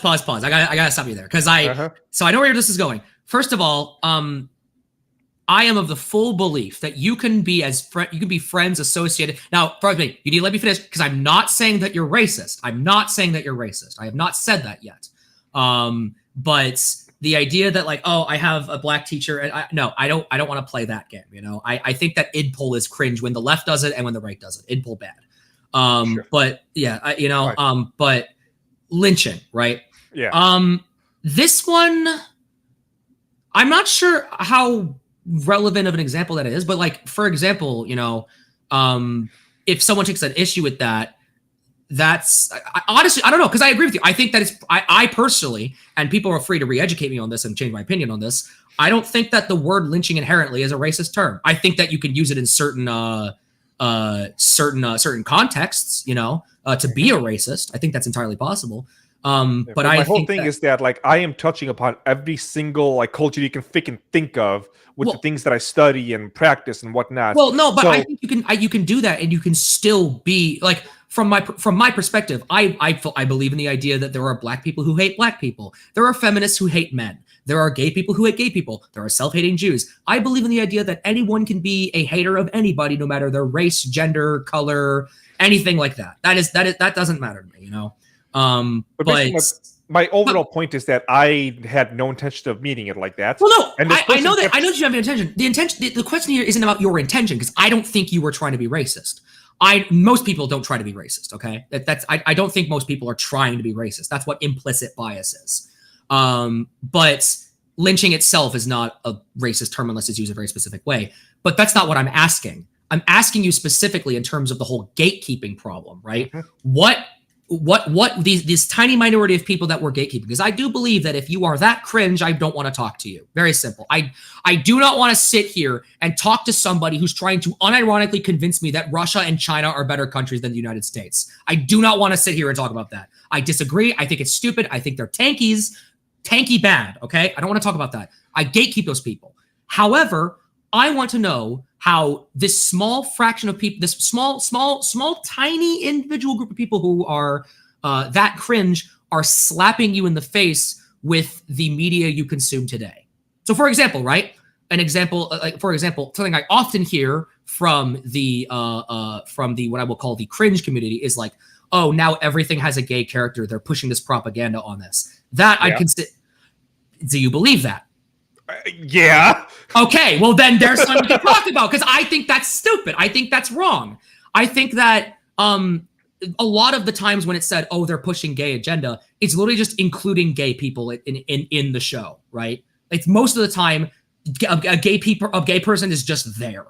Most of the time that's how it is, right? There are obviously times where there's harmful gay stereotypes, like in the most recent Halloween movie, I think it was, where they had a gay couple and then they killed the gay couple, and it's like, can we please stop putting gay people in the movie and then killing them because they're gay?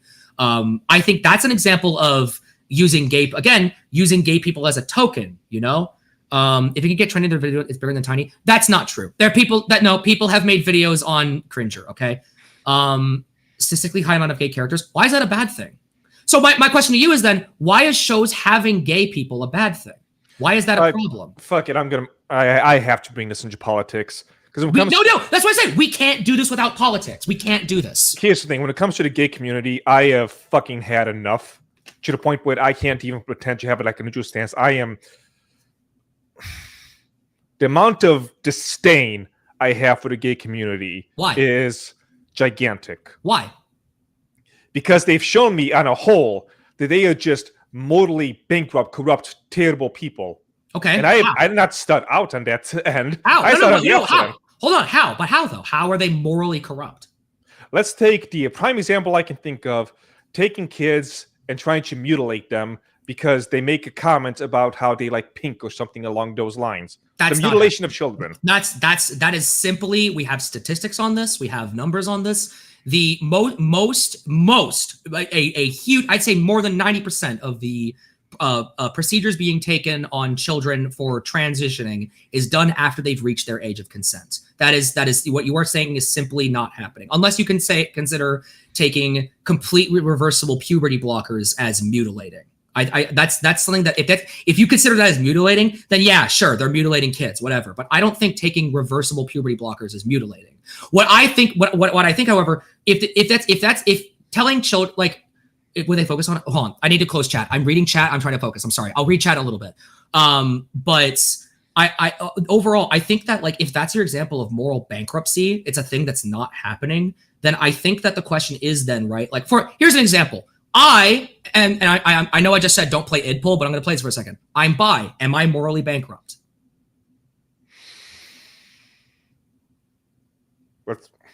I would say you're morally bankrupt because of the comment you made about the reversible puberty blockers. Well, we have science. They're completely reversible in most Stop cases. being wrong. I'm not being wrong. We have science. No, you're being completely and utterly wrong. And it's those type of things. Hold on a second. Okay. The cat is trying to be on the freaking computer. No worries. Yeah. This is an argument that keeps happening. It's been happening more and more over the years where this thing is not happening. It's happening very little. If it is happening, it's not that bad. If it is happening, it's actually a good thing. It should be happening. Conversations keep flowing in this direction over and over and over and over again. Well, I'll give you a bit of tiresome. Credit. Well, I'll give you a bit of credit then. For example, as someone who believes in trans rights, I think the concept of egging is stupid. Do you know what egging is? Yes. Okay, I think that's dumb. I think saying that explain it for the people. Sure. So egging is basically the idea that you can just tell that someone's trans. Like, oh, you listen to music, insert band here, you must be trans. I think that's dumb. I think that is you thought you basically groomed them into making them trans. That is an issue. That is something that me and most progressives call out because I am a gender abolitionist. I think ascribing things to a certain gender like trans women listen to this music, or men like doing this, or women must do this. I think those are all harmful for everybody, men included. It's harmful for everybody. I'm a gender abolitionist. I do not believe in the idea of telling someone they are insert gender here because they act a certain way. This is something so here's how the process usually goes with trans people, okay? So a child will show signs of gender dysphoria. This is then brought to a psychiatrist usually.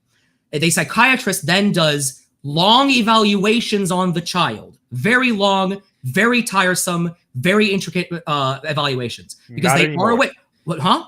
Not anymore. No, that is most of the time what happens. That's not the long time. Even in Canada, doing such thing is illegal at this point. Whoa. Okay, we can get to that example later, but I'm trying to explain like how this usually goes. Because they understand that while puberty blockers are reversible, they do things to children. This is why they also have the same evaluations with giving medication. I am on mood stabilizers because I have a family history of bipolar. All right, I'm on mood stabilizers. You do not give people mood stabilizers unless you can fully and confidently say this person has bipolar. This is not something that you need to be able to analyze it. And they do the same process because puberty blockers, like any other medicine, do mess with the brain chemistry. So by your logic, if puberty blockers, which are completely reversible once you take the kid off of them, are something that are bad, you are against every kind of medicine that we've made in the modern day. That's someone could take your line of logic and apply it to any kind of medicine. I think that the fact is, like, even if something like what you're saying is happening where, they're giving it to they're chopping off 10-year-olds nuts. No progressive is in favor of that. I have never Come on. No, stop. Hold on. I've never been in favor of that. No one I've talked to who is a trans activist has ever been in favor of that. There are people out there, the people you're talking about are the people who egg. They're the people who egg people, who say, you listen to insert band here, therefore you must be trans. You are talking about the eggers. I am talking about the progressives. I'm talking about the people who want people who don't feel comfortable ascribing to the gender that they were assigned at birth to be able to change and go along with their lives and be happy. That is what I'm fighting for. I am not fighting, and no one that I know of in the progressive spaces are fighting for the chopping off the nuts of little children. What you are talking about is internet Twitter users trying to act like they care about progressive politics by virtue signaling the fact that they care about trans people by wanting to make everyone trans. This is simply not what most leftists are on. Okay, that's simply just because you have them. I know they exist. Okay, I know they exist. I'm aware they exist. I'm not saying these aren't real people. Just like how I'm sure you would acknowledge that Nazis are real people, but you probably disagree with a lot of them, don't you? Right? Sure. In the same way, I can say that this is not a publicly held opinion while still acknowledging that people like that exist. It's as simple as that. You are talking about woke scold eggies. I'm talking about progressives. All right, then in that case, let me do a what if. Sure, I love what ifs. Those are always fun. All right, so let's say, to just stop the constant back and forth of yes, no, wrong, right. Let's say we find out with no room for debate that puberty blockers are not reversible. Mm-hmm. Would you be okay with giving kids puberty blockers? No, because at that point you're now talking about a irreversible surgery, which is something that only is done to people who are of the age of consent. That's the same for any elective surgery. You either need a guardian's permission or you need to consent on your own. There is for example, you do this with any kind of surgery, like knee surgery, any internal organ messing around. That at that point is an irreversible action that you require consent for. That yes, I agree with you. If puberty blockers are 100% proven, the scientific consensus among all experts is that these are not reversible, then I agree with you. But that is simply not what we see right now. Okay, so we have a level to start out with. Yes, we do. Right, so, all right. At what point would you say that, you don't have to give a specific number, you can be more general, but at what point will the evidence be enough to say that, okay, at the very least, there's enough evidence to say we should not be doing this willy-nilly? I think you'd have to provide an amount of evidence that is English is failing me. That is agreed upon by the same amount of people that agree upon what I believe right now to what you believe. You would have to find an amount of researchers. You'd have to find an amount of researchers that believe that they're not reversible that exceeds the amount of people who are, and they'd have to have that study similar to how the people who say they are reversible, they'd have to be analyzed, peer-reviewed, checked again, triple-checked, and then sent out.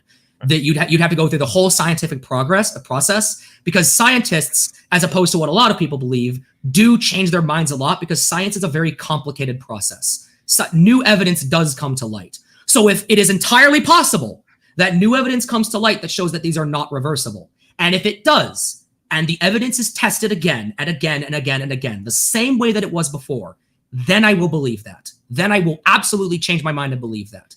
I'm not so stupid as to change my mind from one study. I go on a scientific consensus for these sort of things. No. I don't think there's a number I could give you. It just doesn't work that way. Right. What about the NHS, the British National Health Services? I don't live in England. I don't know much about these. I mainly focus on American politics, personally. Right. I don't know much about them. You're welcome to inform me if you want, but I don't know much about them. Well, in this case, it really shouldn't be about politics. We're talking about just purely the science.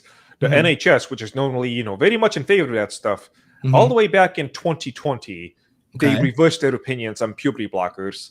And I'm getting this from a transgendertrend.com. No child is born in the wrong body website. Okay.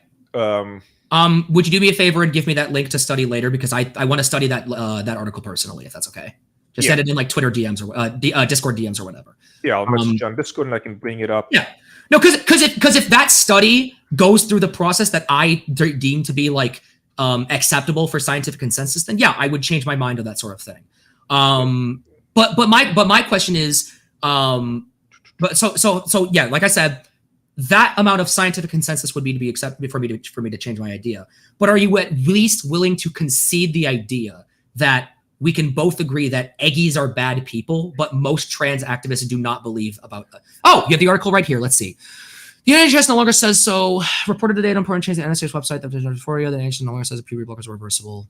Data sections. Do they have sites? I hate to be the funny. Do they have works cited? But do they have a cited thing? Yeah. Okay. You can click on this. Let's go Okay, down. you can click on that. We don't have to go through the whole thing right now. I will absolutely read this. All right. Well, parents say yes, but if they knew that trials on sheep suggest that blockers impair brain development in significant areas, which is not reversed. Talking about suicide, reference to self-harm suicide. By the way, the suicide thing though, that one I'm willing to not debate, but like say that I don't entirely buy, because there are other reasons to explain the high suicide rate among trans people. There's a lot of variables that go into that. All right. So, position statement issued by the Royal College of General Practitioners. Okay. Yeah, I'll give this. I will absolutely give this a read, and maybe my mind is changed, but I still stand by the position that the people trying to force kids to be trans is not as big as we think it is. In fact, I actively call these people out when I can. I don't think you should force anyone to be anything. All right. So let's say hypothetically speaking that the problem is, because it sounds like. Go ahead. Right. Well, yeah, I really think being trans should be something that someone comes to of their own free will and volition. I think that children can still come to that conclusion after being analyzed and studied, and not. I'm using it like they're in a lab, no, but being like taken care of by a psychiatrist. I think these are things that children can understand if they're given proper care. That doesn't necessarily mean puberty blockers, mind you. But I think that being trans is something that you should come to yourself. You should be like, I don't really feel like a guy, I really don't think I subscribe to those gender roles. In that case, I think that should be something they come to their own free will, not because someone said, I think you're trans. People have said that I come off as trans a lot. I don't buy that. I think that's stupid. I've told them that they're dumb. I feel like a guy, even though I act very feminine in terms of I do all the, if we're going by traditional gender roles, I'm the one who does all the cooking and the cleaning, and my girlfriend's the one who brings home the money, all right? I absolutely am the one taking the womanly position here, but I don't feel trans. I can take gender roles and not feel trans. So it sounds to me like the biggest disagreement is the extent of how much these people exist. Yes, it really is just in the extent. And as long as you and I are on the same page of people should be allowed to be trans if they truly consent to the idea and want to be, as long as you and I agree on that idea, we can go somewhere with this. This is a conversation we can have. But the disagreement is now on how much influence and how big they are as people. And I just do not think that is as big. I've ran into one person in real life who has said that I come off as trans, and I called them stupid and walked away. I said Lamau's stupid head and walked off. Like I just didn't entertain that. Let me ask. But most of the time, it's not. It just isn't like that. All right, going back to not just trans, but general LGBTQAISQ2 community. Yeah. Am I allowed to judge them based on the pride parades, which is their big thing? Well, okay. Let me say this about pride, because I'll give my opinions on pride, and then I want to hear your opinions on pride. Pride for me is something I don't attend because I need to be validated. I am bisexual, and I understand that, and I have the receipts to prove it. I fully believe that I am attracted to people of all, actually more like pansexual. I'm attracted to people of all genders. I don't need a parade to tell me that. That being said, I am not someone who cares what my parents think about me. My parents would never approve of me being bi. Screw them. I don't care. That's not my problem, and they can cry about it, But there are people out there who want to feel accepted, because it is true. If there's a high suicide rate among gay and LGBT people because they are bullied because they're gay, right? It's not that they're bullied and then become gay. It's they're gay, therefore they get bullied. I got a story about this, and that's why I no longer care to even listen to they're being bullied thing. Okay. There was somebody back in high school, and again, I graduated in 2007. Yeah. There was a guy back in high school. Let's say Jimmy. Just making up a name. Jimmy. We'll call him Jimmy. Yeah, that works. We'll call him Jimmy. Jimmy was very obviously gay. Like everything about him was just screaming gay. Yep. And everybody knew it. Not a single person was against it, but he kept staying in the closet. And everybody was like dude, we know. Like, it's Mhm. okay. Like, Mhm. we're not going to be upset about it. Okay. And finally, in like, I don't know, sophomore year, he's finally like, okay, guys, I'm coming out of the closet. I'm gay. Yay. And I was like, yeah, we know. You know, like, we don't care. Let's go back to playing Pokemon, whatever the hell we were doing in 2005. Yeah. And so, like, nobody, and I mean nobody, gave two shits. Mm-hmm. Fast forward to, post 2016 and post Trump winning the election. Uh-huh. He comes out and starts saying shit like, you guys don't know what it was like. I was bullied like no other when I was in high school. Nobody accepted who I was. Everybody was against it, blah, blah, blah. And there was people who I knew, because personally I never really hung out with him, but, my circle, his circle, lots of overlap. It was just like a giant case of people like, dude, we were trying to get you out of the closet. Yeah. And now you're saying that we bullied you into it? Well, What no. is this? If your story is completely 100% true, then Jimmy's a woke skull. Simple as. Making up stuff to try and act like he's like. It is entirely possible to act like you're more oppressed than you actually are. I think that we should still acknowledge oppression, but we should not. What Jimmy would do would be undermining the actual experiences of people who are bullied and gay, which is a pretty large percent of the gay population, whether they know it or not. This is Hold something on. that. Explain what do you mean by whether you know it or not. A lot of bullying is not explicit, it's implicit, and people don't catch on to it until much later. A lot of bullying is like that. Like, for example, me and autism, right? A lot of the bullying I got for being autistic is stuff I didn't recognize until I grew up and went, hey, they were making fun of me. What the hell? Like, these are things that I didn't recognize until I was older and able to recognize such things. Because implicit bullying is a thing, right? There is such thing as implicit bullying. That being said, though, to get back on track really quickly, I think that where was I before we got on the tangent about gay and bullying? Hold on. Oh God, where were we? Oh, pride parades, right? So the thing with pride parades, though, is that there are people who want to, and like, for example, right? Whenever I don't know, make a cool video game. If I make a cool video game, I want to show it to people and say, guys, check out this cool game I made. If no one looks at it and no one acknowledges it, I feel pretty bad about my life because this is something I'm proud that I did. It is possible to be proud of having the courage to come out as being gay. I think that's something that should be celebrated if it's something that obviously, like, we're not talking about Jimmy, okay? I think that, like, for example, some of my friends came out to me as trans, and not only did I go, good for you, but I also went, by the way, I called it Lamau, nice try, idiots. And then we laugh about it, and then we move on to the next day. A simple I'm proud of you is kind of all that some of these people are looking for, because it's true. We as humans need validation. That's what Pride Parade really is, but I don't need validation. I don't feel like I need it. I do, however, recognize there are people that do, and there's no harm, most of the time, no harm in giving these people the I'm proud of you, come here and give me a hug that they're looking for. Because that's what I mainly do at Pride Parades. I go to Pride Parades, I give them a hug, say, good on you, buddy, and walk on my way. Simple. The point about Pride Parades that I wanted to bring up Yes. was not just the general idea, Mhm. but the things that have been happening in Pride Parades. Like? Things like people dressing up in full bondage gear, Okay. having their ass shaking out, Okay. walking in front of kids, Okay. genitals exposed, Okay. waving those around, Okay. which has been happening more and more and more. And as the Pride community has said, should be accepted as opposed to frowned upon. I have not met a single progressive gay person that has agreed with that statement. I just haven't. Because a lot of these are. I don't know how we can continue having these conversations. Well, here. I'm going to acknowledge what you just said, though. I'm just saying that I haven't met this, but I'm going to acknowledge what you said. Here's the thing, however, okay?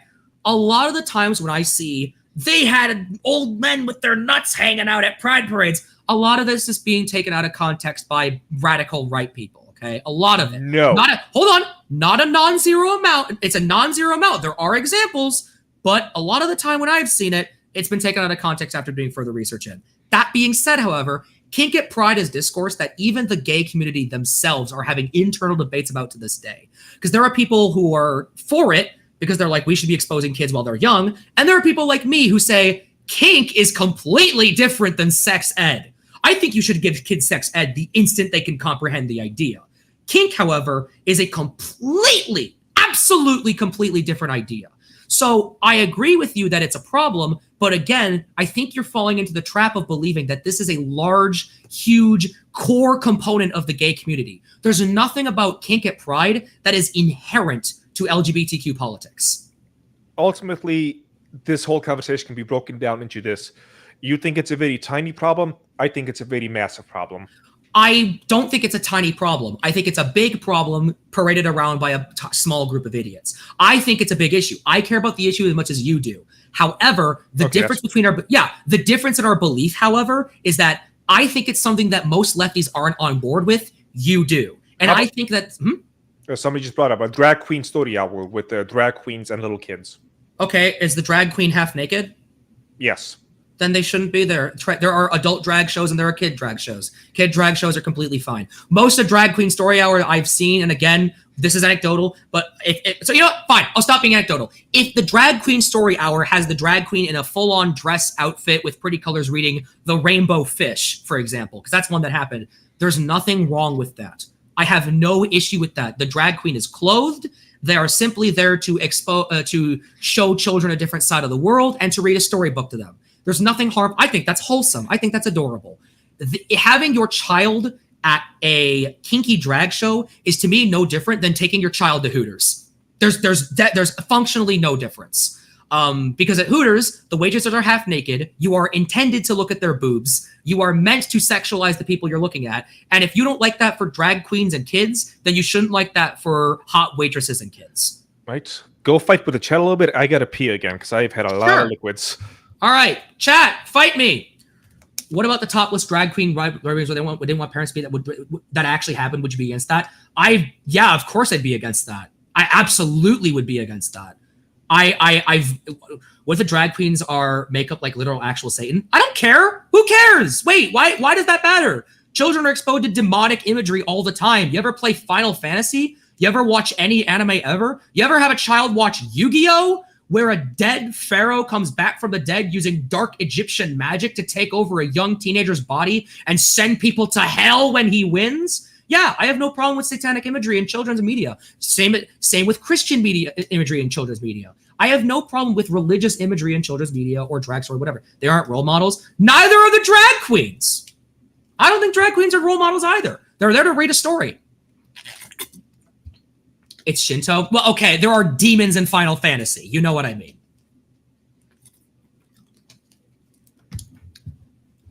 Also, Yugi is absolutely a role model for some kids. I don't know about you, but a lot of 4Kids characters are role models. A lot of 4Kids characters are role models. I personally grew up with Yusei Fudo from Yu-Gi-Oh! 5Ds, and I thought he was a cool dude. Okay. Analog Drift, thank you for being here, because he's another person who's known me for a very long time in real life.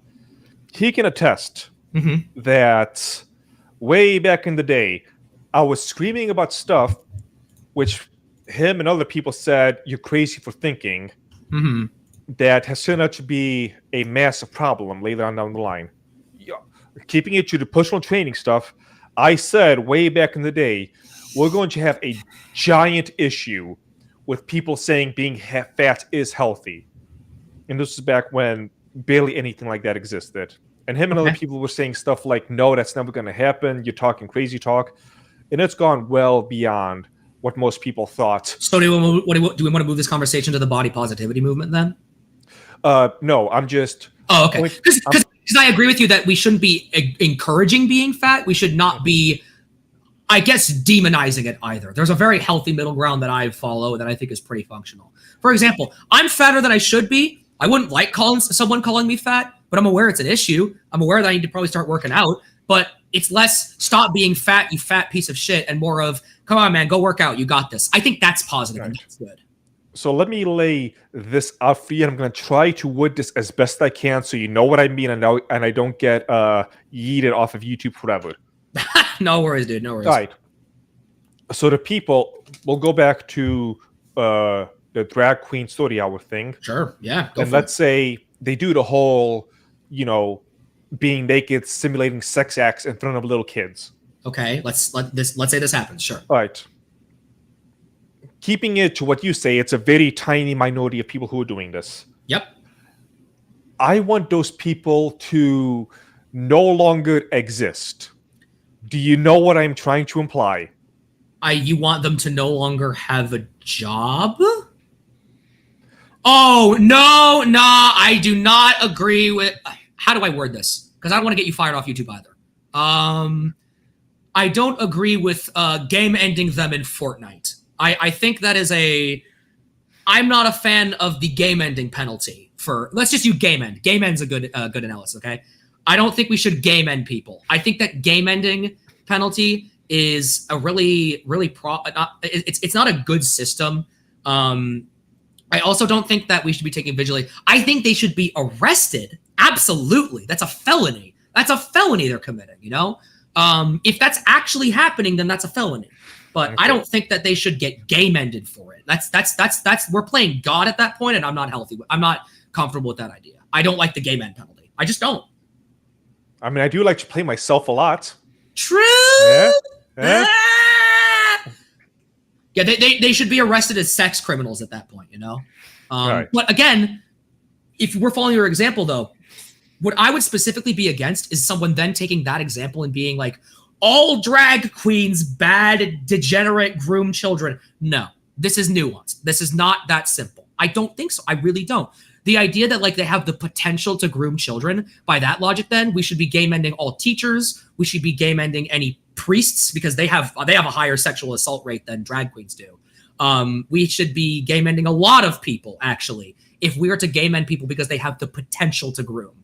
That's simple. Taking away from that, anyone in general who shows off their fun bits to kids, I want to game end. Okay, well, I want to too, but I understand that it's not. It's really not as. I just don't like it. I can't go any further than I just don't like it. I just don't think the game end penalty is good for the country, the people, as a incentive. I don't like it. I think that they should be locked up. I think that the prison system should be a thing. But that's going to be a completely different conversation. We don't have to. Well, yeah, no. That's. But as long as we both agree that these people are bad, fine. But I think that you need to understand that there's nothing wrong with drag queens inherently. There's nothing inherently sexual about them, unless the implication is men wearing dresses is sexual, which that could be led to some really weird shit. So, just to sum it up again, what it ultimately comes down to is I say that these people are a much higher percentage, and you say they're a much lower percentage. We both agree that they're a problem, at least, though. So yes. And then with things like the puberty blockers, you say it's reversible. I say it's not. I don't want to become, because I've left the politics scene a long, long time ago. Okay. So I don't want to be that guy that just keeps like sending you shit over and over again on Discord. Well, no, you're free to send. Listen, if you want to make that a private DMs thing, you're free to send me whatever you want, and I'll read it. I always read any sources anyone gives me. But unlike the cringe people of the internet who claim to be centrist, I actually draw a conclusion instead of going, I guess all sides have a valid point. No, I think that it's important to review all evidence and then make your own conclusions, as long as you understand the validity of certain sources. You know. Right. So let's bring it back to the original roots in video games. Yep. We talked about this on Discord, just a video, just briefly mentioned. What happened with Pikami? All right. And I said this was my breaking point of, you know what? I'm taking the baby, the bathwater, the church, burning it all down. This was my here's last the thing, okay? Here's the thing, okay? The Pikami situation sucked. I don't know anything about Pikami. All I know is a funny VTuber got bullied for playing Hogwarts Legacy. That's all I know. Not even I don't know. She talked about maybe playing it, and that was enough. Okay, so that's all I know then, right? Based on that information, yeah, that's cringe. I don't think there's anything more. Yeah, that sucks. That's stupid. That's really, really, really dumb. There's nothing more that needs to be said about it. The issue, however, is that this again comes down to the woke scolds on Twitter. I think that, again, so Hogwarts Legacy as a whole. The boycott for Hogwarts Legacy was a massive failure. It didn't work because boycotts need to be organized. They need to be strategic. They need to be structured. The boycott for Hogwarts Legacy was none of these. The strikes are basically really very well organized boycotts. It made me buy the game. I have not played it, and I don't care about Harry Potter. But Right. just to spite these people, I bought the game. Well, I disagree with that entirely, but I'll get into why in a little bit. I think it's entirely reasonable for a trans person to say, "Hi, I'm trans. I would really like it if you didn't give your money to J.K. Rowling." That to me is a respectable, understandable position that I'll probably respect because I would pirate the game anyway. However, that is not the end of the story. If it stopped there, any opinion against the boycott would have been stupid because that is the simplest take you can have. Unfortunately, people took it a lot farther than that. You know, breaking a literal site that says, "Did your streamer play that one funny wizard game?" And then anyone whose name was on there got like doxxed or threatened or whatever. That is a problem because from my perspective as a progressive, what this then does is allows people to write articles saying trans activists threaten suicide against, and that obviously pushes an agenda that I don't like. I don't like it when, you know, articles are posted to falsely accuse all trans activists of being psychopaths who want people to kill themselves. I would understand the perspective if it stopped at, "Please don't play this game because I'm trans." That being said, that's not where it stopped. And that's all I'm going to say. The people who bought the game, now the Rowling didn't give me money because she sold the rights. I am not on board with any of that legal kerfuffle. I'm pretending she got benefits because that's the most. Holy moly, you're still going. Yeah.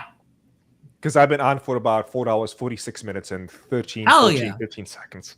I've been having a lot of fun. I don't know about you. Food and caffeine is finally kicking in, so I'm getting that energy zest back. But let's pretend that Rowling got money because that's the conversation here, right? Is that people are saying she gets money, so don't buy the game. Whether she gets money or not, I don't know. There's evidence to show she does. There's evidence to show she doesn't. I genuinely have no idea. I'm going to assume she does because that's the worst case scenario, and so I plan around that. That being said, the boycott is stupid because this was not organized, and we basically just threatened anyone who touched the game. Hasanabi, a progressive streamer, said he was going to play the game, and any dollar he got from that stream would have been donated to trans charities. They bullied him off of playing the game for charity. That's stupid. You are dumb. You are dumb if you do that. Okay? Because the amount of money given to J.K. Rowling and the money given to trans people is so different here that I'm okay with him playing the game as long as he's donating an even bigger amount to trans charities. That's fine. There's nothing wrong with that. I do, however, have an issue with people who... Now, I don't think you're bad if you bought the game. If you bought the game because you like Harry Potter, I mean, it says something, but I'm not going to call you a transphobe. Maybe you just don't have the experience I do. You know, that doesn't make you a transphobe. But if you bought the game to spite people, I'm not saying you're a transphobe, but I am saying that I have a level of disrespect for that. I don't like that. I think that's very dumb. A very dumb reason to buy something is to do it out of spite. I've never liked doing things for spite. Spite has always, for me, been a very ineffective political strategy. Oh yeah, actually, I bought the game twice because one of them was a giveaway. Oh, that. All right, And dude. I don't Cold know, man. Frost is I just don't agree with buying things for free. You got the game for free. Well, then, Cold Frost, you are not the problem. Yeah, he won the game from me, so. Well, then you're not the problem, dude. I mean, I don't think you're the issue then. But like, I think spite is a very bad political strategy, and I just don't respect doing that. You know, I still respect you as a person, my guy, but I just don't respect that decision. All right. With canceling Pikami, dumb. If it's really as simple as that, that's dumb. It's really dumb. That's really stupid. That is incredibly dumb. You see, that's the thing I mentioned earlier about too many people who view these things as happening as like a one-time thing that happened. This was an accumulation. So for me, again, it's the straw that broke the camel's back, and it's the straw that's been piling on for 2006. So that's like. Well, what built towards this? What led to this? Do you think then? To be more specific. So so when you say this isn't just a one-time isolated incident, because I agree with you, it's not. But when you say this has been building up for a while, what do you mean by that? Building up how? Building up in what way? What was building up? Dealing with trans people constantly canceling anyone who does not want to toe their line. How so? Well, the example I brought up earlier, the person who wanted to cancel me for saying the lynch mob thing was but that wasn't a trans issue, though, was it? It was not a trans issue, but they were a pronoun user, which goes back to the thing I keep saying. Everyone has pronouns, my guy. No, and going back to the gender thing, the thing you were saying about canceling out gender, you're trying to cancel out a fundamental aspect of the universe itself. No, I don't want to cancel sex. No, sex is real. I acknowledge sex. I want to cancel gender norms. Gender was something that was made up in like the 1950s by a pedophile. That is not, gender roles have existed as long as we've had human consciousness. So like back in colonial days, okay, let's go all the way back. Women stayed home with the kids, men went off to war. Those are gender roles, right? Are those not gender roles? They didn't view it as gender roles. They viewed it as things you do because men were stronger and women had to take care of kids. But those are well, I don't believe that women are inherently better at taking kids. I think that's a thing that's pushed on it. But like, there's nothing that's still a gender role by definition. Like, you can say they didn't see it that way back then all you want. I acknowledge that because gender as a concept wasn't realized back then. However, using what we know about gender as a concept now with all the knowledge we have, and whether it was thought up of by a pedophile or not, I don't care. If it's right, it's right. Simple as. Same as if someone I disagree with said something correct. If it's correct, it's correct, okay? But it's fun. I might be confusing a couple of people because I'm confusing Dr. I think was Dr. McKinney and do you know about the story of the two twin boys? One of them, the circumcision went wrong, so they had to amputate the penis completely. So they tried to raise him as a female. That I don't know about, but I'm actually surprised. Well, okay, but that's giving a TLDR of the whole thing. Go ahead. Yeah. It's used a lot by the trans community to say, see, this person was raised as a female, and there's no problems whatsoever. It worked out the way we keep saying it does. Because they cut off up until the guy turns 14 and he's told that, hey, you were actually born a boy. And he's come out and said like, yeah, my entire childhood, everything felt wrong. I wanted to do the boy things, but they kept telling me I was a female. And he eventually committed suicide.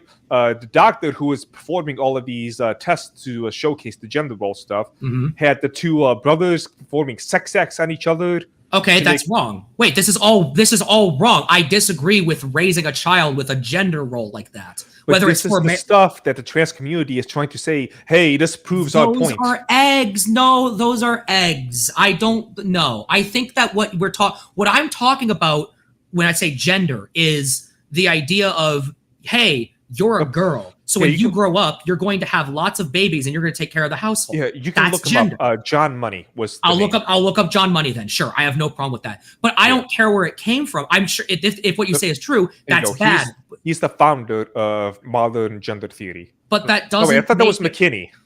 I'm getting off into the weeds. The egg is the founder of modern gender theory. Okay, and it's been elaborated on since. You can found something, be dumb, and then people change it again. That's we're all over the place. We are all right. So let's completely. Hey, here's a segue. Sure. Oh, segues! I love segues. Let's go back to something that's it has to do with the whatchamacallit, the writer's strike and writing in general. Here we go. Yep. Baldur's Gate 3. How much do you know about the game and what's been going on with that? Absolutely nothing. All right. So here's the deal with Elden Ring. Do you know about Elden Ring? Oh, I love my Elden Ring. Yeah. Okay. So you know just how massive of a game Elden Ring is, especially compared to many other games. Yeah, I love Elden Ring. Best game ever. So Baldur's Gate 3 is doing what Elden Ring did. The game is unreasonably massive. Yep. And it was created by a studio called Larian Studios. Have you played Divinity Original Sin? I have not, no. I can look, let me see. Divinity the original. Okay. I see. I've literally never seen this game in my life. Huh. Divinity Original Sin 2 is one of the best games I've ever played in my life. It looks pretty cool. Honestly, it is. And best of all, race matters a whole lot. I'm not Okay. going to spoil why, but Okay. I'm going to put it like this. Racism exists, but in a good way. You're gonna need to really defend that take. Play the game and you'll see. Oh, sure. I'll play the game then. Fine. I don't see how you could it's really possibly do that, but I'll play the game. Sure. So Baldur's Gate is well, do you know about CRPGs? Computer RPG? What does the C stand for? Wait, does it stand for computer? Basically, it's like a turn-based RPGs. Oh yeah, no, I play those all the time. Yeah, like D&D style games. Yeah. No, I don't. Yeah, those games. Yeah, I know those all the time. So for this game, every single NPC, every single one, has cinematics when they speak to you, voiced lines when they speak to you. Jesus Christ! Every decision you make, games always claim this, but it's always like every decision you make goes to a single point anyway. So who cares? Yep. No, in this game, like when I played the early access, so the game came out in early access in 2020, and it's August 3rd is when it finally comes out, the full release. And it's been just fascinating to watch this game's development. Like I said, it's massive. When you play as a fighter, so it's big, it's scary, it's huge. There's a lot of effort put into it. Is that a pit stain? Jesus Christ, I'm filthy. And so Larian Studios is a independent studio, so they don't have Microsoft money, they don't have Ubisoft money, they don't have Blizzard money. Okay. When they started the game, they only had around 100 people working on it.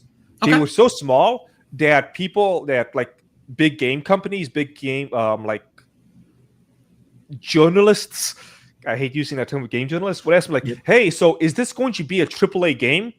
Because they were that small that people have to ask, is this going to be a AAA game? And Baldur's Gate was a massive thing that existed. This is Baldur's Gate 3. So that's how small they were. Okay.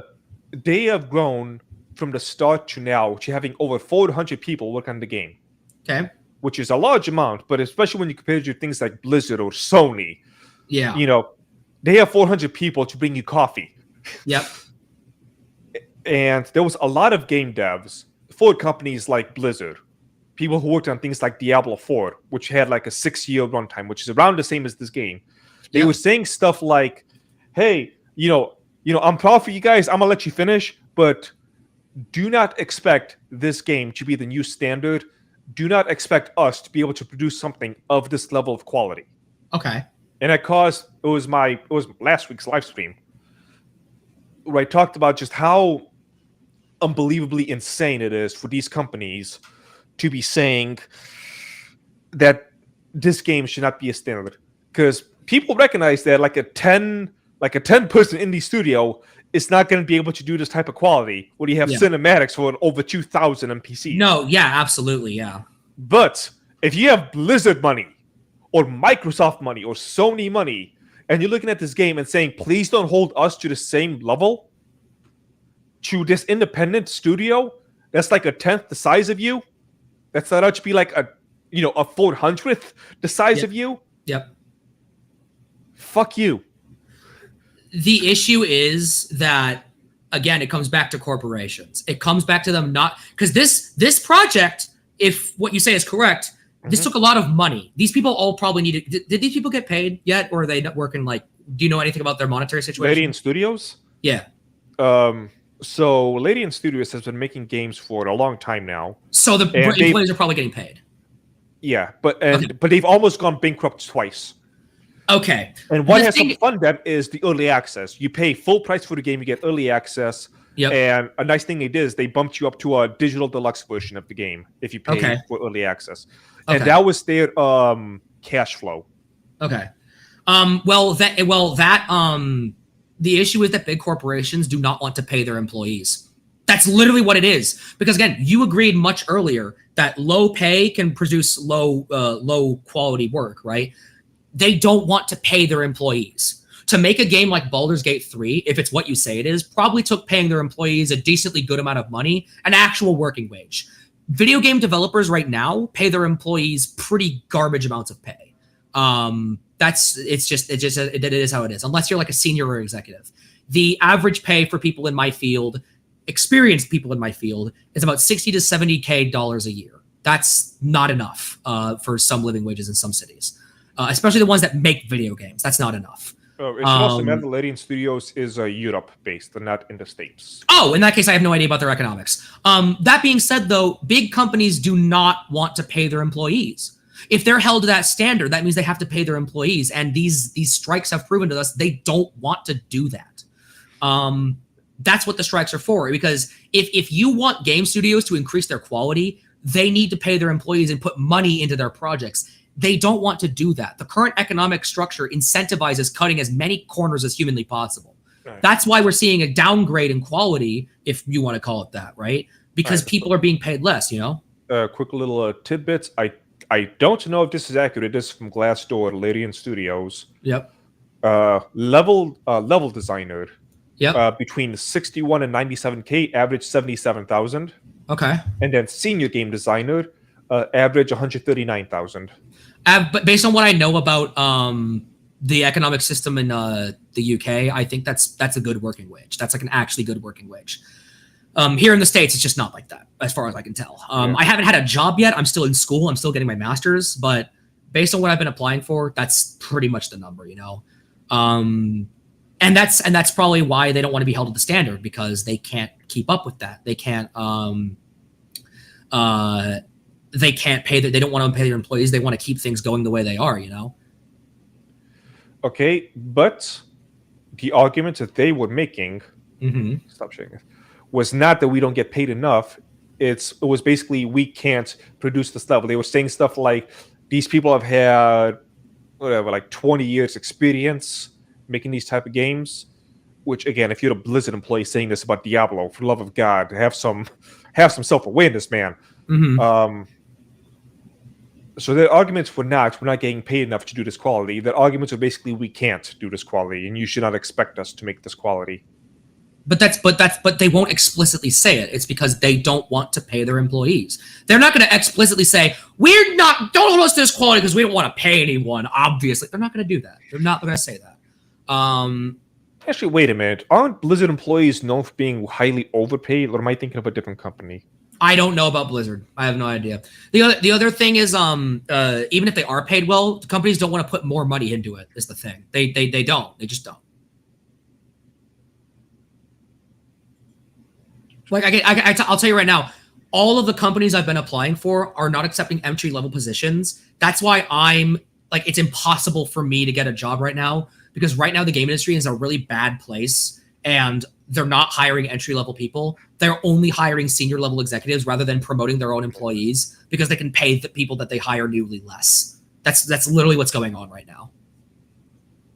I will state for the record that as a business owner, my personal pay is basically shit. Yeah. So no, owning a business in America is a terrible idea, and I'm really happy you're doing it and somewhat scraping by, man. But yeah, I mean, think about it like this. I'm able to pay for rents and everything else via just, let's just say like every sale I get like maybe like $4 per tea. Yeah. So I'm able to do that enough times to be able to pay my rent, which is something else. Yeah. Like we live in the issue is that like again, it all comes back to the fact that these companies are just like, they're mistreating their writers, they're mistreating their developers. You hear stories about how like development cycle on insert game here was literal hell, you know, especially for like Japanese developers where their work ethic is pretty terrible, you know. The work ethic in Japan is just awful. People kill themselves constantly. You're using the wrong word, not work ethic. They have a lot of work ethic. Sorry, work culture. I'm that's my bad. Work culture. Yeah, I meant work culture. They have too much of a work ethic. Yeah, no, that's the yeah. No, that's the opposite problem. Yeah, their work culture is just awful, and that's why Japanese games come out pretty well. But if like there are issues in development, that's why, you know.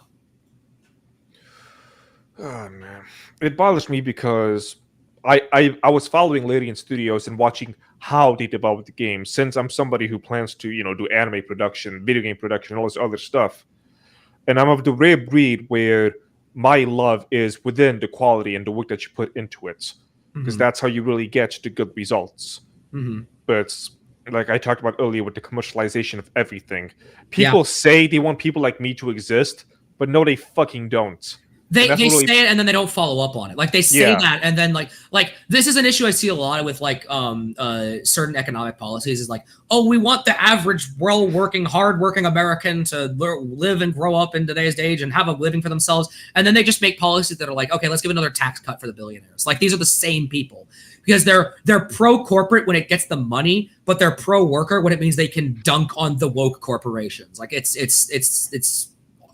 really confusing because I personally want to live in a world where I don't have to work 2 jobs just to scrape by. I can open a business and follow the American dream. I don't have to sell my labor to a capitalist. Where I don't have to take out a loan for where I can afford a car and a house for loan at the start at the very least. You know? Well, let me ask this: I own a business. If I hire somebody, am I a filthy slave driver or whatever? I actually don't. I think you can start a business and ethically do so in the system of because I'm a social democrat. I think capitalism is fine with certain not socialist, social democrat. There's a difference, but I think capitalism is fine when there's like certain things done to it. But I don't think there's a problem, even though our system right now sucks. I don't think there's anything morally wrong about starting a business because if you didn't hire those people, some other person who has worse intentions probably will, Like if you didn't hire, yeah. There's no way I can expect you to grow while doing all of the manual labor stuff by myself. Yeah. Well, yeah, but if you didn't hire somebody, some other company who's more exploitative would. That's how I see it. And this is gonna sound like a dick thing, but it needs to be said. The true thing that drives this business is not my manual labor. It's my ideas and plans and things along those lines that drive the business. And a lot of energy and time and effort is put into all the manual labor stuff that I need to push onto somebody else so I can make the business grow.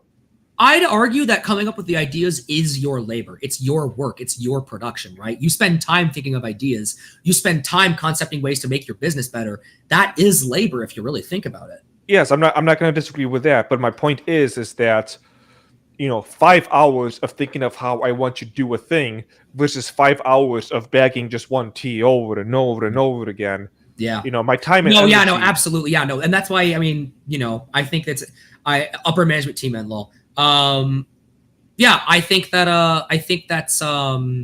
it sucks that we live in a system right now where people can't follow their dreams because if they do so, they have the risk of going homeless and dying. It's really bad, and we're fighting for systems that are not like that.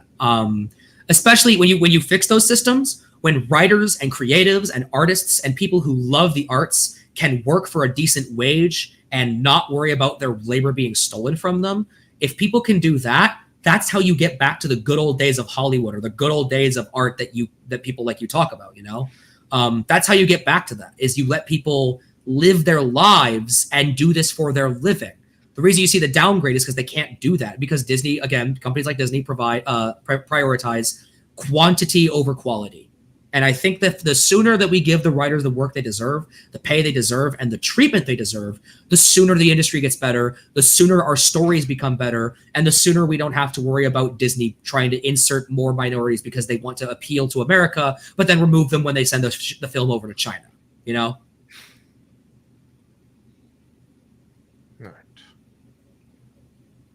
That was a lot of fun. I had a lot of fun with this. How about you?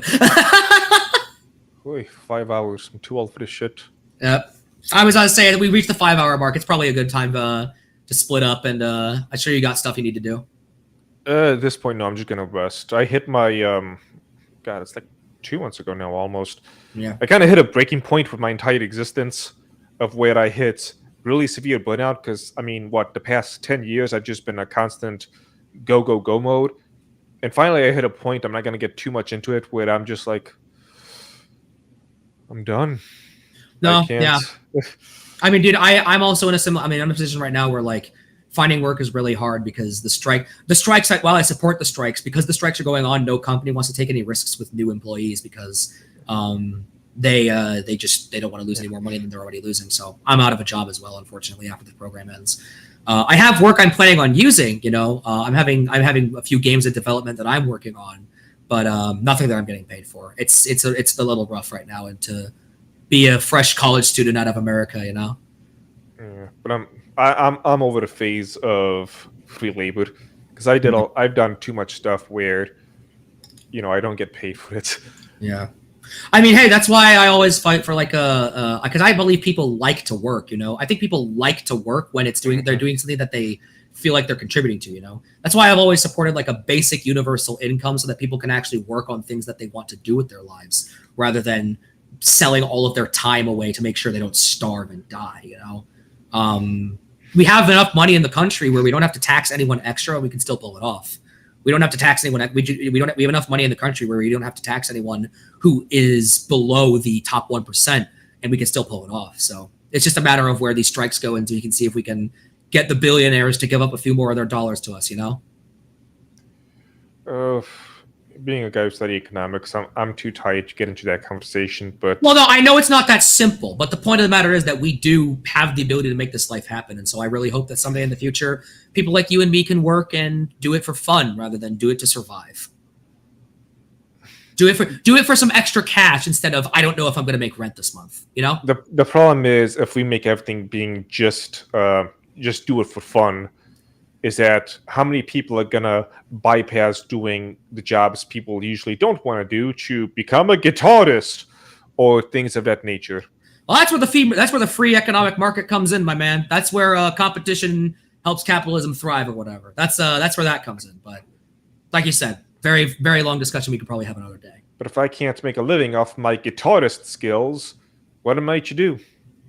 Well, people can't even afford to make money off of their McDonald's job and survive, People can't even do that. It's just wages remain stagnant for a very long time. And it's just a very, very, very bad time. So I don't know. This was a lot of fun. I want to come on here again. This was a lot of fun. I had a really, really, really good time discussing this with you.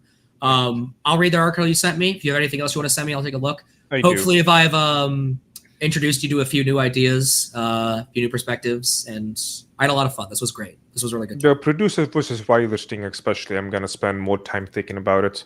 Mm-hmm. So before you leave, I'm going to do my shilling, and then you can do any of your shilling. Sure, you got it. Yep. All right, so coming up, next week is August 1st on the Tuesday, which is going to be my 8-year anniversary for the store. So we're going to have a business-specific live stream. It will not be going 5 hours, or if it does, you people better pay me more. In fact, right now, you people, I've been on this for 5 hours. I made $15? How dare you? You're taking my label for free. Buy my goddamn tea. Give me the super chats. I will fucking find out where you people live. I know where some of you people live. Yeah. So aside from that, so that's August 1st. August 3rd, Baldur's Gate 3 comes out. It's what I'm going to be doing my live stream where I'm going to be role-playing the character I am doing. That's going to be a lot of fun, I think, because I've talked about this before. I find damn near every top-tier Twitch stream would just be boring as all fuck. And it's one of those things where I judge you as a person if you like somebody like XQC, because holy shit, is he boring. I've literally never watched a video of his in my life, dog. A year or two ago, I think 2 years ago now, I spent a lot of time watching top-tier Twitch streamers so I can learn about them and what they do and how they do it, etc. And aside from a few choice examples, there were the points where, offing myself seemed like a decent option if I had to keep doing this, because it was just that level of boring. Hey guys, be sure to click the subscribe button. Especially people like you might like the Democratic Socialists, like Hassan B. Do you know Hassan B? Hassan, I agree with some of his positions, but Hassan generally feels a little too.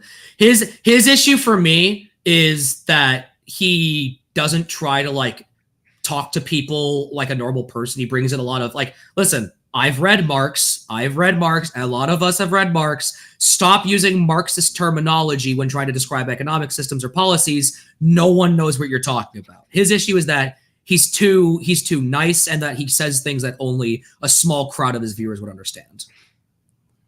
Because if the goal is progressivism, you should be using words that everyone can understand, So yeah, I think people should definitely check out my stream, because I will try my damnedest to make it entertaining, and I'm a pretty lively person. I managed to as some of you know, that whenever you put this mic in front of me and the camera, my brain just freezes up. But it seems like after about 2 hours, I kind of broke through that barrier and I was able to just go off, especially with the tangent I made about the Philistines. So yeah, I think it'll be a really good stream. Everybody always says that shit, I know. But you guys should know that if I do something that's mid, I'll even call it mid. Like with my Dragonfire series. I know that's not high-level writing, but it's practice for me. That's all it is. So I got... let me go back to here. So that's August 3rd. Tuesday the 8th, it's going to be talking about Anime Matsuri that's coming up, because that's the following weekend. The 15th, we'll be talking about my takeaways from Anime Matsuri. Probably do more business talk and show people how, if I say I made $5,000 this weekend, you're going to see just how quickly that $5,000 fades into less than 1,000, because that's the nature of business, folks. Aside from that, let me come over. Oh my God, that is so many tabs. There we go. And I got this. And back to you. Show on stream. Also, visit the website, thedragonstreasure.com, where we sell anime-themed tea and tea accessories, and also now coffee. You're the coffee drinker, right, Ty? I actually swore off coffee. It was very bad for me at a time, but you I am now a tea person. It's good for my throat. It's good for my have you bought any of my tea? I'm thinking of it, buddy. You little shit. Who are you buying from if it's not me? Nobody. I've just been using throat coat from Target. Well, I'll coat your throat, you little shit. Make me a tea that's good for my voice, buddy. I'll buy it. I'll do it. Okay. White teas. Scrolling down. Next. Am I sold? No. It's members only right now, actually. But Secrets of the Songstress. I specifically made soothe your vocal cords with this carefully crafted concoction. Whether you are singing, streaming, or yelling at Bush to get off your porch, this blend will ensure that you will be able to continue to do so for long periods of time. The granulated honey means that this tea will have a slight amount of natural sugars to it. Yep. White tea, lemon peel, lemongrass, spearmint, peppermint, I'll look eucalyptus, chamomile, granulated honey. Yeah. When I get some money under my belt, I'll definitely look into it. I'll tell you what. I run out of tea for my actual voice. I'll go to you, buddy. I go to you, man. All right. Make your parents buy it. Deal. So yeah, I got that going. So buy my tea. There's also Dragon's Wings membership. If you want to just support things like these live streams and whatnot, you also get stuff like the tickets for the giveaways, permanent discounts, access to the out of rotation teas like Secrets of the Songstress. I need to find a new supplier for the eucalyptus because my usual supplier has been out for a long time, and I need to get more eucalyptus to continue making the blends.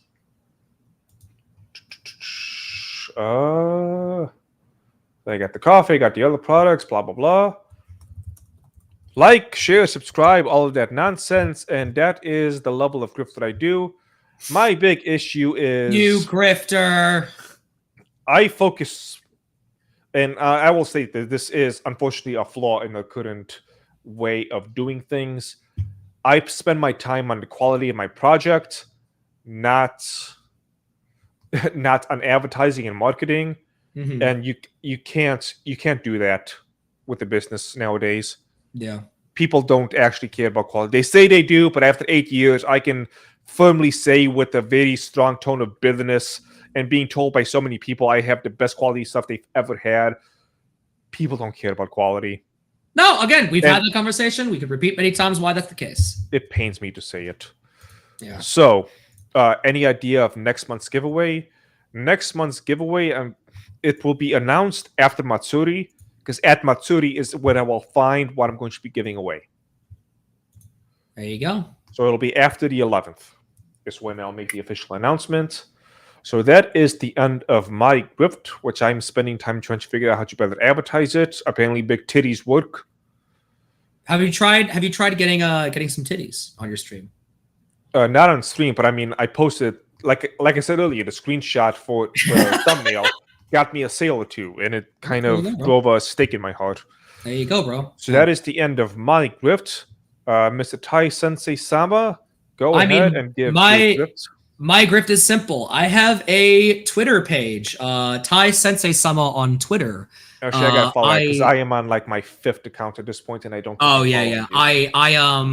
I post about game design things, sometimes politics. I'm mainly more of a game design, UI art kind of person. And hey, if you or someone you know needs some game design needs, I actually have experience being a producer.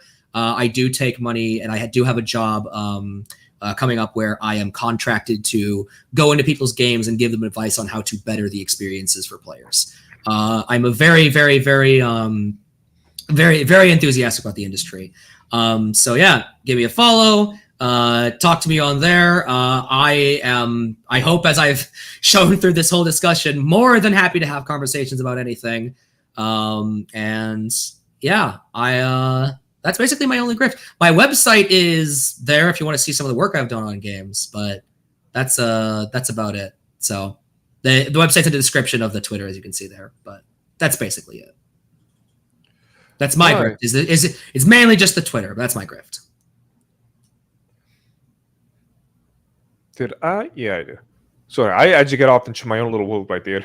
Oh, you're good, Ned. You're good. Thinking about just really weird shit for some reason. The intrusive thoughts have won again. Right. So that pretty much sums it all up. Streaming time has been 5 hours, 20 minutes. Thank you all who have kept up with this entire thing. Yep. My neck is stiff as a board. I'm going to probably shower because at this point I've gotten a little bit sweaty. I have literally glued myself to my chair through sweat. I'm going to go wash myself off after this. So. Yep.